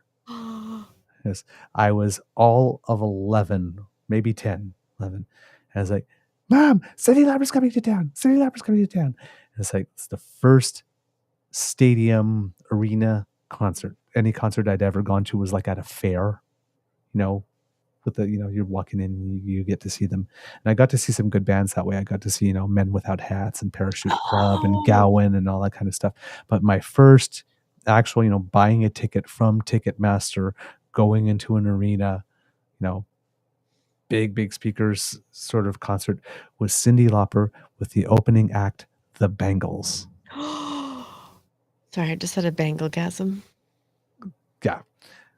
That's again, amazing. That's awesome. Now, sign number 267.4 that your kid's going to turn out gay. Okay. But it's really, Douglas, how did you not know? But great concert was the She's So Unusual tour from her album like this. And when she did, like, if you've ever seen the video for Money Changes Everything, at one point, like, she gets into a garbage can and the garbage can like sort of like goes above the whole audience. Oh my gosh. And but that's when you realized, like when she sang that song, because that, today you have the auto-tune and all that kind of stuff, right?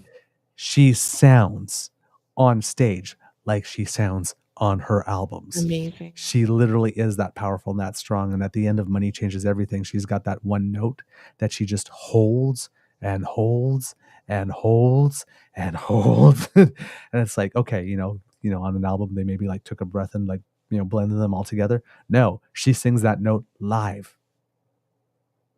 She just sings and holds it, holds it, holds it, holds it. And it's just like, oh my God. And you could see her, she was like rocking all out because all her music, like at the end of the show, all like the black is all like run. She's like sweating. She's given everything that she's got. She left it all on the stage. She always like stops in the middle of the show to talk to people. So it's not just like next song, next song, next song. So she'll stop and she'll have like a 5 or 10 minute conversation here or there. She'll slip one in, which is like really great. She's a hoot. She could have had a career as a stand-up comedian as well. No way! I didn't know that. Oh yeah, she's a total hoot. Like I've seen her many times. There was one time she came. Oh, I want to check that out. That's cool. She opened for Tina Turner, and she was super pregnant, like very, very, very pregnant. And she's sitting on a stool at the front of the stage, and she grabs her dress. She's got like strawberry red hair. Awesome. And a lime green dress, and she's pulling this dress down so that covers her knees and says, "I'm sorry, I'm just very pregnant. From where we sit, you and I, we share a lot." Because all the audience that was down there, and she'll just like throw in jokes like that. She's great. And if she screws up a song, I guess most artists just run with it. She go, "Oh, no, wait a minute, stop the music," and you hear all the band go boom, boom, boom, boom, boom. I fucked up. Let's do that again. Is she like she's short like me, right? Like I believe so. Yeah, I mean, not that matters. I just like. So did I miss anything? No, nothing. So here's the thing. It's like, oh, please talk about what happened. Well, I went, if you want. Well, just give me 2 minutes to discuss. I went to the pub, and the idea was, so I took Sweetheart out, right? I took our beloved puppy out, and she kind of went a little ballistic when she saw a little dog across the street, and tried to eat it. Well, maybe that's what she wanted to do. I don't know. I had to pull her down, and I'm like, I scolded her, and I'm like, we don't eat other dogs. And then I brought her in the house, and I'm like, I'm going to go over to the pub, but this is something we discussed this afternoon, where I said, I think it would be fun if while we're doing the PubCast, I'll run over to the pub for a little bit and do a live thing from the pub. But I literally couldn't hear anything anybody was saying to me. Like, I'm sure people were talking. I don't know. It was so loud in there. But I thought it was kind of fun to have a little, live remote, if you will. Super relaxing when your dog tries to eat another dog. Well, I met some nice people. And one of the things somebody said to me was like, so the one guy looks at the shirt, and I go, what's with that? And I go, member of Parliament, and blah, blah, blah, blah. And he goes, who is it? And I go, I'm not telling you. I'm not going to do that. I'm not. Look, she knew who she is. She may watch this show. I'm not going to call her out. I'm not. She also bought me another shirt that I've never worn, because the other shirt says, it's really offensive. The other shirt says, tell your boobs to stop looking at my eyes. I'm like, I'm never going to wear that shirt. You know what? I would wear that shirt. Well, you can wear it. You could wear it. I'm never wearing that shirt. It's because you're a good person. I'm like, that's really, thanks.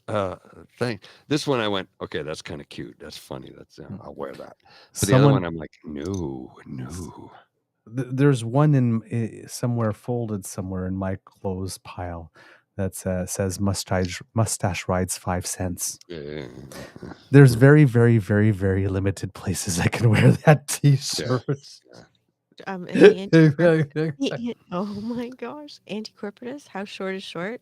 I don't know how you want that answered. Are we talking about height? 30 seconds? Or are we talking about ding-dongs here? Because I would say 2 inches is, that's short. What? What? What is it? I don't even know what that means. Douglas gets it. What does that even mean? Leaving that one.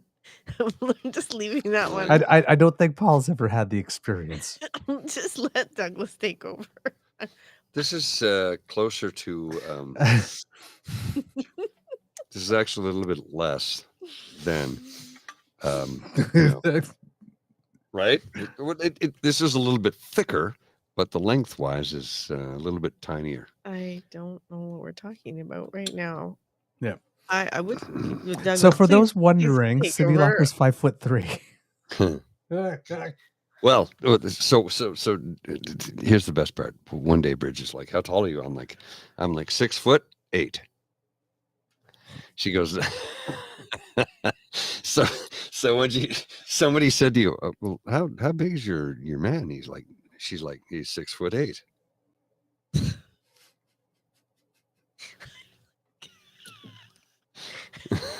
Well, I'll tell you. 6'8". I'm like, what? I'm like, anyway, here's something that women never say. Oh, I'm going there, Douglas. I hope. It's like, I don't know if you know, but my vagina is so big. Like, it's just so. I'm not saying anything. It's like really big and floppy. I've never heard of this. Women I've do heard not say that. No, as women a don't gay say that man, I've ever. heard plenty of men brag Like- about the size of their hard on. I've never heard a woman brag about the size of her wide on. No, That's exactly, all I will right? say. Yeah.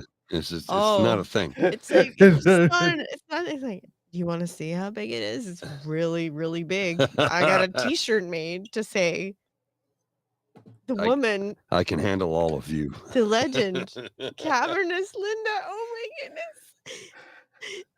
Like, yeah, Hello, just like, hello, honestly, hello, like hello. it's so big I can barely keep it in my pants. Okay, fuck this. Let's Bottomless. invite some more people in. Thank you. And no, Toronto Dan, Lola did not eat the other dog because Paul controlled her, but No, she she knows didn't. she knows she's been BAD and she's like Yeah. quite Oh, Kit Linda. mhm. So okay, I'm gonna throw the Grand invite in for the link. Canyon-esque. Anybody wants to join, by all means, jump in. Ellen, I'm 5'1", but my Kegels. I should do more Kegels. Kegels. Kegels made of clay. Kegels. I'm gonna do some right now while we listen to Mohan. Oh man, no. So I just I threw the link in. Anybody wants to join, feel free. Listen, when it comes to the PubCast, we try not to get political. Sometimes we do a little bit, but we try not to get political. And okay, we also try to not get ourselves banned from YouTube. Well, there's that too. So who's we're not very successful with that part though. Okay, Mo. Mohan, hey, buddy, how are you? Save us, help us. Can't hear you. I don't know what. There you go. Okay, yeah, we can slowly hear you. Are you in the truck? Where are you, bro? Where are you? Yeah, I'm in the car. The house is taken over by the kids. Oh, okay. Sanctuary. 3 floors, 3 kids. It's a problem. Mohan, my brother, we love you. Do you know how much we love you? Like, thank you for joining us tonight. Oh, thanks for having me, guys. Well, it's his debut, ladies and gentlemen. The whole thing about the podcast is like we just want people to come on in and hang out and have a good time. Drink, don't drink. We don't judge. There's no rules. The only rule is actually there's one rule. We don't talk about politics. We don't talk about religion. We just sit here and talk about good times we've had in our lives and adventures we've been on. That's what the PubCast is all about. Yes. You can talk about your dick, you just can't be one. Oh my goodness. Do I lie? Okay, that anyone? That was good. That was good. I didn't see that one coming. That was good. I think we lost Bridget. The brisket is gone. Sort of food cooking. Oh, how are you, my friend? Tell me what's going on in your life. Oh, it was raining hard just now. Just working. Work. Kids. Everybody's doing their stuff. See, Rain is getting into theater big now. Yes, nice. we've heard. Yes, Did she get an answer yet? she's going for the Grand Theater. Well, Jazzy's the one that applied for college. The Grand Theater. Yes, Rain Grand Theater. Yes. Jazzy College. Yeah, yeah. At Mrs. Off camera, just yeah. Miss wants to chime in every once in a while, just not be on camera. Okay. Oh, all good. Hello, Miss. There you Hello. go. Oh, there you Hello. are. Hello, lovely. Oh, Cheers to you. you just made my heart go boom. Oh, you are so cute together. Oh my God! Look at them. Oh my They're God, adorable. look at you two. They're so adorable, right? Thank you. Oh, I love it. Yay. Yay. No, tell me more about the kids. Yes, please. Yes. Oh my God.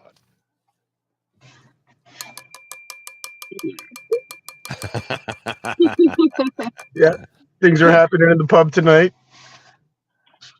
Well, we're it's a virtual pubcast because Absolutely, I like it. ordinarily we'd be in the pub, and I tried to.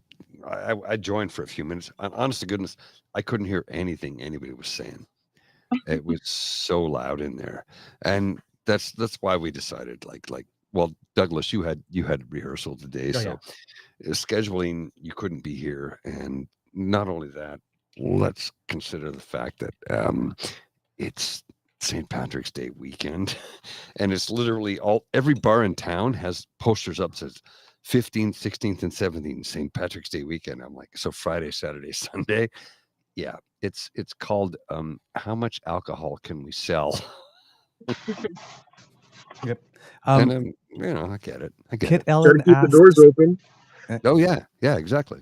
Mohan and Miss Kit Ellen is asking, how did you two meet? Oh. That's a really good story, actually. Do you want to tell it? Sure. Okay. Sure. And did you like each other or not like each other right away? He was okay. Yeah, she was all right. All right. They are all right. So mild indifference with slight interest. Okay. Absolutely. So I think she was meeting her half sister for the first time. And her half sister was seeing a best friend of mine. And it was so at Miss was kind of like a third wheel, and they'd called me up and they're like, hey, you want to come out? I'm like, yeah, sure. Okay. And then they were coming to pick me up, and I'm like, yeah, I'm going to be a little bit. I had to take a shower, and I had to deal with my hair. I get that. I used to have to deal with my hair. I used to. There was a time when I had hair and I had to deal with it. I get it. So I think Miss wanted to know, she was like, my hair, and she was like, what the hell was my hair? Because she never met me before. And then I came out, and then she's like, oh, I see that hair definitely requires some time to deal with. And we went out the night, nothing intended. We had a great time. Lee's Palace, was it? We went to Lee's Palace in Toronto. Okay. Yeah, I had a friend. Yeah, I had a friend who was head of security, so we liked the place because we didn't have to wait in line. It's just right in the door. Yeah. So that's points for you, right? You walk right up. Absolutely. I think that's what sealed the deal.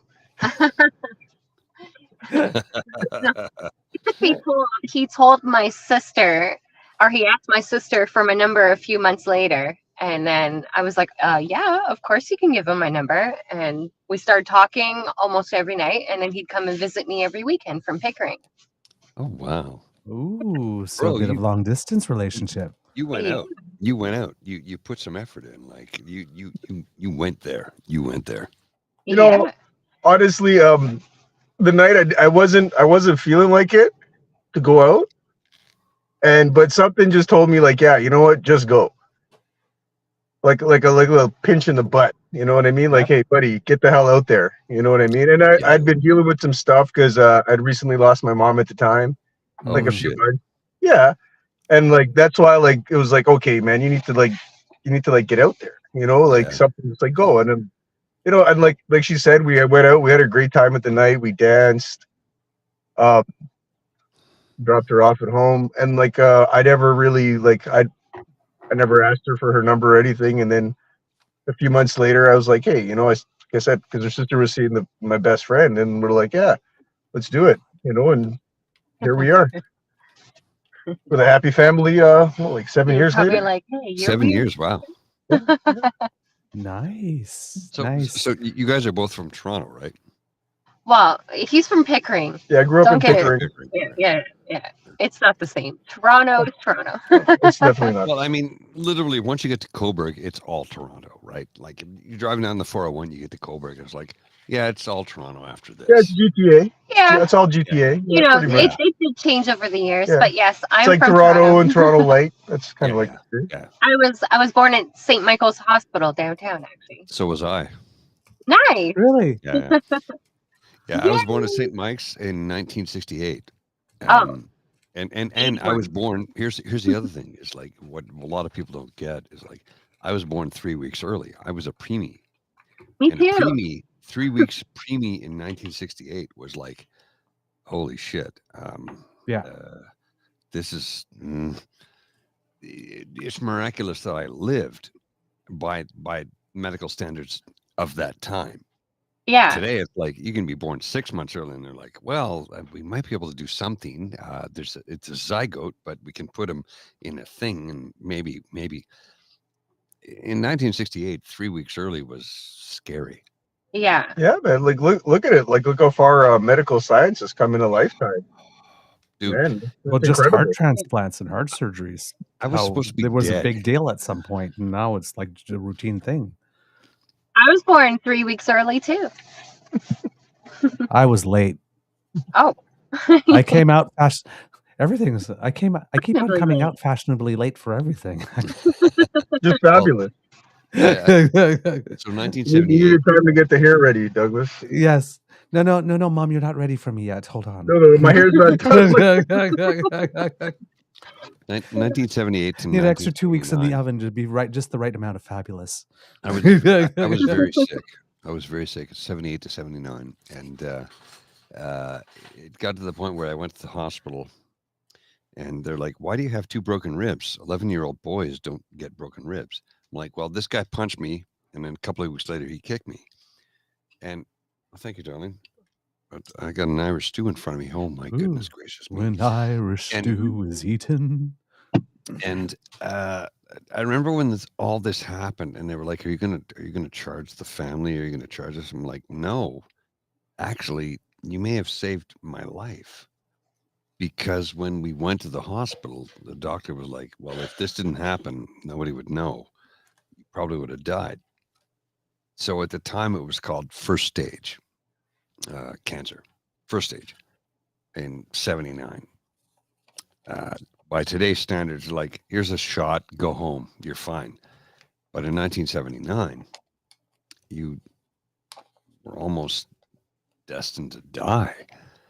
So I was one of the miracle children that came out of that hospital and lived and survived. And so there was a moment, I may get emotional. I'm going to try and contain it. But there was a moment when Terry Fox started his run, and my mother said, "Oh, so Paul, I want to go up to City Hall tomorrow." I'm like, "Why?" She goes, "Well, because Terry Fox is running across Canada to raise money for cancer, and he's doing it on one leg." And I'm like, "What? Some guy with one leg is running across the country?" Like, what? I thought that was stupid.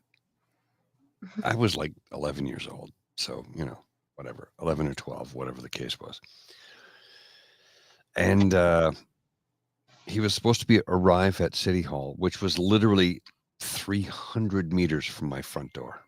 We live right behind town. Well, it was town hall, not City Hall. We live right behind it. It was up a hill, and there it was. And the town library was there, which I used to go to every day. And he was supposed to arrive at like 6 p.m. and he didn't get there till like 11 p.m. or something because it's Newfoundland and it's April and weather is weird. It's unpredictable.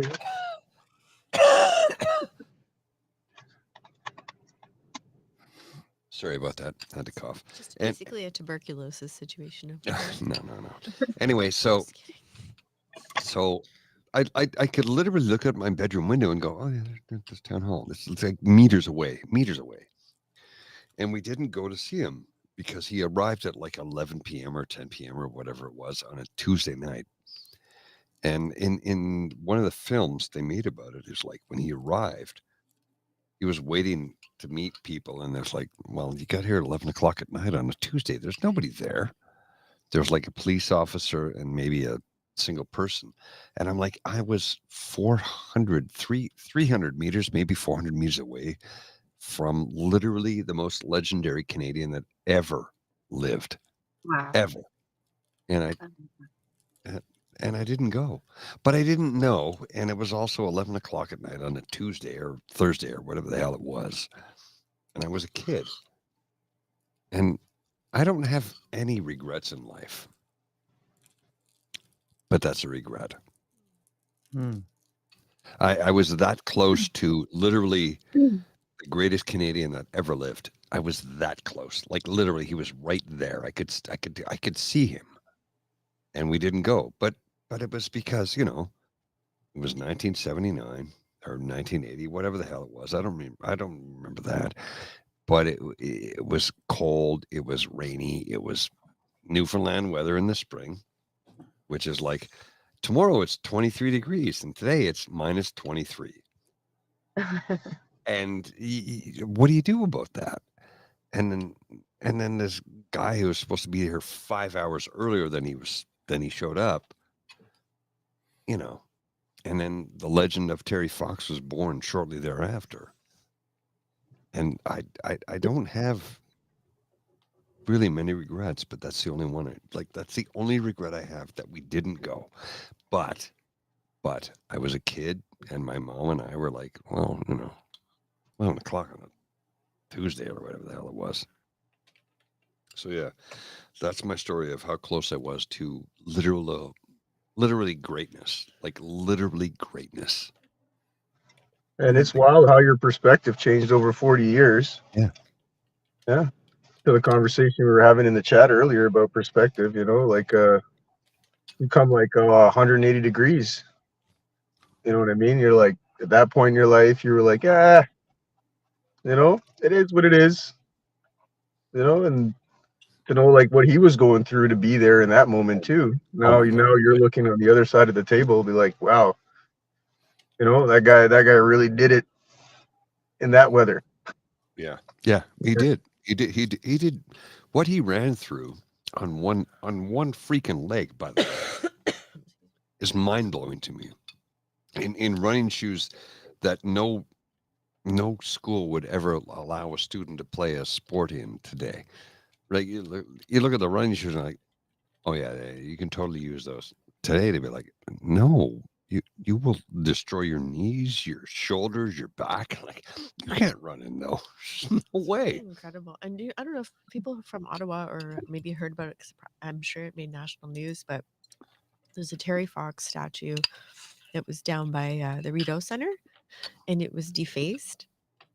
And people went like bananas. They were we lost our shit. So angry. It was just like, So I think it's still there. I don't go there very often. No, it's moved to it's across from Parliament Hill now, so that it could be better protected. It's to the end of Metcalfe. It's on my street.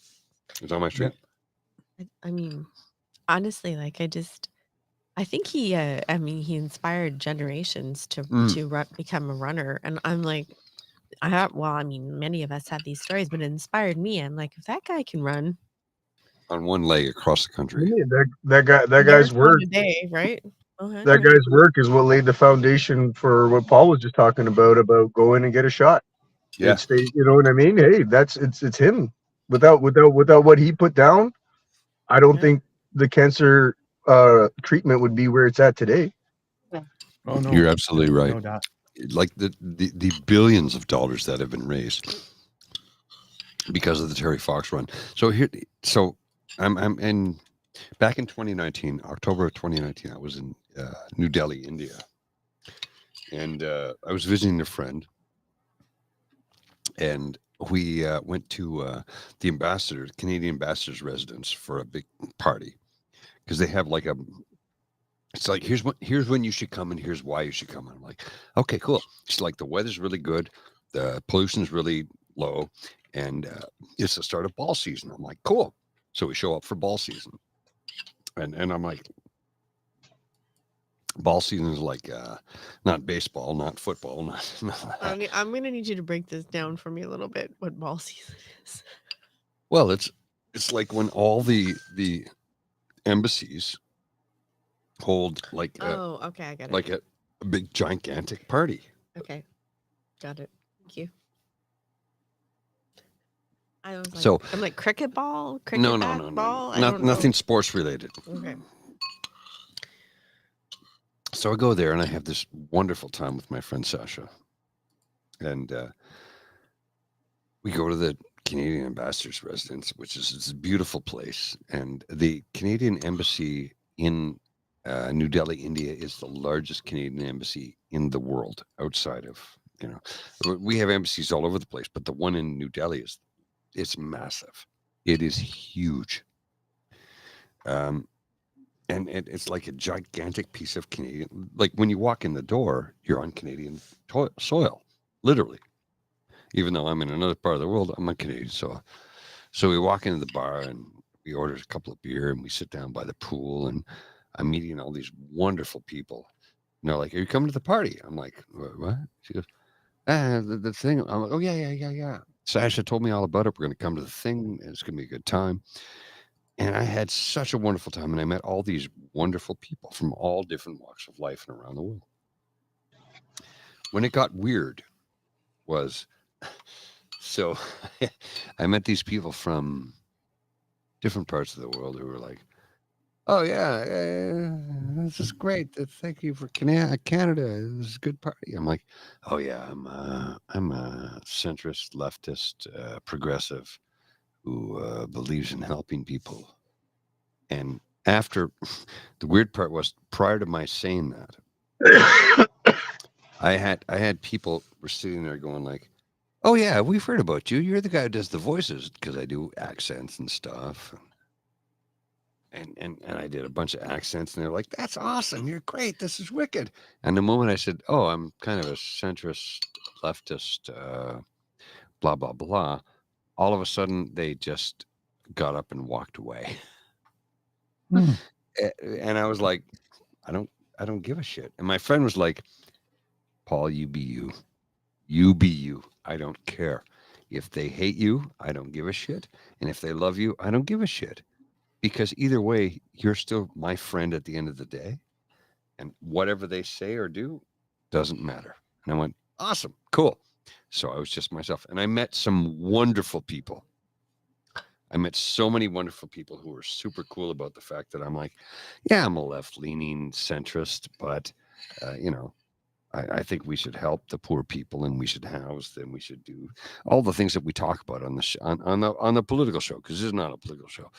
And it was the reaction I got from people who were like, why do you believe in those things?" I'm like,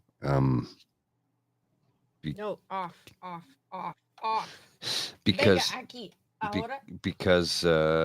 we should take care of each other. Yeah, somebody join. Sorry, Oh, it's Dan. It's Oh, Dan. yay. Well, Hey, hi Dan. Moment, I just wanted to answer Miss. The soup is really friggin' good, but we're calling it stew. You saved some for me? Absolutely. I'm sending some to you right now. Awesome. By FedEx. And right now, it's so good to see you. And right now, the dog is chewing a piece of wood. So, Wood? yeah. Who doesn't like wood, right? Hey, I do. I do, and in my case, it has levels. Girl. Well, I'm just gonna let her eat the wood unless you want to I give up. I give up. I'm just. Oh, it was so good to see you. Yeah. All of you. Toronto, Dan, what's Yeah, nice to see you join. Before we get to you, though, there's one thing I wanted to ask you, what you two, Mo and Miss, because we asked how you met, but who made the first move? Oh, that's a good one. Oh, saucy question. I would. It's a little complicated. I tried pushing him away, and he wouldn't let me. Okay. Through text, I wrote him a very long novel text saying, like, I'm complicated. I got a lot going on in my life. I have baggage. And he's like, no, you're not going anywhere. And yeah. Yay. Okay. And then one day he came down and never went back. So there's something about that that's just so bloody endearing. Like, my goodness gracious. It's love and it's real. Well, no. It's like you met, you had the thing, and you're like, I would like to spend more time with you. Oh, no, you really don't want to spend more time with me. I'm a mess. No, I really do want to spend more time with you. Exactly. You might be a mess, but you're my kind of mess. Let's right. Do this. You're my kind of mess. Yeah, I love it. I love it. That's what I keep on saying about my Beaver sweetie. It's the secret of a good relationship isn't common values, isn't common interests. It's having compatible crazy. Yeah, well, you're crazy. Your kind of crazy works with my life. That's right. The tolerances work with each other. Yes. Yeah. Yes. We might have to call this the kissing show. Or the love is blind. Who are you kissing, Dad? At the pub, anything is possible at the pub. At the Canadian version. Well, one of the things that we find ourselves astonished about is the fact that, like, we met. We met. Like, come on. There's nothing in the world that suggests that we would ever cross paths, and we did. And here we are. And now she's living in my apartment. And we have this gorgeous dog that I love more than anything on earth that I never wanted. Yeah, you're welcome. So I have to tell you the truth. When I don't know if I've actually even told you this, Paul, but when I met Paul, I was like, the pandemic's been a fucking shit show for everybody, and the convoy and all that stuff here and elsewhere. And when we went on our first date, he's like, just so you know, I'm Blue Jacket Man. I was like, I didn't say that. Did. And I didn't. I just want you to know. No. No, I didn't say that, actually. Okay, well. No. Hang on. Okay, Mr. Pedantic. Time out. I was just like, I don't actually yes, know. I remember it well. I actually don't know what you're talking about because I'm like, I never said didn't that to even her. know who the Blue Jacket Man was. He's like, you could look it up. I never fucking said that. I'm just like, okay. That never fucking happened. Look me up, babe, then we'll hook up. It never happened. It did too. No, it didn't. Toronto Dan believes me. No, that never fucking happened. You told me you were a Blue Jacket Man. Absolutely. I didn't do that at all. I was trying to hide that from you. I'm like, I'm sorry, you're a BJ man? Like, what? I don't know what you're talking about. Like, BJ man. I was like, I never said that. I'm like, I guess I'll go home and look it up to make sure you're not like a psychopath. I never said that. Killer. Actually, I was trying to conceal that from you. I never told you that. She reached out to me. She goes, "Oh, you're the Blue Jacket guy." No, I'm that like, is not. You are making shit up. Oh my goodness! And he's like, you did. I wish I'd thank you, Dan. No, I wish I'd recorded it because I was like, I'd never heard of Blue Jacket Man before because I did not tell you that. Things slide by you on the news and in the pandemic in a convoy. I'm just like, okay. Babe, why are you lying? I never told you that. I never told her that. I was literally trying to conceal that from everybody. I didn't.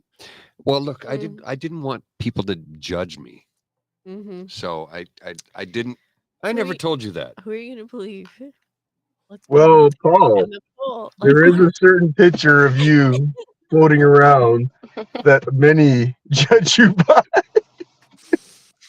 Why are you lying? I never told you that. You did. No. Here's what happened.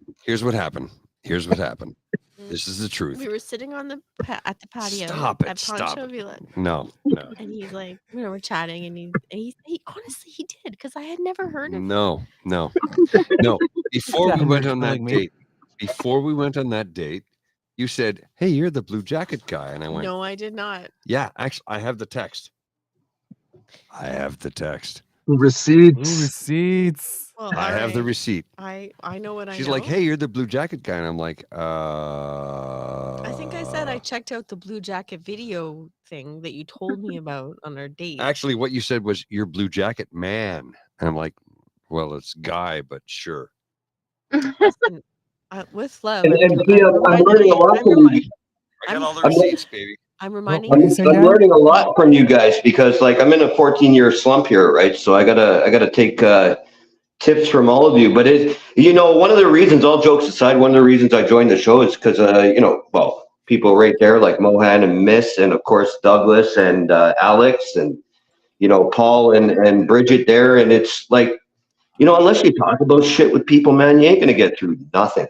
You're not gonna get through nothing, right? And I'm sitting here and I'll tell you straight, I'm higher than a kite right now, right? But I'm enjoying this.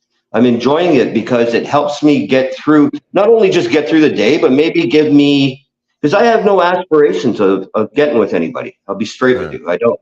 And it's just the way I feel now. But who knows, 10 years down the road, right? I'm 46 years old. So, but, all of you keep doing what you're doing because, like I've said it before, people like me have the attention span of a mouse. So the fact that I'm still here this many years later, after searching out, what's his name, Mike Bullard, for comedy, and that's how I found all of you guys. So I mean, anything is possible, right? So just keep going. Well, one of the things that keeps us going is the fact that we are dedicated to try to inform Canadians. I mean, like Douglas and I, when we first met, like almost 4 years ago. Not quite 4 years ago, but almost 4 years ago. I'll be right back. Okay. Let me just kill your mic. Good. When we first met, it was all about the discussion was how can we make the world a better place? And it was literally, it's like he's like, well, I have this thing, and I'm like, I like that thing. I would like to do something with that thing, and can we do a show? He goes, I'd like to do a podcast. I'm like, I'd like to do a podcast too. We literally just wanted to make the world a better place. It's really what we wanted from the get-go. And he already had a concept. Yeah, you did. You had a following, and we thought, okay, we can make something happen here. And sure enough, here we are a couple of years later, and we're growing every day. We're getting better and bigger, and more than anything else, it's just trying to improve the product that we present to people. Look, some days we knock it out of the park, and some days we fail miserably. Yep. And that's always how it's going to be. There are going to be days when we're great, and there's going to be days when we suck. But we're always going to try and give you, actually, let me rephrase that. Our best. We're always going to give you our best. Some days we'll fail, but we're always going to give you our best, and we're always going to give you the absolute freaking truth. We will never lie to you. And when we get stuff wrong, we're going to turn around and go, you know what? We messed up. And sometimes you make stuff. Sorry. Yeah. Sometimes you make stuff up. You don't make stuff up. Like about You don't like about you calling him blue jacket guy on the first date. That didn't happen. I have the receipts. I got the text. Mm-hmm. Well, that didn't happen. Bridget, mm-hmm. You should have the same text. No, yeah. she's not good with her phone. Like literally, she's like, my phone's not working. I'm like, let me fix it for you. Here you go. She's not good with the technology. Paul, that just calls into question your evidence, man. I'm just telling you. It's not looking good. You can do all the deleting if you're the one handling all the tech. It's you legit. You can't be using the tech as evidence now, man. No, it's legit. It's legit. You know, Mohan, I knowing a little bit about you, like, what should he say right now? I'd just be like, okay, darling. That's the easiest thing to say, right? It's just like, Listen, yep. yep, and sort it out later. Absolutely. You're right, honey. Yeah. That sounds very plausible. It could have happened like that. Yeah. Could have happened. Yeah, I could be entirely mistaken, and I'm willing to own that. And that's why you two are together, because you know you got the skills, man. Oh, we have fights. Oh, we have our disagreements. It's not all sunshine, rainbows, and lollipops. No, God, no. No, that's not normal. That like we're all gonna mess up constantly all the time. That's life. You got it. It's for the good days and the ugly days too, man. That's in for a penny, in for a pound. Exactly. Yep. Oh, bro, like right, you just nailed it. You just literally struck the nail on the top of the head and knocked it right into the wood. There are days when it's going to be great, and there's days going to be no. It's no. Why the hell did I say yes? One of Paul's dear friends he spoke with recently, and he's just so funny, and he has a really hard job, and he's just like, you know what? I don't want a girlfriend. I just want a cat. Yeah. And because the girlfriend, I tried it, and it's just so irritating. They have needs. They want to talk about feelings. Like well, he also has a job where like, okay, but I respect that too. You know, he's well, like, no, thank you. I'm like, okay, just get a cat. Well, and his job is one where you would literally hate yourself if you did his job. If you did his job for one day, and he's been doing it for 15 years, he deals with the worst of the worst of the worst of humanity. And every now and then he has to look at the puppy dog. How can we talk about anything serious with that sweetie on the screen? See, we're all learning from each other. I'm learning to love somebody. This is not a person, but this is a being. Even though he's biting my finger off right now. Austin. But and that's the other thing you learn here too, right? You learn to be respectful of everybody's differences, right? And if I come across like an asshole sometimes, it's because I am. But it's always with the best intentions, right? So that's the way I try to go through life. I have off moments from time to time, like we all do, right? But it's a love of an animal right there. If I didn't have him and I didn't have this roof over my head, I'd be fucked. I'd probably be dead. So the best part is, Dan, that you're always willing to try and learn. Yeah, you have to learn, right? And that's important. It's the fact that you are like, look, none of us are perfect. We're all fucked up, and you want to learn to be better, and you want to educate at the same time. And you know how important that is? That you have a wealth of knowledge in an area that most of us know nothing about. And you're willing to teach us in a kind and gentle way. And that's really important. Well, yeah, it's like I say, and again, I'm not always perfect, right? But it's the experience I have and what I share. It's real life, right? It's real life. We all have a story, right? Whether we're building buildings or whether we're taking care of animals or the seniors, we're all doing something to contribute. So, like, whether it be through work or life, right? That's what we're doing. Sorry, this prick just bit my thumb like a. And Austin's a Chihuahua, is that right? Yeah, his dad was half Chihuahua, half Dachshund, and his mom's full Chihuahua. Well, there's lots of good chats right now about Chihuahuas and their bullshit. Look, I had a Chihuahua years ago, and he was a real character. I loved that dog. I literally loved that dog. He was a super character, but he'd get nervous when people came around, and I'd be holding him in my arms, and I'm like, okay, it's okay, buddy. I'm petting him, and he'd freak and he'd jump, and he'd scratch me, and I'm like, oh, he just bit me. No, he didn't bit me. He's like, his nails were super sharp because he was this tiny little rat digging dog. Because Chihuahuas are designed to hunt out rats. They were bred to hunt rats and rodents. So he'd jump up and he'd scratch my face. And he's like, I'm like, oh, sweetheart. Like, and he'd be like, I'd pick him up later and he'd look at me like, I'm so sorry I hurt you. And he didn't mean to hurt me, but he just panicked when people were around. He was a sweetheart of a dog. He really was. But so many dogs just, you bring new people into their lives and they get upset and they're like, they can't tell you I'm freaking out right now and I'm gonna have a fucking ballistic moment and I gotta run. I'm like, well, unfortunately, when they run, sometimes they might hurt people, and they don't want to. It's just they do. I have a Chihuahua story, and you know I love animals. And anyway, I have these backyard neighbors, and they have a lot of. Yeah. She really is eager to get. They have a lot of social gatherings, and they play music, and I'm like totally down with that. Like, and they play Latin music, which I love. And they also had 2 Chihuahuas. She speaks Spanish. Sí, yo puede. And so I'm like, you know what? You're my neighbors. We have like my backyard is like a postage stamp. So is theirs. They're having fun. They're like Their backyard is smaller barbecuing. than yours, I think. Yeah.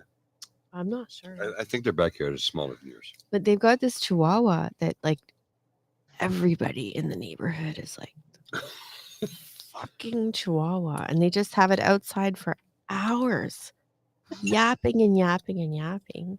And she's like, can we bring Lola over to just eat the dog? I'm like, we can't do that. No, that would not be appropriate. That's not good. It is a fantasy of mine, but all of my neighbors have called bylaw on this dog. And anyway, so they used to have 2, and then 1 died, and we're like, 1 down, 1 to go. You know? Well, I actually got real fucking lucky. I got real lucky there because I have capital projects going on right now. And that's the only people that he barks at.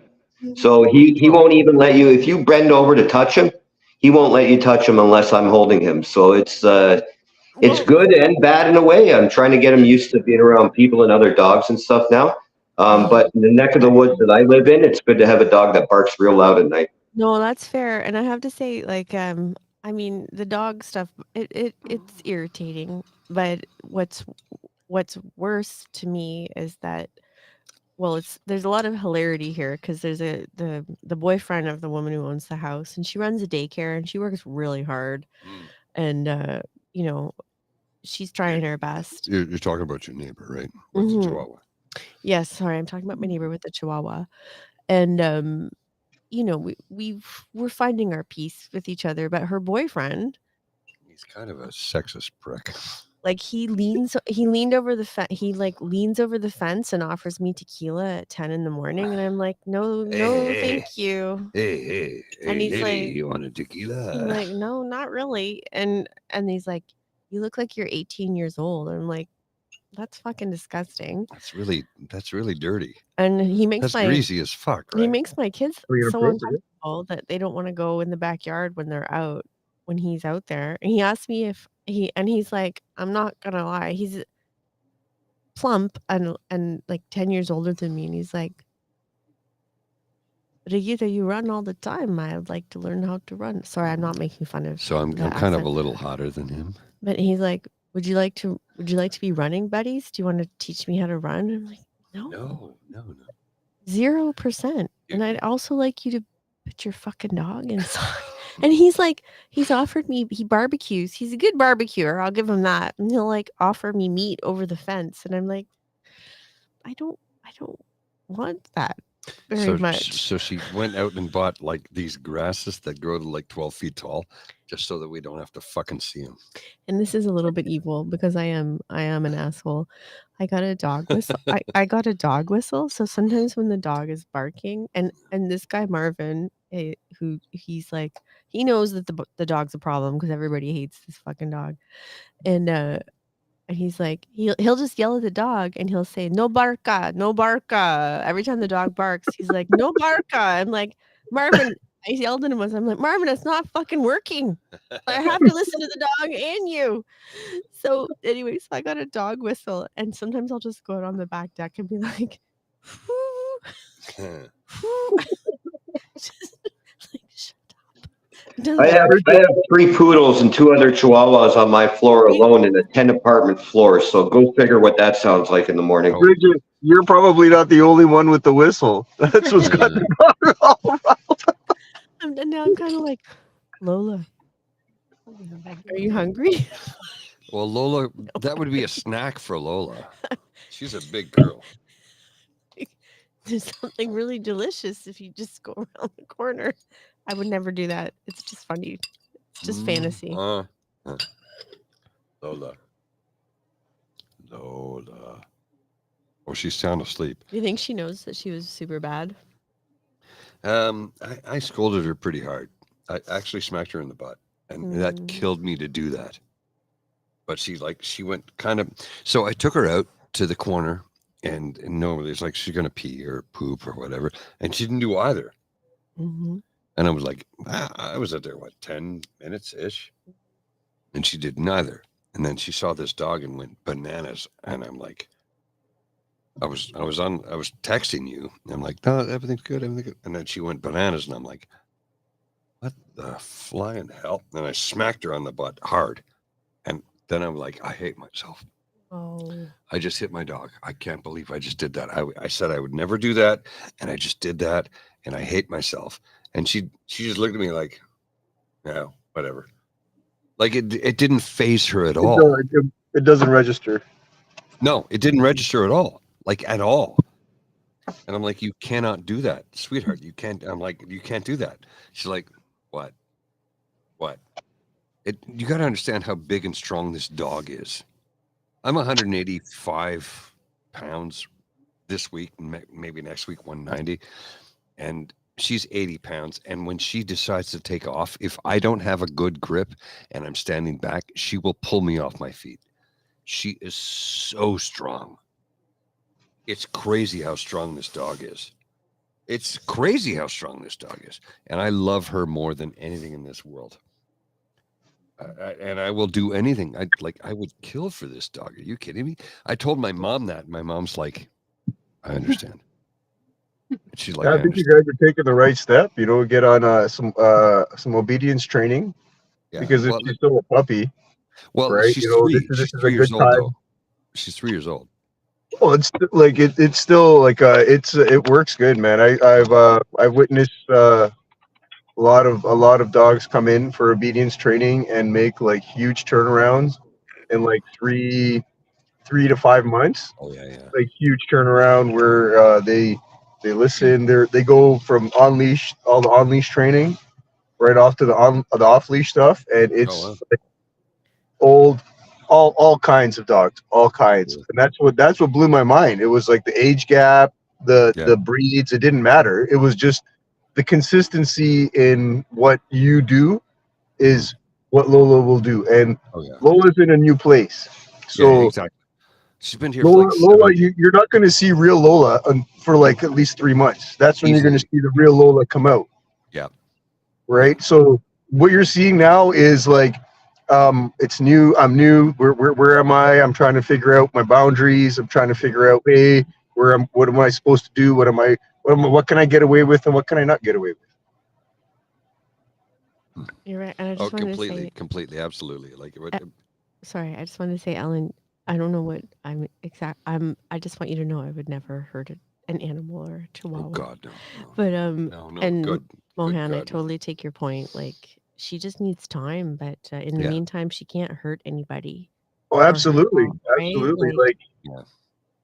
For Lola, and for the other side, right? The other party in the mix, right? You guys have to do what you deem necessary in the moment to protect others, right? Because you're new to Lola as well as Lola is new to you guys. Mm-hmm.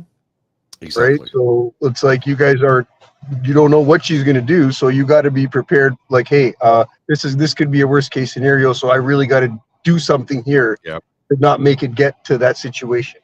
Exactly. We don't want her to ever harm anyone or anything, and she's surprisingly good. Like, she'll see another dog and want to jump, but if I calm her down quickly, she responds quite well. I mean, she is 3, But she spent 4 months in a shelter before we got her. So we're both blown away by how quickly she's responded to the two of us, considering she's new to our lives. And we have incredible support in Paul's building. So the building supervisor, I mentioned him the other night, like he's incredible. Like he's like 250 pounds. He's a big dude. He loves sweetheart dogs. of a He's human a total being. sweetheart of. That's the main thing I should have started with. But his dad was a dog breeder and a dog trainer, and so the building supervisor, I was just like, listen, I know you've seen Lola, and we're keeping her under control, and explained all the safety things that we were putting in place. And he's like, I got you. I'm like, can I bring her down to visit you in your office? And he's like, absolutely. Yeah. So I took Lola down, and like that's all I could do was get her down the elevator to to his office. And he's like, so good with her. And he's like, well, I'm going out for a smoke. Do you want to take her outside? And I'm like, not really. And I'm like, would you hold her? He's like, I got her. Don't worry about it. So we went outside, and he's like, oh my gosh, if I had met this dog when I was looking for a dog, I would have scooped her in a moment. And he's like, well, you "She's kind so of did. well, no, Fern said that. Oh, Fern said that. Yeah, he's like, she's so well trained. She's been so well taken care of. She's not been abused by the she's not behavior been that I'm abused. seeing. And this is a man who's like from Northern Ontario. He's from and he's seen abused dogs. He's actually taken dogs from owners going like literally. You told me the story about how he met a dude who was a doctor, correct me if I'm wrong. A doctor who was abusing a dog, and he's like, I'm taking this dog from you, and you can't fucking stop me. Yeah. And the guy was like, yeah, okay. I'm like, look, you can be an arsehole. Well, you can be an arsehole. But if you hurt an animal, fuck you. Well, Fern is so awesome. Like he's like, so this guy was throwing he had a zapper for the dog, and he would throw it in the water and insist that the dog go fetch it. And Fern saw this, and he's like, this dog's coming home with me right now. And I'm just like, oh, nobody fucks with Fern. I said, I'm gonna get a t-shirt made like that says and that. He's such a sweetheart of a guy. He's a big dude. He's like 6'4", probably 250. He's a big man, but he's just a teddy bear. And he's like, a teddy bear. He's like, nobody. If you hurt an animal, I'm going to fuck you over. If anyone hurts an animal, a woman or a child in front of me, it doesn't stand. And I'm just like, damn, thank you, Fern. Yeah. So we've got incredible support from Fern, and one of Paul's neighbors as well has a dog down the hallway, and we've chatted. Oh, and it's the greatest dog in the world, Eli. And Eli's mommy was like, dropped off a note for us. She's like, here's this resource, training tips, all this. And she's, if you need anything, I can help you. And I'm just like, oh my God, the world is a good place. And the thing was, I had a conversation with her a few months ago about how I would love to own a dog. I would love to have a dog, but I work so long. I work 75 to 80 hours a week. I can't be a good dog owner. I don't have the time. And then surprise, Miss Thing over here decides we're going to adopt a dog. No, I didn't. I asked you. I talked to you. Well, no. Let's be realistic about this. It's like you said, I want to adopt her, and I'm like, okay. And you're like, can I bring over here? I'm like, yes, you can absolutely bring over here. Of course you can. And now she's my whole entire life. And here's the weird part. I'm embracing every aspect of it. I could not be happier. With both of you. As you should, right? As you should, because like I asked for my dog about a month before I actually got him, and it was like, no, they're all spoken for. And then all of a sudden, two of them came up for grabs, right? And the young lady who had the dogs, she lived in an area where they could free range. So they were walking around openly in the backyard. Oh, wow. I unfortunately live in an area where there's a lot of predatory animals, such as coyotes, which I know where you are. I know where you are. Yeah, so what Mo had said was exactly right. It took me about two months to get him to actually even step foot in a harness. He wouldn't do it. So and I had zero training with animals either, right? I think I had one cat back like 15 years ago, right? So look at Paul's head, man. It's glaring off my glasses. I can't see anything. Now, did you say coyotes or are they coyotes? Because I don't know the my difference. furry friends are gonna be like, yeah, it's a coyote. I just know that there are animals that would eat my dog in one swallow. I know. No, but we also have like predatory birds here too, eh? I live close to an airstrip that's in something called Downsview Park here. It's like an army airstrip. So they have like, I don't know the proper birds. What is it? Falcons, eagles, something that fly around to get the pigeons away and the seagulls away from all the airplanes and stuff. Mm-hmm. So I've seen them a couple times fly down and grab the pigeons. So I know if they can do that, they'll grab poor Austin. And like I freak, right? Like Paul said, you go from 1 second from ground zero to going to like 180, and it's all worth it, right? It's just like having a kid. I got 4 kids, so it's just like having a kid, right? They're a member of your family. You got to treat them right. Mm-hmm. The fucking guy eats better than I do, man. You know what I mean? Well, it's like I'm sure you've seen this too, Dan, but like there are people who are precariously housed or living on the street and they have dogs and they'll do everything to take care of the dog ahead of themselves, even though they don't have food or shelter. I'm sure you've seen that. The dog We provides have a guy. a lot of things in a most needed time, and I think they understand that, like, in that moment when you need a friend, a hug, you know what I Mm-hmm. mean? That's who you got, and that's they appreciate it, so they show the love in return. Well, we even have a guy right here outside the Sobeys. He sleeps outside there, right? And he has a dog there. I don't know what it is. Like it's a little dog, a lab or something. But the actual Sobeys people come out and feed the dog and give the guy food and everything, right? So here it's a different.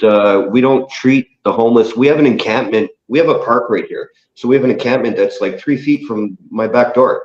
And instead of like casting these people aside and their animals, like give a hand up a little bit, right? Just help them out. And it'll surprise you what people will do when they get that little bit of help, right? Because if those humans go to a shelter, then their dogs get taken away from them, right? And I was actually thinking, Douglas, I was thinking about when Paul and I came to visit you, and you have a huge dog living next door to you. Yeah. And this is just about not judging, because I was like, I am hilariously afraid of big dogs if they don't seem to be under control. But the people next door to you were like so respectful when I came out on the porch, and I was just like, I saw the dog, it was off leash, and I was just like, should I go back inside? And I just said to them, like, is it safe for me to come outside? And right away they pulled the dog on leash, and like, I don't know, has that been your experience as well? Yep. And super nice. And they also have a really badass muscle car. Yep. No, they're great with that. They did have an issue with that dog, really? younger, because how do I put it? He was very energetic and not trained at all. So sometimes if he was off leash, like he would stick around, he would be there, but then for like no reason at all, at one point, like he would just like go run after something, and it's like, and big dogs have a lot of power under the legs, as you've been saying. You can't believe how Lola is, how strong she is. It doesn't take many strides for it to be like way further than you are, and it can run faster and longer, so you're not going to catch it. So when it just starts to bolt, like you're thinking, like if you don't stop, like there's going to something moving another way is going to intercept your run at some point. And you live near a school, and well, it's you and Alex, like it could be you two that were injured, and And there were some smaller animals that it got a hold of. It got a hold of a smaller dog at one point. So, there were some issues at some point. But I think they were trying, to have it be able to be off leash as much as possible, right? Mhm. So yeah, I mean, but they made the adjustments that needed to be made at that time, because once someone gets someone else's animal in their jaw, it kind of people either do what they have to do to keep their pet, or they don't, right? Like, this is where I'm So at. at that point, it's okay. We have no choice. So, But yeah. they're, but it's I hate to compare pets to children, but a lot of No, people I like think doing that's that. fair. But when a child is misbehaving, right, in such a way, there are things you don't want, there are paths you do not want to go down, right, to correct that behavior. And sometimes you could be overprotective, but if you're the other type of parent that wants to give some benefit of the doubt, like, but I see that you're walking on something that's 3 inches off the ground. You could fall, you could hurt yourself. But I mean, 9 times out of 10, you're going to fall. You're going to go boom. You're going to go, oh, that was hard. Yeah, like this, and you'll learn, right? I don't have to say, don't do that. You're gonna get hurt. I don't need to do that. Just let the universe teach you. It'll happen. You'll be there if something happens. So sometimes, if you're on that mold, you give a little too much benefit of the doubt. Fair enough. Do you Like mean this, you didn't pull back a little further, and you can't know until, like, you can't blame yourself. You just can't know at some point. Yeah. But at one point, you start to figure your kid out, Oh, yeah. But it's like, you get to know when it is you need to pull back, and it's like, ooh, okay, guess I needed to pull back sooner. Yeah, that made a mess, right? Yeah. That's it's life. I need to get real here for a minute, if I may have the leeway or allowance to do so. All right. So I know that this is a pubcast, so it's all about fun times and good times and having fun and talking about stories with traveling and being, just joyful moments. But one of the things that one of the things that we always talk about on our daily show and on this show too is mental health. And I need to discuss something right now that's gonna. It's hard. It's hard. It's difficult. It's heavy. Yeah. Sorry. I'm sorry, babe, but I'm ready. I gotta talk about it. I'm ready. So I left camera. I walked off the frame for a few minutes while I went to the toilet. And here's how, despite the fact that I take good medication and I have so many wonderful human beings in my life, despite the fact that I have this woman beside me that loves me more than you could ever know, and this beautiful dog over here that loves me more than humanly possible, I went to toilet and I was sitting there the whole time, and I'm like,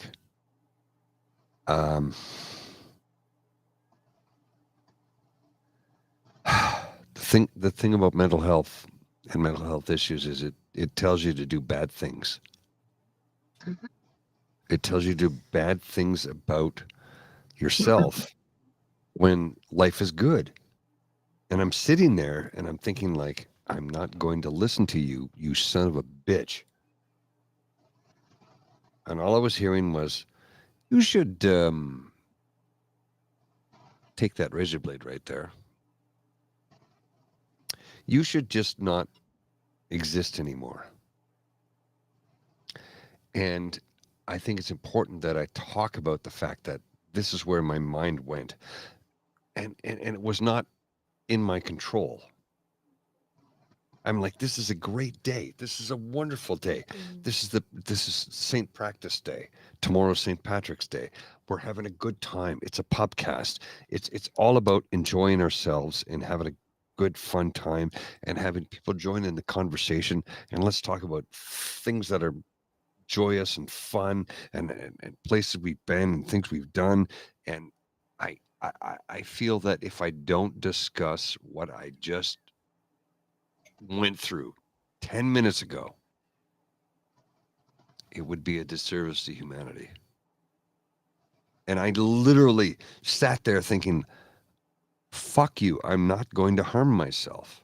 I'm not going to harm myself because my life is so good. I have this beautiful woman who loves me more than anything. I have this beautiful dog who loves me more than anything. I have a job that I actually like to go to every fucking day of my life. And yet, the thoughts come in and tell you to hurt yourself. And I'm like, fucking mental health shit, man. It's just so fucked. I can have all the best shit laid out right in front of me. And I still have this voice that says, you don't deserve any of this. You should just end it right now. And that is the voice I get. I don't mean to interrupt. I didn't know you were going to talk about that. I thought you were going to talk about something else I won't speak about. But like I didn't know any of this was happening. I just was like, oh, Paul's in the washroom. So and do you think that it was No, there's no cause. There's nothing. It's nothing to do with what the incident nothing. with Zero. Lola. It's just it's zero. not connected because it's Well, something Paul, man, I think the only criteria for today is just no political, and I think you're clear, man. Yeah, you're all good, brother. Yeah, you know, and hey, I appreciate your bravery in sharing what you just went through, my man. You know what I mean? Yeah. I got to let you know that's a lot of strength. Thank you. You know, that's a lot of people don't have that in them to bring that out. Well, you know, and especially when it's so fresh. I think it's really important that we talk about it. And it, you know, it was about I don't know, 12 years ago ish. I'll say ish. It might have been less, maybe more. I don't remember. I was sitting with this young man who just started to work for the company that I was working for, and we had to take a safety course because we needed a Quebec qualification, and I already had it, but they're like, well, you got to re-up and blah, blah, whatever. So we went to this course, and he leans into me and he says, well, you know, I have ADHD and OCD and blah, blah. And he went on about a whole bunch of stuff. And he goes, well, every now and then I have a problem with certain things and I might react. And I don't mean to, but, you know, this is just how my brain works. And I went, I never heard a human being say that before. Wait a second. You're talking about the things that affect your brain in an open manner. I've never heard that before. Like, I never heard that before. This is 12 years ago. And all I thought was, this is the bravest human being I've ever met in my life. And his take on it was, I'm not brave. I have this shit. I got to talk about it. And I went, God damn it. I'm changing my life. Literally, that was a light bulb moment. You know, you might have several light bulb moments in your life where somebody tells you something and just boom, there it is. That was one of them where I went, I will never, ever conceal what I'm going through ever again. I will discuss, and I don't care how uncomfortable it makes people feel. I will discuss what I'm going through when I'm going through it at that moment. And if people can't handle it, fuck them. Fuck them. Because I need to live through to tomorrow. And if I can get through today to get to tomorrow and the next day after that, then I've succeeded. So fuck them if they can't handle it. Fuck them if they cannot deal with the fact that I have issues, because they do too. I don't have any issues at all. So oh, what a liar. So, keeping my 100% perfectness, and it kind of balances out. I'm sorry, I am lightening things up because I'm so proud of you, babe. I didn't know what you just gone through, but it's just like. But how much is that? We're having this wonderful time, and literally, I go to the toilet, and I'm having suicidal thoughts. How fucked is that? Dan, That's the reality. That's the reality of the life that we live. Not everybody, and the perspective that you're giving is amazing because it's a real time perspective as to showing like, hey, this is how it goes. Yeah.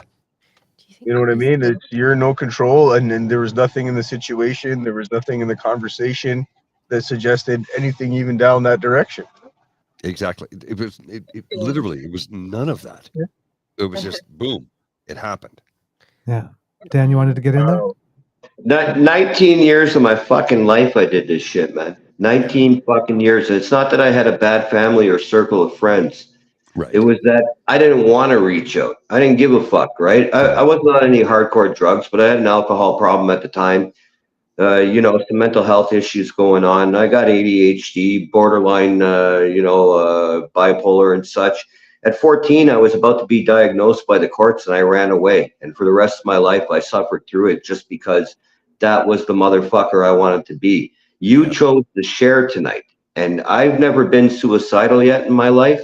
But the fact that you shared that tonight shows us that, A, you realize that there is something you not only need help with, but want help with, but you shared with people that you trust and care about. So I'm glad, like you fuck, man, you made me fucking cry 3 times today, guy. What are you doing to me? You know what I mean?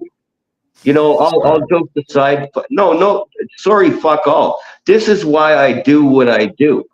I've said it to you guys a million times. Whether I get blessings along the way or not, that's irrelevant. I do what I do because I've been there and I feel this. So when I see you going through that, I fucking feel it, and I'm sure everybody else does too. And it's awesome that you feel comfortable enough to share that with everybody. Because without that, you're gonna it's gonna pile on. Well, like honest to goodness, it was when this young man that I met in this course that we took, and he was so open about all of his shit. I was like, oh God, because so the course I took, I've taken it 3 times, and I'm like, I got to take it again, whatever. And I woke up in the morning to drive to this course at 7 a.m. on a Saturday morning. And I thought to myself, I can be an arse about this, and I can be hateful, and I can be a dick that I have to take this. Or, you know what? Let's just be receptive. You know what, Paul? Let's just be receptive. This company's paying you to take this course, so why don't you just take it? Let's take this course, and let's be receptive. And I remember driving there, and I go, I'm going to tune into a French radio stations, because the course was given in Quebec. It was given in English, but it was for Quebec certification. And I thought, you know what, Paul, you can learn to speak French. You can be better. You can be receptive. You can do this. So when this young man said things that he said to me, it was a life-changing moment for me. It really was. And from that point on, I was like, I will never hold back ever again. Because I'm like, if this man who's like, he was 20. He was 20. He might have been 19. Shit. I can't remember. 19, 20. And he was so open. He was so raw. He didn't care what people thought about him. He's like, well, I have ADHD and I have this and that. I have that and I have, and he didn't fucking care. And I'm like, that's the right attitude. That's how we should be thinking. I don't fucking care what people think about me. This is who I am. This is what I have. And I'm going to express it. And I'm like, God damn it. That young man gave me so much strength in that moment that I've never looked back from that. And I think that's an underrated strength in the generation that's coming. Yeah, they're right. They're identifying their stuff so they can deal with it. You know what I mean? And like, listen, if you can't identify the problem, how the hell are you going to fix it? Exactly, Mohan. Exactly. Well, please, darling, talk. Oh, well, I was going to say, like, I think it's it's so hard for men to come forward like that. There's so much stigma, and I'm just noticing in the chat. And Douglas, I saw you watching it too. The anti-corp. Yeah, that's a really powerful story. Anti-corporatist. Like, thank you for sharing that. That's really brave of you too. Yeah, it's quite something, and yeah, I don't know. This Look, powerful. if anybody in the chat wants to join this conversation, I look. Here's the thing. I want people to be a part of this. So I'm gonna post it again. If you're in the chat and you want to join the show, I'm putting the link here. Join, don't join. It's up to you. No pressure on anybody. But if you want to join in, if you want to be a part of this conversation in a vocal way, choose or not to. I'm no judgment, because I get how it's easier to be anonymous and say stuff online than it is to actually appear on camera or lend your voice to it. So no judgment whatsoever. And with that being said, if I may, because I got to go, but I just want to say, like, one of the defining moments for me too is actually when Douglas shared his moment when he was having the issues with his neighbor, right? And if we can all just like talk together, get together, talk, even if we have differences of opinion, like, man, I don't even know what to say now. I think this is the first time in like 15 years that I've been caught with a cat caught my tongue. Like, man, thanks for sharing, man. You really like, and that's the only way you're going to work through it is if you share with people, right? Yeah. So that's what I learned. That's what I learned. I learned that from a 20-year-old man. I learned that if you share, you can help. That was first thing I learned, and I'm not going to mention politics except for the word, but first thing I learned in politics is you're not going to learn anything unless you listen, right? So unless you sit here and listen to shows like this and try to help each other, fuck all is going to happen. But like I said, thank you for having me here tonight. Good to meet you, Mohan. Good to see you, Miss, and Douglas and Bridget and Paul and everybody else in the chat. I haven't seen the chat yet. I'm going to go check it out. But man, wow, keep doing what you guys are doing, man. Thanks, brother. Let me know when you're running your campaign. I'm in for you, man. I want to. You watch out, October 2026. That's all I'm going to say. Yeah. Dan for mayor. Dan for mayor. I don't know if I go that far. I don't want to be mayor, man. No fucking mayor. But listen, man, you set the bar high, so if you fail low, you still got good. Look out for the hashtag Ward 8. Okay? Don't get another chihuahua. Pardon, Dan? No more chihuahuas, okay? No more dogs, no more kids. I'm done with all of that. I'm good. Get a cat. Okay. Get cats, man. Cats are it. My dog is smaller than a cat. Bringing in another guest. Listen, if you want some pussy in your life, you gotta start dealing with some pussy. That's all I'm saying. Dan has got to go. All right, brother. Take care. See you later. Moan, you did not just say that. Anti-corporatist. How you doing, brother? What's up, guys? Hey. You can call me Chad. You know what? We actually had a conversation about that. A friend of mine, well, two friends of mine and I a while ago. Just prepping my meds for the week. Yeah, no oh God, what was the deal? And so it was our contention that if you have a cat, am I loud? I'm a loud talker. No, you're good. You're good. If you have a cat, there's always a woman involved. No guy goes out and has a cat. And sure enough, just of his own accord. Hey, we have 14 cats. Are we talking? That's a lot of pussy, Dan. Oh, that's a lot of right? pussy. Yeah. Yeah. Every time I'm an over the road trucker right now, and before that I was running a restaurant, so I was there all the time. And so you're my in wife California, kept getting right? cats. Are you in California? I'm currently in California, but Okay. our houses are in Illinois. Right. Currently, but I grew up I lived in California for like 85 till about 2019. Okay. Yeah. So, yep, I take a lot of pills. Well, I get it, brother. I take a lot too. And you know what? It's the thing is like, you join the chat when you can, and I fucking love it because I think you met us through Wicked, right? Jake. Yeah, through Jake. I'm one Jake. of Jake's mods. Yeah, no, and we love Jake. Although that was unintentional. But Jake is such a good human being, right? Yeah, he's a good guy. He really is, and we love him to death, and we're happy that you were able to join us too, because like we have such great human beings that have decided to become part of this. Yeah. Would you call it a movement? I don't know if it's a movement as much as it is. I think that it's the A vibe. beginning of a movement, and we have a good core, but we really need to be reaching out to people because stuff is just starting to go faster. And I'll tell you, our enemies, they have all the money in the world, and they aren't sitting on their laurels. They are not. Oh. They are money protects money. Yeah. And the irony of it is it would actually be to their benefit if the rest of us had more money because we'd spend it. Oh yeah, you know, and they Yeah. wouldn't have to be scared to walk around all the time. But Did you just say you know, You need more presidents with more money to get more riches. Come on now. Yeah, actually, It's not I rocket science. think that part of it is their sycophants. You know, like these guys don't even really care about it. They're off on their yacht having a great time, but these other guys think that it's pleasing them, so they're screwing everybody else over for an extra tenth of a dollar. Yeah. So Mohan, and it adds up. Mohan, you trucked, right? You're a truck driver. Is that what you do? No. No, I don't know what you do. I built for over 25 years. I think you listen to your ladies. That's your job. Yeah. Hey. Listen, I'm in my house. I am a minority.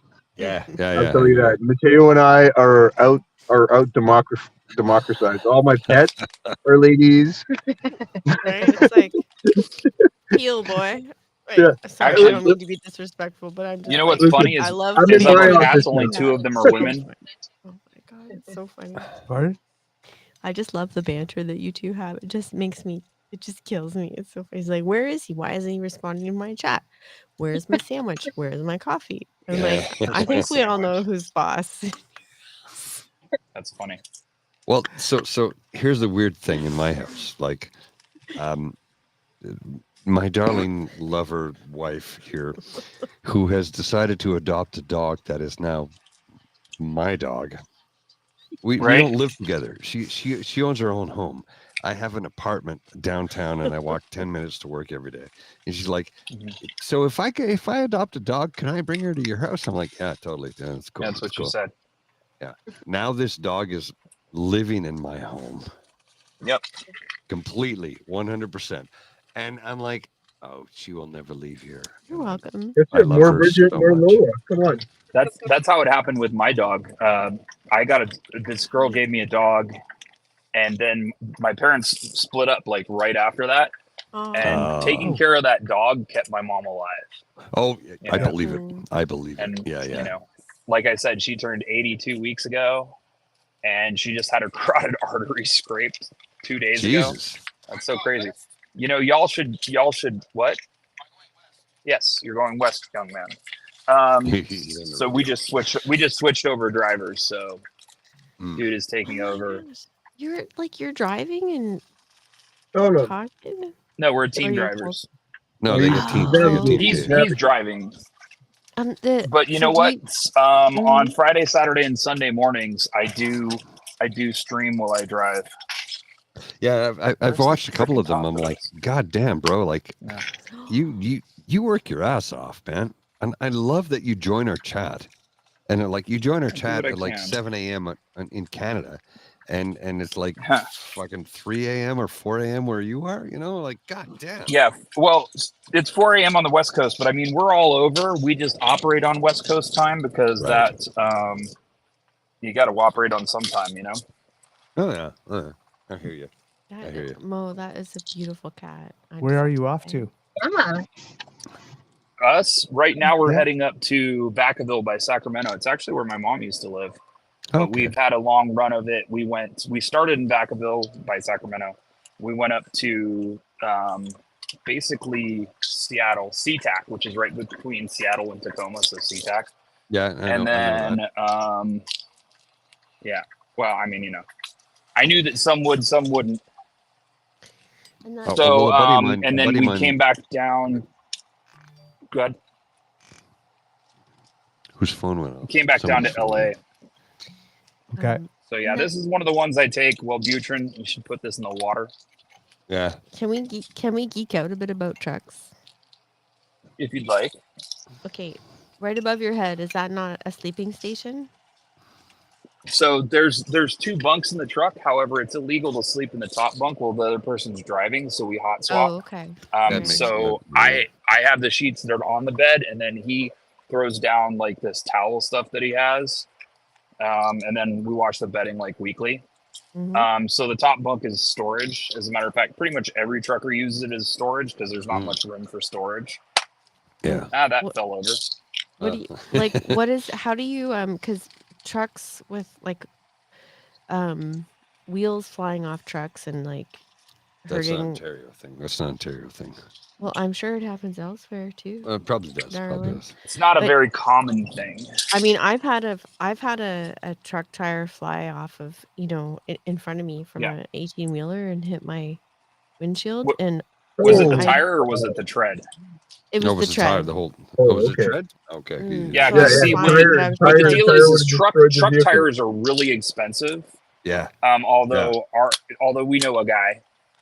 But like we all know a guy, you can spend that. Well, no, actually, like my bosses are these Turkish guys that are all about their money. Okay. So like we actually went on strike recently. Oh wow. We're like, hey, so our paychecks weren't here by Friday morning, so we're not moving. Yeah. Okay. There we go. Cool. Well, that's my meds for the week. Awesome. Well, I would because I do have a dream. Okay. I'd like to drive an 18-wheeler sometime. Well, not very far, but just for I'm not being facetious. No, she's not. I've driven a tractor. I've driven pickup trucks, standard. I'm all the way standard. I really like gear up, gear down.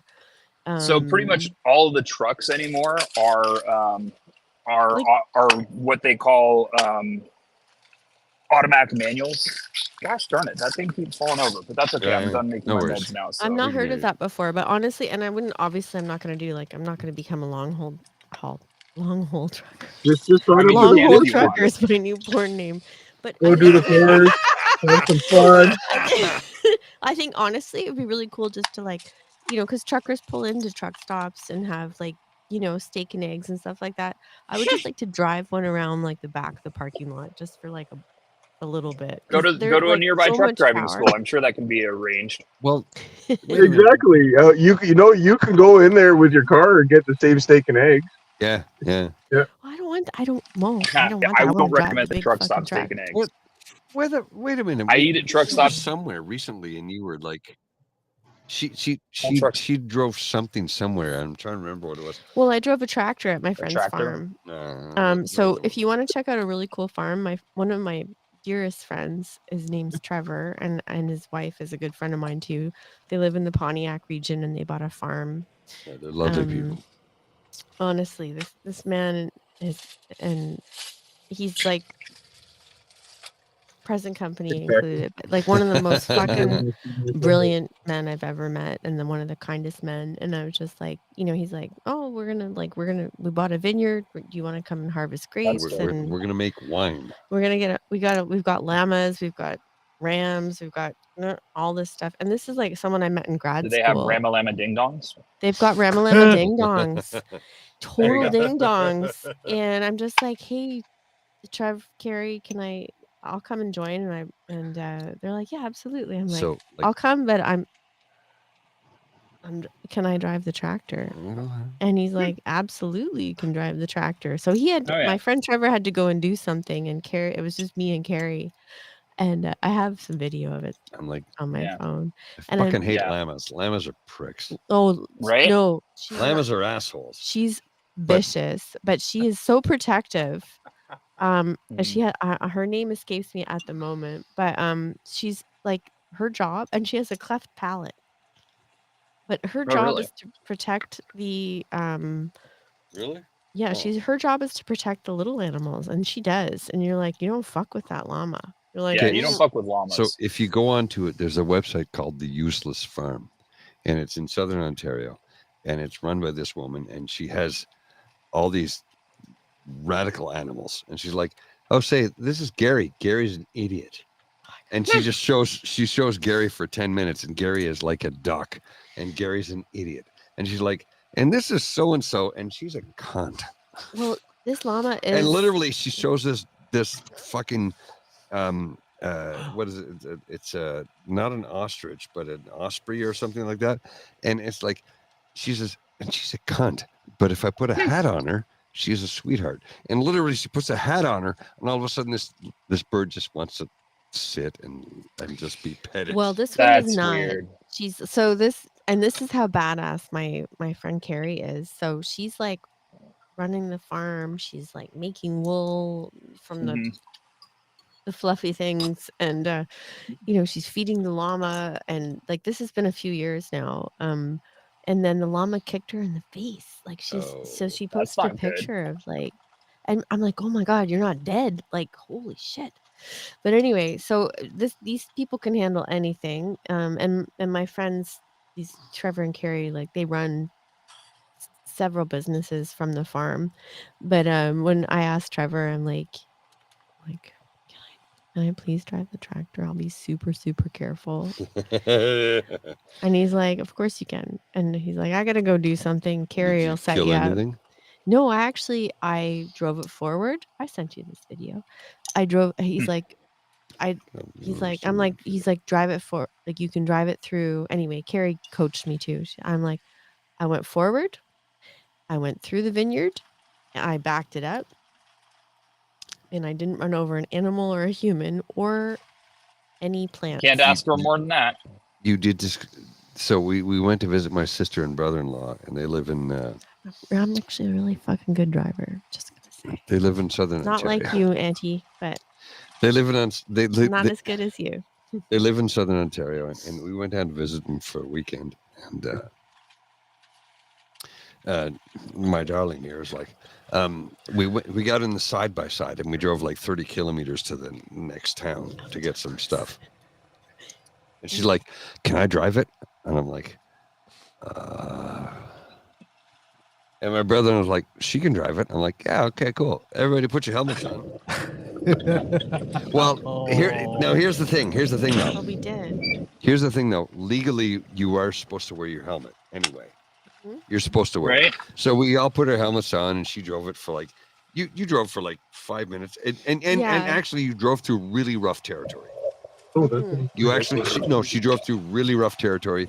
It was like up a hill and around a thing, and my brother-in-law was like, "This is really challenging," and he's like, "Yeah, go ahead." So she drove it through some really rough territory, and then she's like, "This is fun," and handed it back to him, and then we drove through a river. And we drove through the river. It was like a car wash because he's like, "Okay, everybody, put your helmets on. We're gonna punch it and hold on."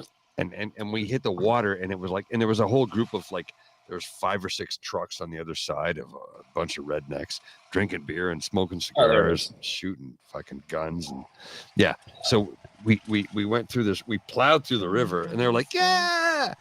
And he goes, "We should do it again." So he turns around and slowly drives to the river. We get to the other side and then plows through it even harder. And it's like, okay, so the vehicle is now completely clean because whatever dirt was on it is now gone because we hit it so hard twice. And so I have to tell you, I really, really do enjoy a mechanical challenge, and I really enjoy learning about vehicles and how to manage them. And so a few weeks ago, it snowed in Ottawa. My daughter just got her G2 license, and she was staying with a. Oh, sorry. A G2 means basic license. It means that you can drive without an adult, like without somebody else in the car. Right. So, and she's driving this shit Oh, Jesus. Shit box of a car that her. And she tells me, it's like, "Paul, this car's a piece of shit." I'm like, "Oh, it can't be that bad." And then I came over and I went, "Oh, it's worse than I thought." Yeah. So her. How old's your daughter? Her dad she's 18, and it's her dad's. Her dad's a firefighter. Car. Yeah. And he gave her this car. And I'm like, I mean, it's safety. It's horrible. But anyway, it's the worst car I've ever seen. We gave my son my old Camry, which is a Camry hybrid, and he wrecked it. I'm so mad at his mom, and she's mad at me. She's like, "Oh my God." Gotta get him another one. I'm That's how I like, dude, talk to what it. was Oh he my doing God. driving down a hill? He's been driving for like 20 minutes. Well, Oh I'm my like, God. okay, listen, I'm taking a, and I'm going off safety geek, right? I'm like, okay, and I know the car's safetied, but it is reeking gas. Oh no, And this so thing stinks of I went fuel. in, I'm like, do you have enough wiper fluid? I'm like, I popped the hood. I'm like, is there enough wiper fluid? I'm like, are there proper snow tires on this thing? No, it's I'm like, I went, I'm like, this car is disgusting. I'm cleaning it because it's full of McDonald's and it's garbage. It's and rusted out to shit. It's rusted out to shit. And anyway, so she goes to her friend's house overnight, and then we had like a nice little birthday thing planned where we were gonna go to a spa because we like to go to the spa. And you did. You took me to And so I was like, okay, well, come back in the morning, and then we're gonna Uber over there, and because I'm not going in that shit ass car, and I just wanted to be relaxing, and whatever. And she Right. calls me in a panic, and she's like, I'm totally stuck, like it's iced over. I can't. She's like, I've been sitting in this cold car for an hour. And I'm like, well, that doesn't make sense, but okay. And I'm like, I'll be right there. Why doesn't she have the heater on? I'm like, why? Well, yeah, that's what I said. That's what I'm like. I don't know. Why didn't she do that? And so I'm like, okay, I'm gonna be right there. I'm making some tea and bringing some snacks. I'm like, just turn it on and get warm. And so I go over there, and and give her some tea and some snacks and stuff. I'm like, I'm just gonna push it out, and I'm like, just don't run over mommy. And so, and I'm like, right. I would have, I'm sure somebody would have helped us, but we were in an area where there was like not many cars Nobody. around, right? Yeah. So I'm just like, all right, you turn it on, put it in reverse. If you put it in forward, you're gonna kill your mom. So don't do that. So I'm like, we're gonna rock the car, and then I need you, when I go like this, I'm like, you need to punch it. And she's like, yeah, okay, I got this. And so we did it. We did it, just two ladies, and it's fucking cold, and we were fucking stuck on ice. Her daughter's an awesome young woman. She really is. And then she's like, I'm too stressed to drive to the spa. I'm like, me too. It's the whole idea of the spa. No, they took an Uber. And we went to it's not bougie. Like, we went to a cheap spa in Gatineau. I'm like, this is going to be relaxing and fun. And I'm like, oh my It's God. literally, it's about 6 kilometers away from your front door. So it's like, it's nothing. It's like a $4 fucking Uber. Yeah. I'm not trying to be bougie, but I'm just like, I'm like, but you know what, Aurora? Like, sorry, I said her name. We'll take Ubers. I hate doing it, but when we got to go to the airport, we'll take Ubers. But I mean, if I can drive somewhere in the truck and use my boss's fuel. Yeah. Well, so I was I was in New Delhi, India, and I was visiting my friend. I spent like 3 weeks, whatever it was. And so the last day I was there, I got hit by a car. I got run over. My foot was crushed. I shit you not. Seriously? This all happened. Yeah. And I'm like, the guy's like, I didn't see you. I'm like, I'm a white guy in a pink shirt with a long beard and a fucking hat. How did you not see me? And here's the worst part was, it's a right-hand drive vehicle, so you were looking directly at me when you ran over me. Mm-hmm. Literally hit me, knocked me to the ground, ran over my foot, and I'm like banging on the car. He moved and whatever.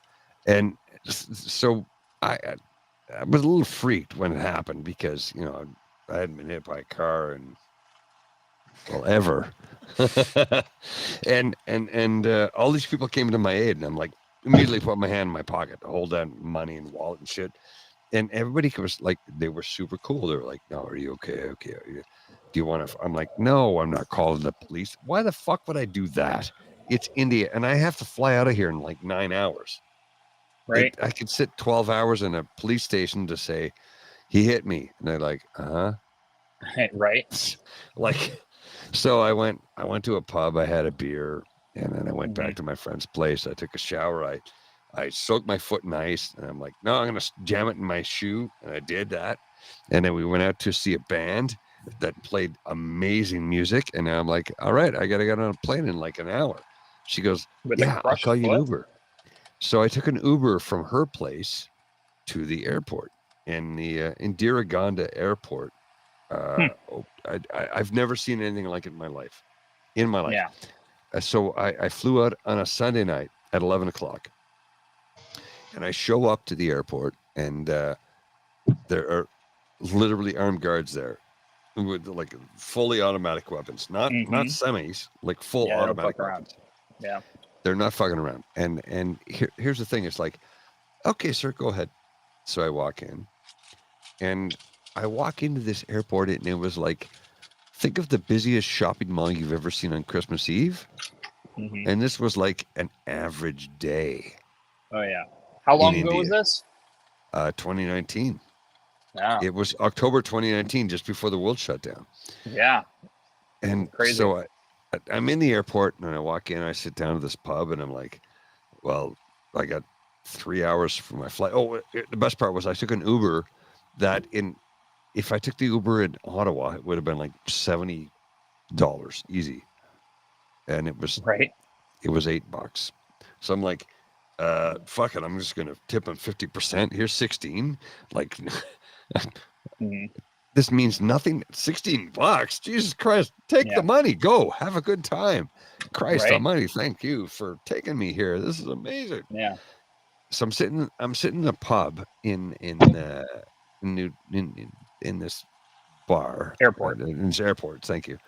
And I'm like, what the fuck is going on? It's like my flight has been delayed 3 times, and it's 4 a.m. and they're like, would you like another beer, sir? Well, why the fuck not? Because it's 4 a.m. and my flight's delayed again. And like, no, yeah. I'm like, what? You can still serve me? And they're like, it's India. We have different rules.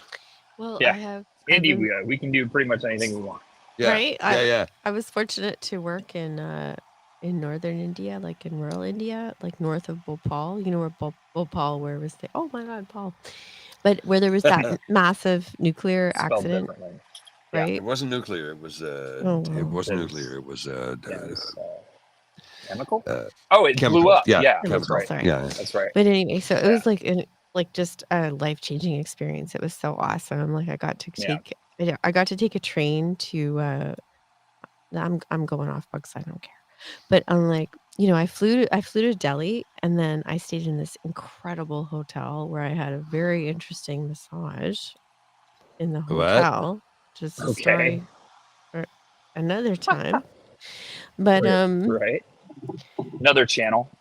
No, I can tell you that if you want. Like I was just like, I went on this trip and I was just like, holy fucking shitballs, this was a lot. Like it was incredible, but it was mind blowing. So I came back to the hotel before I was flying home, and I'm staying in this like very, very nice hotel. Like they come in and like if I put half of a bowl of soup out that I didn't finish, they would call me. They're like, "Did you not like the soup? Oh my goodness. Is there anything wrong with it?" I'm like, no, it's fine. Totally fine. Don't like Right they're back.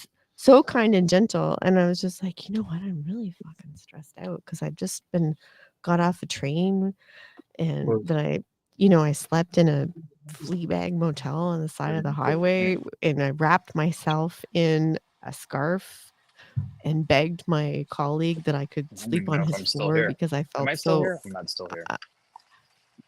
Yeah, you're still here. It's okay. Like, we took it. I lost signal anyway. So that's a perfect place for you to have a cigarette.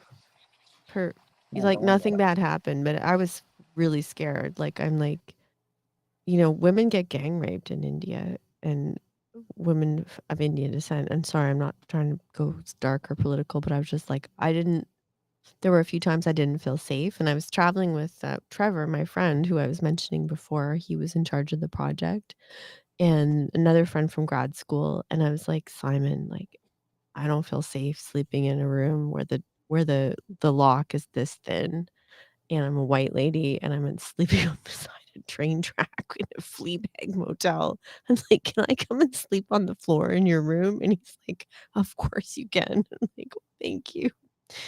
So, anyway, so back to the massage. So anyway, I had this incredible experience with going to rural India and like outside of Bhopal, and it was absolutely beautiful. And I was visiting with women who are not they're not allowed to leave their homes without permission, and so they would invite me in for a cup of tea, and I'm just like, oh my God. I'm like that's all they were allowed to do was cook and, not leave their homes to vote. And when they invited me in for a cup of tea, I'm like, wow, that's an honor. And I'm like, I'm not really sure about the water, but you know what? They're boiling it. I didn't get sick at all. I did not get sick at all. And I had incredible interactions, even though we didn't speak the same language. And then, so I take this like extremely packed train back to Delhi where they're like, you get jammed in, all good. And then I'm at the hotel. I'm like, you know what? A massage would be really that'd be awesome before I get on the plane. And so I went down to the hotel person, and I was just like, is it possible to have a massage? And they're like, yeah, absolutely. They're like, is it okay if it's a man? I'm like, yeah, I'm totally fine with that. And everything in India is the best, right? It's like it's the best in all of India. Right? It's like anywhere you go, they're like, well, this is the best in all of India. I'm like, okay, that's awesome. I like the confidence of that. And so I go down to the massage room, and they're like, okay, here's a small, tiny piece of cloth to put on your vagina and take everything else off, and then you lie on the table. And I'm like, oh hell no. Like I'm very open-minded, but I'm like, mm-mm, mm-mm. I'm sorry, but I don't feel comfortable having a cloth thong on and being rubbed with oil by a man in the basement of a hotel, even though it's the best in all of India. And they were like so respectful, and they're like, we totally understand. And I'm like, it doesn't matter if I have this massage or not. But then they were like, no, there's 2 women who could come in instead and do the massage. And I'm like, okay, thank you. That's awesome. So I laid on this beautiful piece of raw wood, and 2 women came in, and they like, they like massaged me with oil, including my breasts. And I'm just like, what the fuck is going on? But it was it's an Ayurvedic massage.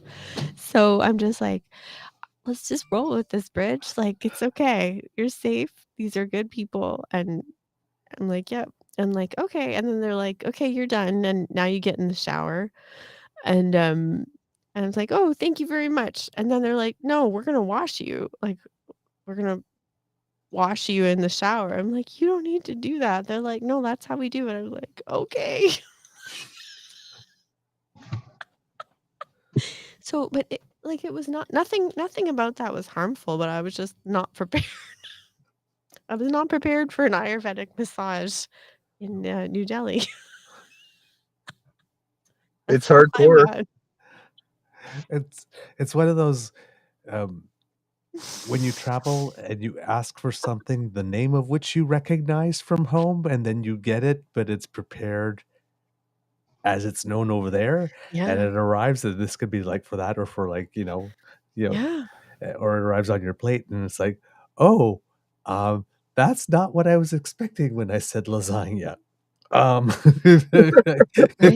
Like, Yeah, this looks like lasagna, but it doesn't seem like the same lasagna that I'm used to. It's like we went on vacation down in Mexico, and people were talking about massages there, and my Beaver sweetie is a little innocent in certain ways. So he It's a wanted big teddy bear. Well, no, he wanted to go for a massage, but the thought never occurred to him whatsoever that massage in the gay neighborhood happy finish of Puerto or Vallarta, Mexico, might come with more than just the massage. Perhaps. And Mhm. apparently he was asked, and he was like, yeah, he he had a very, very, very, very, very awkward moment. You're like, no, no, thank you. Well, I They don't thought wish he was the to. cops. It was like, and I'm just like, there's like, he's telling me about it. It's like, do you not know? It's like, no. Don't It's you like, know how but this we were works? talking to someone on the beach who just said that he like. It's like, You're I like, didn't make no. the connection. Like I It's wasn't like, actually. And Oh, I have jeez. to I have to tell you after my massage, it was an excellent massage. I'm not gonna lie, it was great. Like it was a very incredible experience, and really I didn't feel harmed or anything like that. And then I was like, okay, I just gotta get home to Canada, and Wait. Was um, was that the massage you had in your neighborhood? Guy was no. really greasy as shit. No, that wasn't that massage. That's a good one too. Oh, Douglas, you're gonna die Oh on this really one. greasy. Like she no, it was greasy as shit. Yeah. She told me about this. She's like, Title so of he your gave sex me a tape. massage. Well, Yes. I mean, like quite literally, it could have been a sex tape. She's like, she told me about this. He gave me a massage, and yeah, like, oh my god, that's a sex tape. That's All like right. greasy as fuck. You gotta wait for that story, but I have to tell you what happened after this. I went for my like lady breast oil massage, washed me in the shower, and I'm just like, I just gotta get home, and I'm like, I'm on anti-malarials, and I'm just about to try to get pregnant, and I'm just like, I just need to get home. And my glasses, I'm like, I'm gonna get a new pair of glasses, and so I went to the place that was the best in all of India, because they told me that, and I got some glasses, and it was the wrong prescription, so I was like dizzy. I put the glasses on, and I was just like walking through the airport, and was like, I can't see very good. And I thought, before I go, I'll just have some street food because that's probably a good idea. So Not I a got good idea. Never a good idea. I had Let me get some massive. street food in India. That's great. Like That's how we I'm avoid all the I'm diseases. like, I'm gonna get some glasses, and while I'm waiting, I'm gonna get some street food, and then I'm gonna go to the airport, and I'm gonna get on the plane. It's like, well, now I have diarrhea, and I'm dizzy, and I can barely walk. Dysentery. Sorry, dysentery. I still have the glasses, and I'm just like on an airplane for a very, very long time with a lot of things coming out of my body, and I'm like, and I can't see, and so I probably look like an insane maniac. I'm just like, oh, fucking shitballs. Anyway, the massage I had recently, it was recently, and it's been a stressful year, and I just thought, okay, I'm gonna go for a massage, and I went to a place that I know in my neighborhood, and this guy was like, it was excellent. Like it was after my jaw locked open, and I just, needed some like neck and shoulder, and it was like an excellent massage, and we were just like having a good chat. And then at the end, like we're coming to the end of the massage, and he's like, "Do you have a boyfriend?" I'm like, "Yeah." And I would have said that anyway, and I'm just like, Yes, I do." And he's like, "Well, are you polyamorous?" And I'm like, "No." And just like, and anyway, I in the moment, I didn't really like, you just sort of like kind of shocked, and I'm like, then I went and paid my bill, and I tipped this guy, and then I went home, and I told, my bestie about it, um, Pauline, and she's just like, "You need to report that." And I'm just like, "I just don't have bandwidth, to be honest." But I'm just like, there's nothing about that that's cool, you know? No, nothing at Not all. appropriate. Inappropriate. And Holy it crap. Mhm. Completely That's the unprofessional. What's that? Completely unprofessional. yeah. I mean, there's a code of conduct, right? Like, but I'm just like, part of me is just like, well, all right, world, what else you got? Like, he didn't hurt me. He just like, I was just like, what the fuck just happened? I don't know. Somebody else talk. Enough of me. Go ahead, Juan. Well, how about them How do you top trains? that? What about them greasy trains? Do you have any interesting massage stories? Yeah. I try. I try to get them from the miss all the time, but it really doesn't work out. I get them, but they're like, oh, she gives them, but they're like about 5 minutes. Hey, I take what I can get. Greasy or not. Well, I hope you wrote her a thank you card after.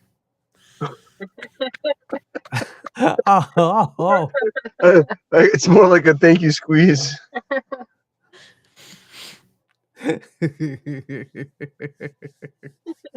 Oh my God.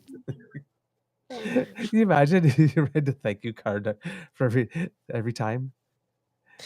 Yeah, I got something that'd over be here. strange. Oh, thank you card. Thanks a lot. Come again. Let's do this again next week.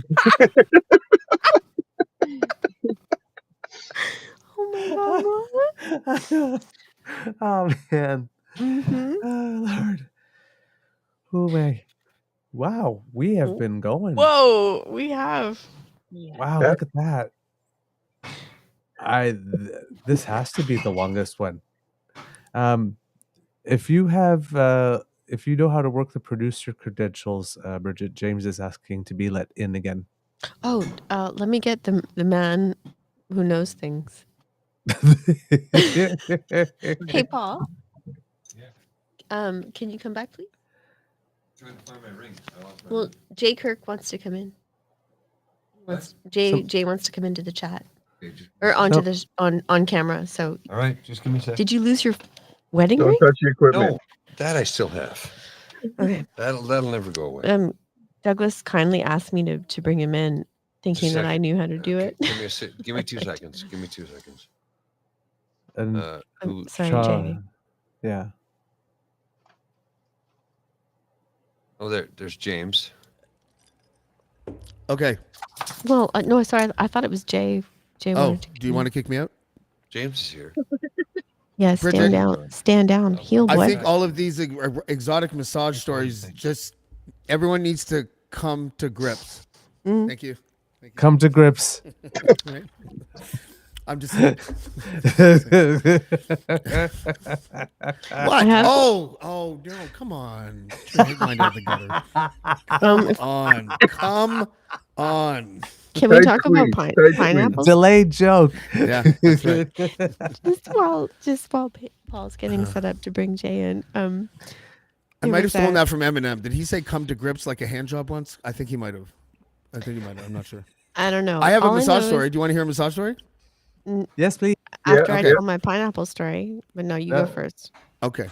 Upside down pineapple. People out there who know what that means. I do. That's swinger shit. Well, I'm not a swinger, but that's what the pineapple signifies. I thrifted it. I'm going over you, James. That's okay. DPRA. You can go over me anytime you want, baby. Thank you. Yeah, thank you. And I'll win. I know. I love you. So I went to Value Village with one of my kids, and I thrifted a shirt. I'm like, oh, it's blue. And I love blue, and it's got a sparkly pineapple on it. And I'm like, that would be great for like sports and stuff. And so I was wearing it in my neighborhood. Honestly, I had no idea what the pineapple thing meant. And I rarely thank you. It gets worse. It gets worse. And I'm just like, okay, I'm gonna put on my pineapple shirt. I'm gonna go for a little jog, and I'm gonna go to the store and get some like whatever groceries. Peeing his pants, and I happened to run into my ex, and I rarely run into him. And I'm just like, oh, hello, let's be polite. And he's like, hey. I'm like, hey. He's like, nice pineapple. I'm like, okay. I'm like, I had no fucking idea what he was talking about. I'm just like, it was like an accidental key party. What do you mean? I gave him my key in the glass. Nice pineapple. I'm like, all right, well, thanks. Have a good day, man. And then What the fuck? I'm like, where did those balloons come from? What happened there? Now my ex thinks I'm a swinger, and I'm just like, do I anyone else see reconnect and say I didn't know what the pineapple thing meant, or do I just let him think that I'm a swinger, which I'm not? I'm just like, I'm just gonna let that one go. Like, nice pineapple. That's a fucking weird thing to say, but have a good day. So can I say something about that masseuse that gave you the good massage and then was a creep? Yeah, no, actually, I'd really like that. I bet you he's a volume guy, right? Like, you know how like certain outbound telemarketers, for example, if they know if they make 100 calls, they'll make 2 sales. So that guy says the same shit to every single fucking girl. Not that you're not like alluring. Oh no, okay. I was like, I mean, I am like, that's the creepy part though. Is that because I'm like, you're like 35 years old. Like, I'm like, ugh. Massages are like when you're just getting into sex and you're like, in high school or whatever, and you think you found like this move. Every guy, every straight or gay, I bet, has done this. At one point, they thought it was smooth to like, hey, babe, do you want a massage? And then 5 minutes later, they're grinding like against this poor girl, because they think it's smooth and slick. And most of the time, girls are like, oh, I guess I'll take the massage, even though I know the grinding's about to start. Like, No, I think this is why women should always just carry sandwiches so we can just throw them at yucky guys. I'm like, just fuck off. Here's the sandwich. What the fuck? Is that an Italian joke? Because that'd be good. I like sandwiches too, man. Sorry, the straight gross guys, not the super awesome. Nice to meet you, Mo. But just nice to meet you, James. You just keep sandwiches in your pocket, and you'd be like, really? Do you think you want to here? Boop, like a dog. You're like, Christopher Walken kept sandwiches. Here's a prosciutto sandwich. Like, Christopher Walken kept sandwiches in his pocket. There's stories. Actors tell stories, and there's like 3 actors that I've seen on YouTube tell stories where they're like, yeah, and we were doing the scene, and the director yelled cut, and he just sat there, and all of a sudden he reached in to his suit lapel and pulled out a craft table sandwich and just started eating it as if it was nothing. And then when the director came back, he just fucking put it back. Like, apparently Christopher Walken was known for pulling out sandwiches out of his pocket. So preparation is the key to success, James. That's true. Preparation. That's true. Well, one of the greatest scenes I've ever seen Christopher Walken take part in. Sorry, my mic was muted. The greatest scene ever Christopher Walken took part in was when the character looks at Christopher Walken and goes, hey, he pulls a gun and he says, put your hands up. He goes, no, I don't want to. He's like, why not? I got a gun. He goes, I don't want to do it. I don't feel like it. And I'm like, yeah, I totally fucking get that. I'm like, no, I'm old and shoot me or don't shoot me. You I'm actually not have to do fucking that. putting my hands up. Fuck you. That's the right call in real life. Yeah. Like if you grew up in a city, you know that if you, for me, it was Bloor and Lansdowne in Toronto. I lived in this apartment, and if I was coming back late at night and I had to get off at like Lansdowne or Dufferin Station or whatever and walk, that area of Bloor back in like the late 90s, early 2000s was rough. Yeah. And you knew that if some dude came up to you and was just like, what's up, motherfucker? You had to go like this. Nothing, man. What's up with you? Like, and if you didn't do that and you just kind of cowered, then you're getting robbed. Yeah. And it happened in front, so you had to sort of, whatever you're trying to make me do, I'm not going to do it. Well, like, go ahead and rob me, but I'm not doing what you want me to do. Fuck you. I don't care. Put your hands up. No, I'm not fucking doing it. I'm tired. I don't want to do it. Could you put up what Saucy said? I'm like, honestly, if I had to go into a Russian roulette game, I would take Saucy with me. And we'd be like, actually, if no, you we're took not fucking Saucy to a doing this. Russian roulette game, then you would not be doing her a favor. No, we would be like, actually, we're not playing your game. We're going to play our own game. And here's not the playing sandwich. Yeah, I'll take the sandwich over Russian roulette for sure. Yeah. Give me a sandwich. Yeah, Saucy was like Christopher Walken. And I'm just like, Saucy would be like, she'd be the muscle. And I'd be like, yeah, what she said is what we're doing. She'd be dead on the floor because she played Russian roulette. No, we wouldn't play the Russian roulette, James. Keep up, man. Have you actually We're like, no, we're not doing that. We're like, you know what? We're gonna put ether on your faces and take all your money. I'm gonna put a Jaws battle track on my face. Stupid game, right, Sauce? Have you seen Russian or like the first time when I saw the Deer Hunter, when I watched the Deer Hunter for the very first time, I was like, holy shit. Like literally holy shit, because the last scene of the film is like so intense. You haven't seen this film, obviously. I'm sorry, I'm reacting to Saucy. She's laughing at the chat, guaranteed. No, okay. It's like she called it sandwich roulette. I was like, yeah. Do you want a ham and cheese? Or do you want a peanut butter jelly? Do you want more mortadella and Genoa is back. I'll take them both. I'll just take them both. Yeah, well, if you've seen the Deer Hunter and you've seen the last scene of the film, no, it's heavy as fuck. Being trapped in a bamboo cage wearing almost nothing is the peaceful part of the movie. Yeah, literally. Yeah.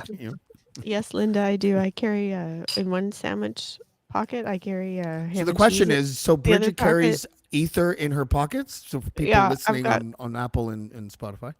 No, I don't carry. It'd be fun too, though. But I carry, like Linda's. Oh, Linda, you kill me. In one pocket, it's like, oh, peanut butter jelly. It's peanut butter jelly time. Here, whoop. And the other pocket, it's like, oh, do you prefer what sound does it make when you throw it? What sound does it make when you throw it? Boop. Yep. Our little dog that weighs 80 pounds is like literally asleep right beside us. They're like, do you prefer a porchetta? Oh, here you go. Boop. Go away. Mortadella. Capicola. Gabagoo. What's that? Like Tony Soprano after eating gabagoo. What's flashing gabagoo? back to Satriali's, man? I pinky swear it's true. What is gabagoo? It sounds disgusting. It's capicola. Oh, it's okay. In the Sopranos world, they call it gabagoo because they're from Jersey. Oh, wow. Yeah. You guys know Sopranos people? You've been really weirdly quiet this evening. What's up, bro? Oh my God, Paul, are you totally hammered? No. Oh, okay. Did you have a stroke? I thought you were just slurring. Oh, you're eating. Sorry, my bad. I'm eating a shortbread cookie, and you're like, and I'm like, whoa, hey. You're like, nope, I'm eating. Sorry, I was eating a shortbread cookie and drinking whiskey at the same time. And anti-corporatist, oh hell yeah, peanut butter jelly time and a baseball bat. And actually, I'll be straight up honest with you. I have started. I bought pepper spray, which they call coyote bear spray, just from when I was running in the woods. Just so that and also at night. And I bought one for my daughter too. And I gave her a safety pack because I'm like, okay, here's a pack that's got pepper spray, a whistle, Presto card, which is for the, taking the train and the bus and stuff. And I'm like, and money, like cash. Sometimes you need cash. And she's just like, okay. She's like, well, I'm not going to carry the, I'm like, well, what are you going to do? What are you going to do if somebody, is bothering you on public transit or walking down the street? And she said, I'm going to do this. I'm going to do crazy eyes. And then I'm going to spit at them.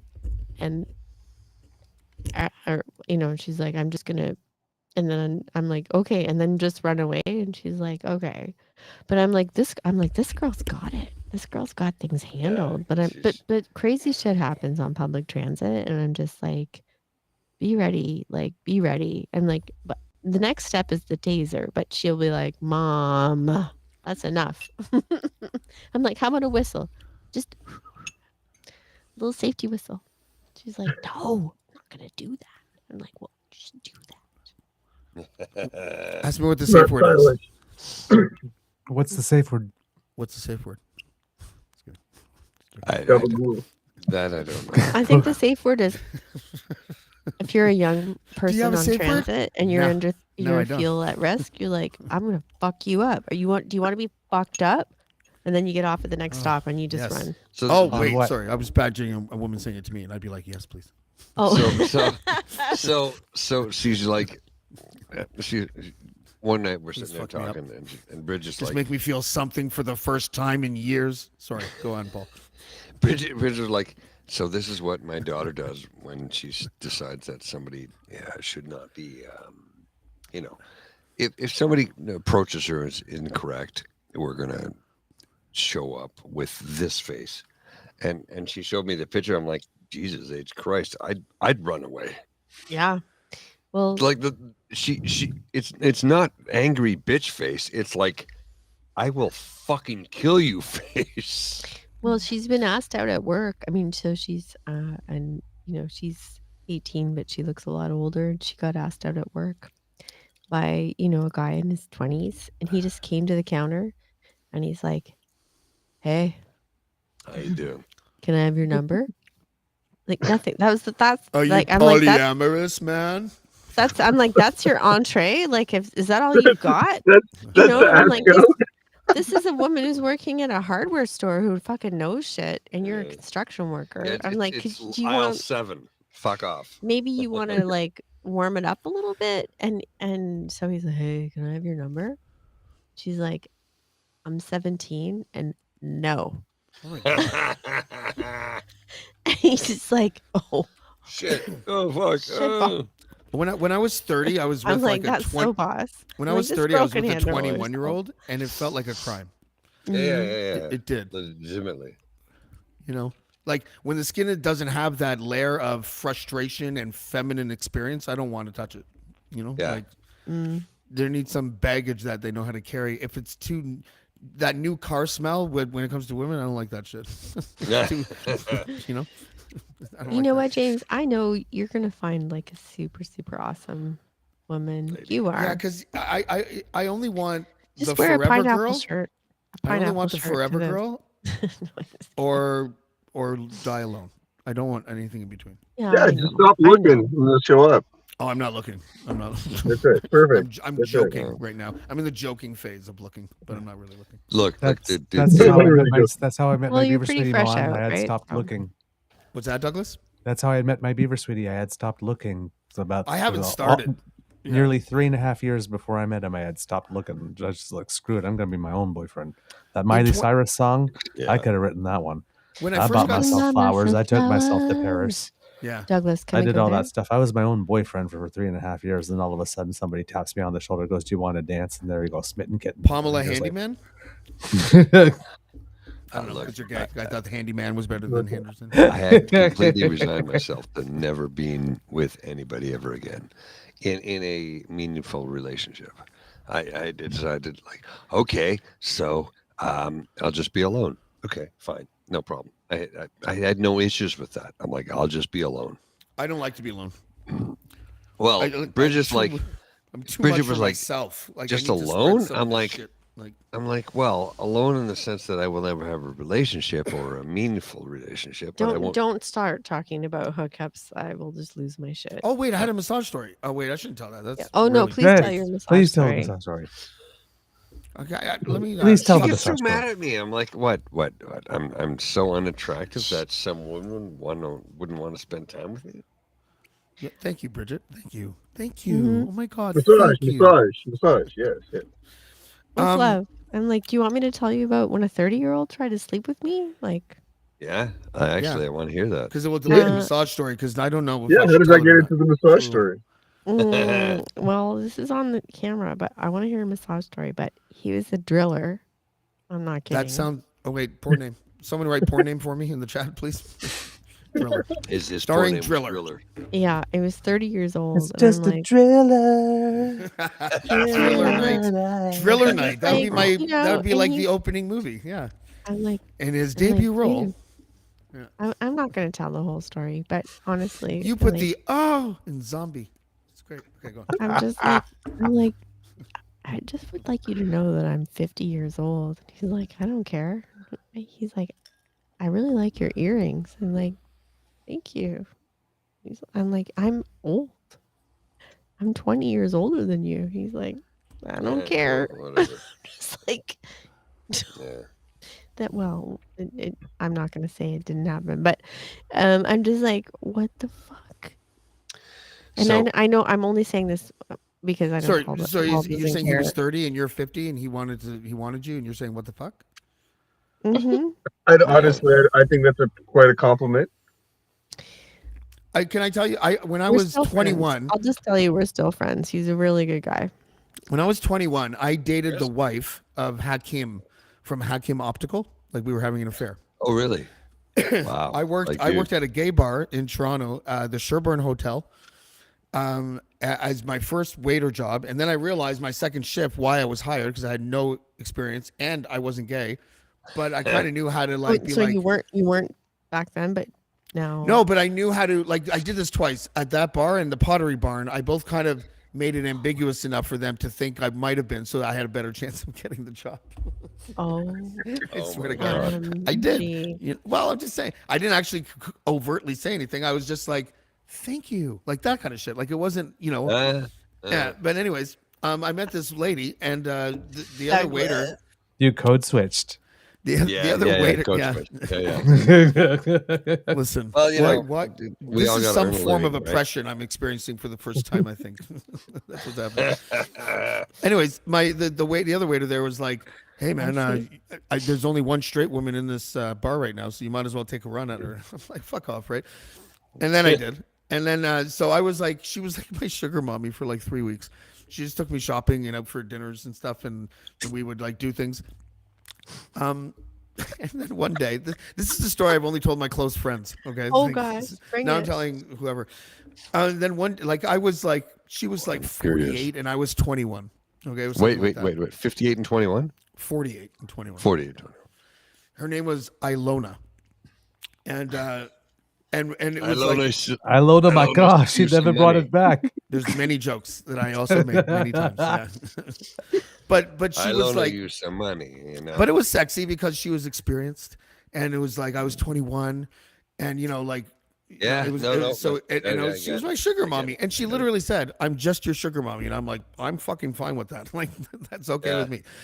And then one day, and it caught me so off guard. Like her voice was like this normally. James, I'd like you to meet me tonight at this place, and da-da-da. And then one day we go to her apartment. She lived in the neighborhood on Maitland, and then a year later, I ended up moving into the same building on a total like coincidence. But we're fooling around, and then she stopped doing what she was doing. She was doing something to me, right? And then she stopped, and she crawled. You know that people have their dismount moment, like where you're like, okay, that's okay, yeah. I'm out of here. So she crawled, and then she looks behind, and I'm sitting on the love seat still with like my pants down to my ankles, and she goes,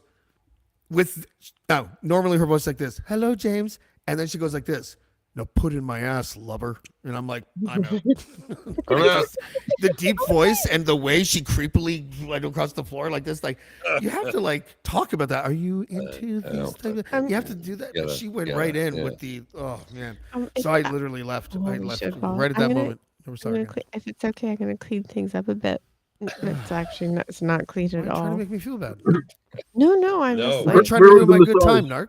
Oh, I'm right there with you. Like you're okay. Sorry, what? You're okay with me. What? And this is again, nothing bad happened, but you're okay with me telling this story. I don't know what you're. I know the previous story to breathe. And then you tell a new story. I went to one of my Jennifers. I have like 18 Jennifers, and friends. Like friends, and there's so many Jennifers. Her mother had passed, and so I wanted to go to the celebration of life just to be there for her. And this is when I was dating the 30-year-old driller. Now this is driller night. I'm like, okay, I'm gonna take the train to Toronto, and I'm gonna figure out a way. Douglas is right here. Oh my God, bro! That was fucking hilarious. That was hilarious. Thank you for that. That was so funny. Acting. Oh my Genius. God, Douglas, that was awesome. All you need now is the popcorn. And the zombie face. And I'm just like, okay, like my main goal, my priority was to be there for my friend Jen, and the other stuff was side side fun, whatever. And I'm like, hey, okay, I'm gonna come down to Toronto, and then I'm gonna go to rural New Dundee, and to go to this celebration of life. And he's like, yeah, I'll pick you up. And I'm like, that would be awesome because I'll get to Toronto and then we'll go from there. And I'm like, and you're not to be seen or heard because like I'm here for out of respect for my friend and her mom. He's like, yeah, no problem. So we go there and it's like a total snowstorm, and it was a shit show. Like it was a really big storm just to get to the Airbnb. And yeah. So then I'm like, okay, so what? I don't know. No, there's a I don't story. know. There's a story here. So anyway, so Keep rolling. I go to the celebration of life and it was beautiful. And then I'm like, okay, I need to take a beat. I'm just gonna go for a walk, and I'm staying near a lake, and there's a beach, and I love being outside. And I'm like, okay, I'm gonna go for a walk. And then I was having a big cry, to be honest, because I saw my friend grieving so hard. Like she lost both of her parents during the pandemic, and It's a lot. it's a lot. So I went to the dock, and I'm just like, I just was standing there crying, and I was alone. There was nobody there. And then this man came up to me and he's like, "Are you okay?" And I'm like, I think so. I am actually. I'm okay. I'm staying a couple blocks from here, and I'm just like this. I'm just coming out of a celebration of life, and he's like, "Well, I have a condo right near here, and Yeah.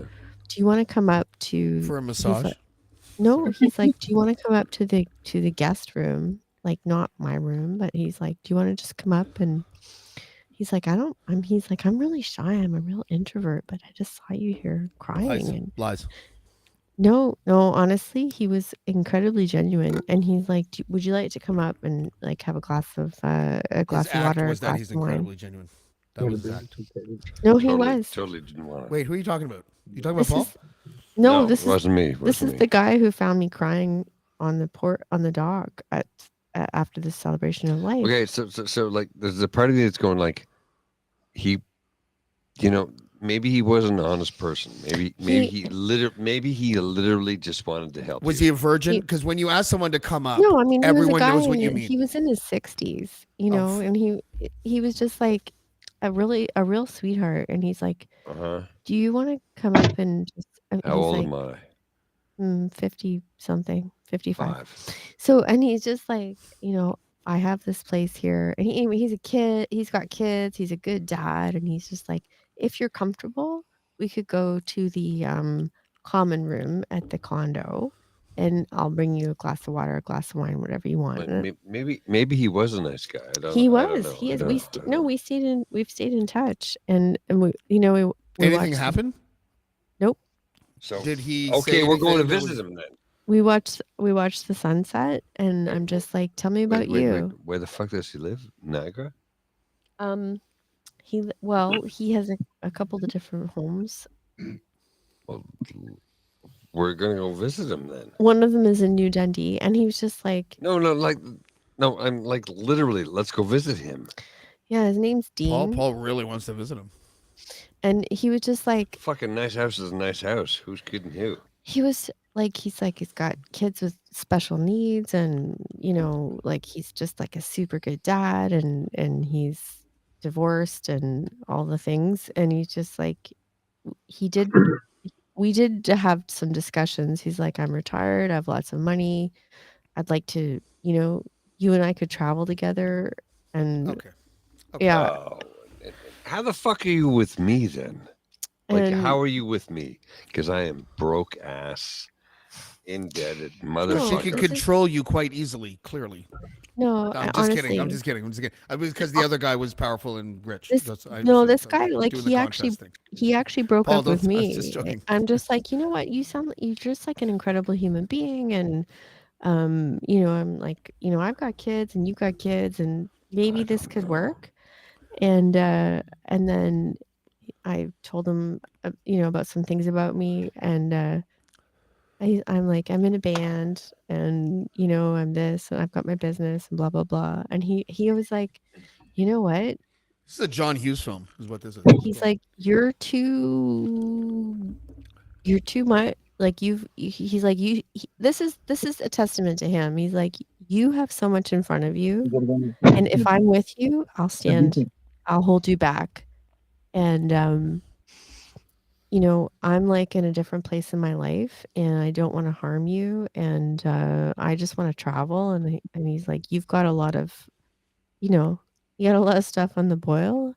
And he's like, I hope we can remain friends. And I was like, absolutely. And then so as I'm there at his condo watching the sunset, and there's the 30-year-old at the Airbnb who's like, where are you? I'm like, oh, you will not believe it. And I'll be like, I'll be right back. That Brazilian woman that you owe me, just give her to him. And can we talk about the fact that like maybe it's okay that some women need permission to leave the house? I'm just kidding. No, apparently it's a law now. Really? Yeah, apparently we're allowed out. I don't. Anyway, thank you all for your patience with I that just story, wanna go but to that is sleep. the absolute truth. Okay. I'm I'm gonna go to bed. Sleep now. Douglas, how come you Pardon, never? miss? I'm gonna go to bed. I'm very tired. All right. Thank All you so right. much for joining us. It was so nice being here. Wait, Mo's a Thanks. woman? No. Wait, are you allowed That's a out at shadow. Oh my night? god! I was Oh, gonna that's say, what Mo the fuck's and- going Mo on and here? Shattuck. Like Mo, Jesus Christ, how much did I have to drink tonight? Like that was amazing. just, I don't know. I'm just saying. Like, Magic. yeah. Thank you all. I thought you drank an elixir or something. It happens sometimes on the blood moon. That's right. Yeah, exactly. Have All a right. good night, everybody. Well, thanks for coming out, everybody. We Oh, really is it over? appreciate it. Oh, okay. I am super freaking tired. Douglas, you need the producer credentials so that we can have a nice talk. Yes. Well, tell you what, if I can leave, and you guys can shoot the shit. I've done that on Casual Fridays several times. Yeah. Douglas, do you want to go? Well, we don't. I wouldn't. I don't have the thing required to end the show when it comes time to end it. We have a Bridget. Oh, it's okay. Just go. It's fine. I have nothing right now, but fine. Just kidding. Totally kidding. No, I wouldn't mind it, but I don't have any producer credentials. I don't know. We'd have to start something on yours. No, it's okay. Okay. All right. Well, Paul, you're drunk. Go home. Yeah, sure. See you. He is home. All right. Good night. Bye, everyone. Thank Bye. you for joining us. Bye, guys.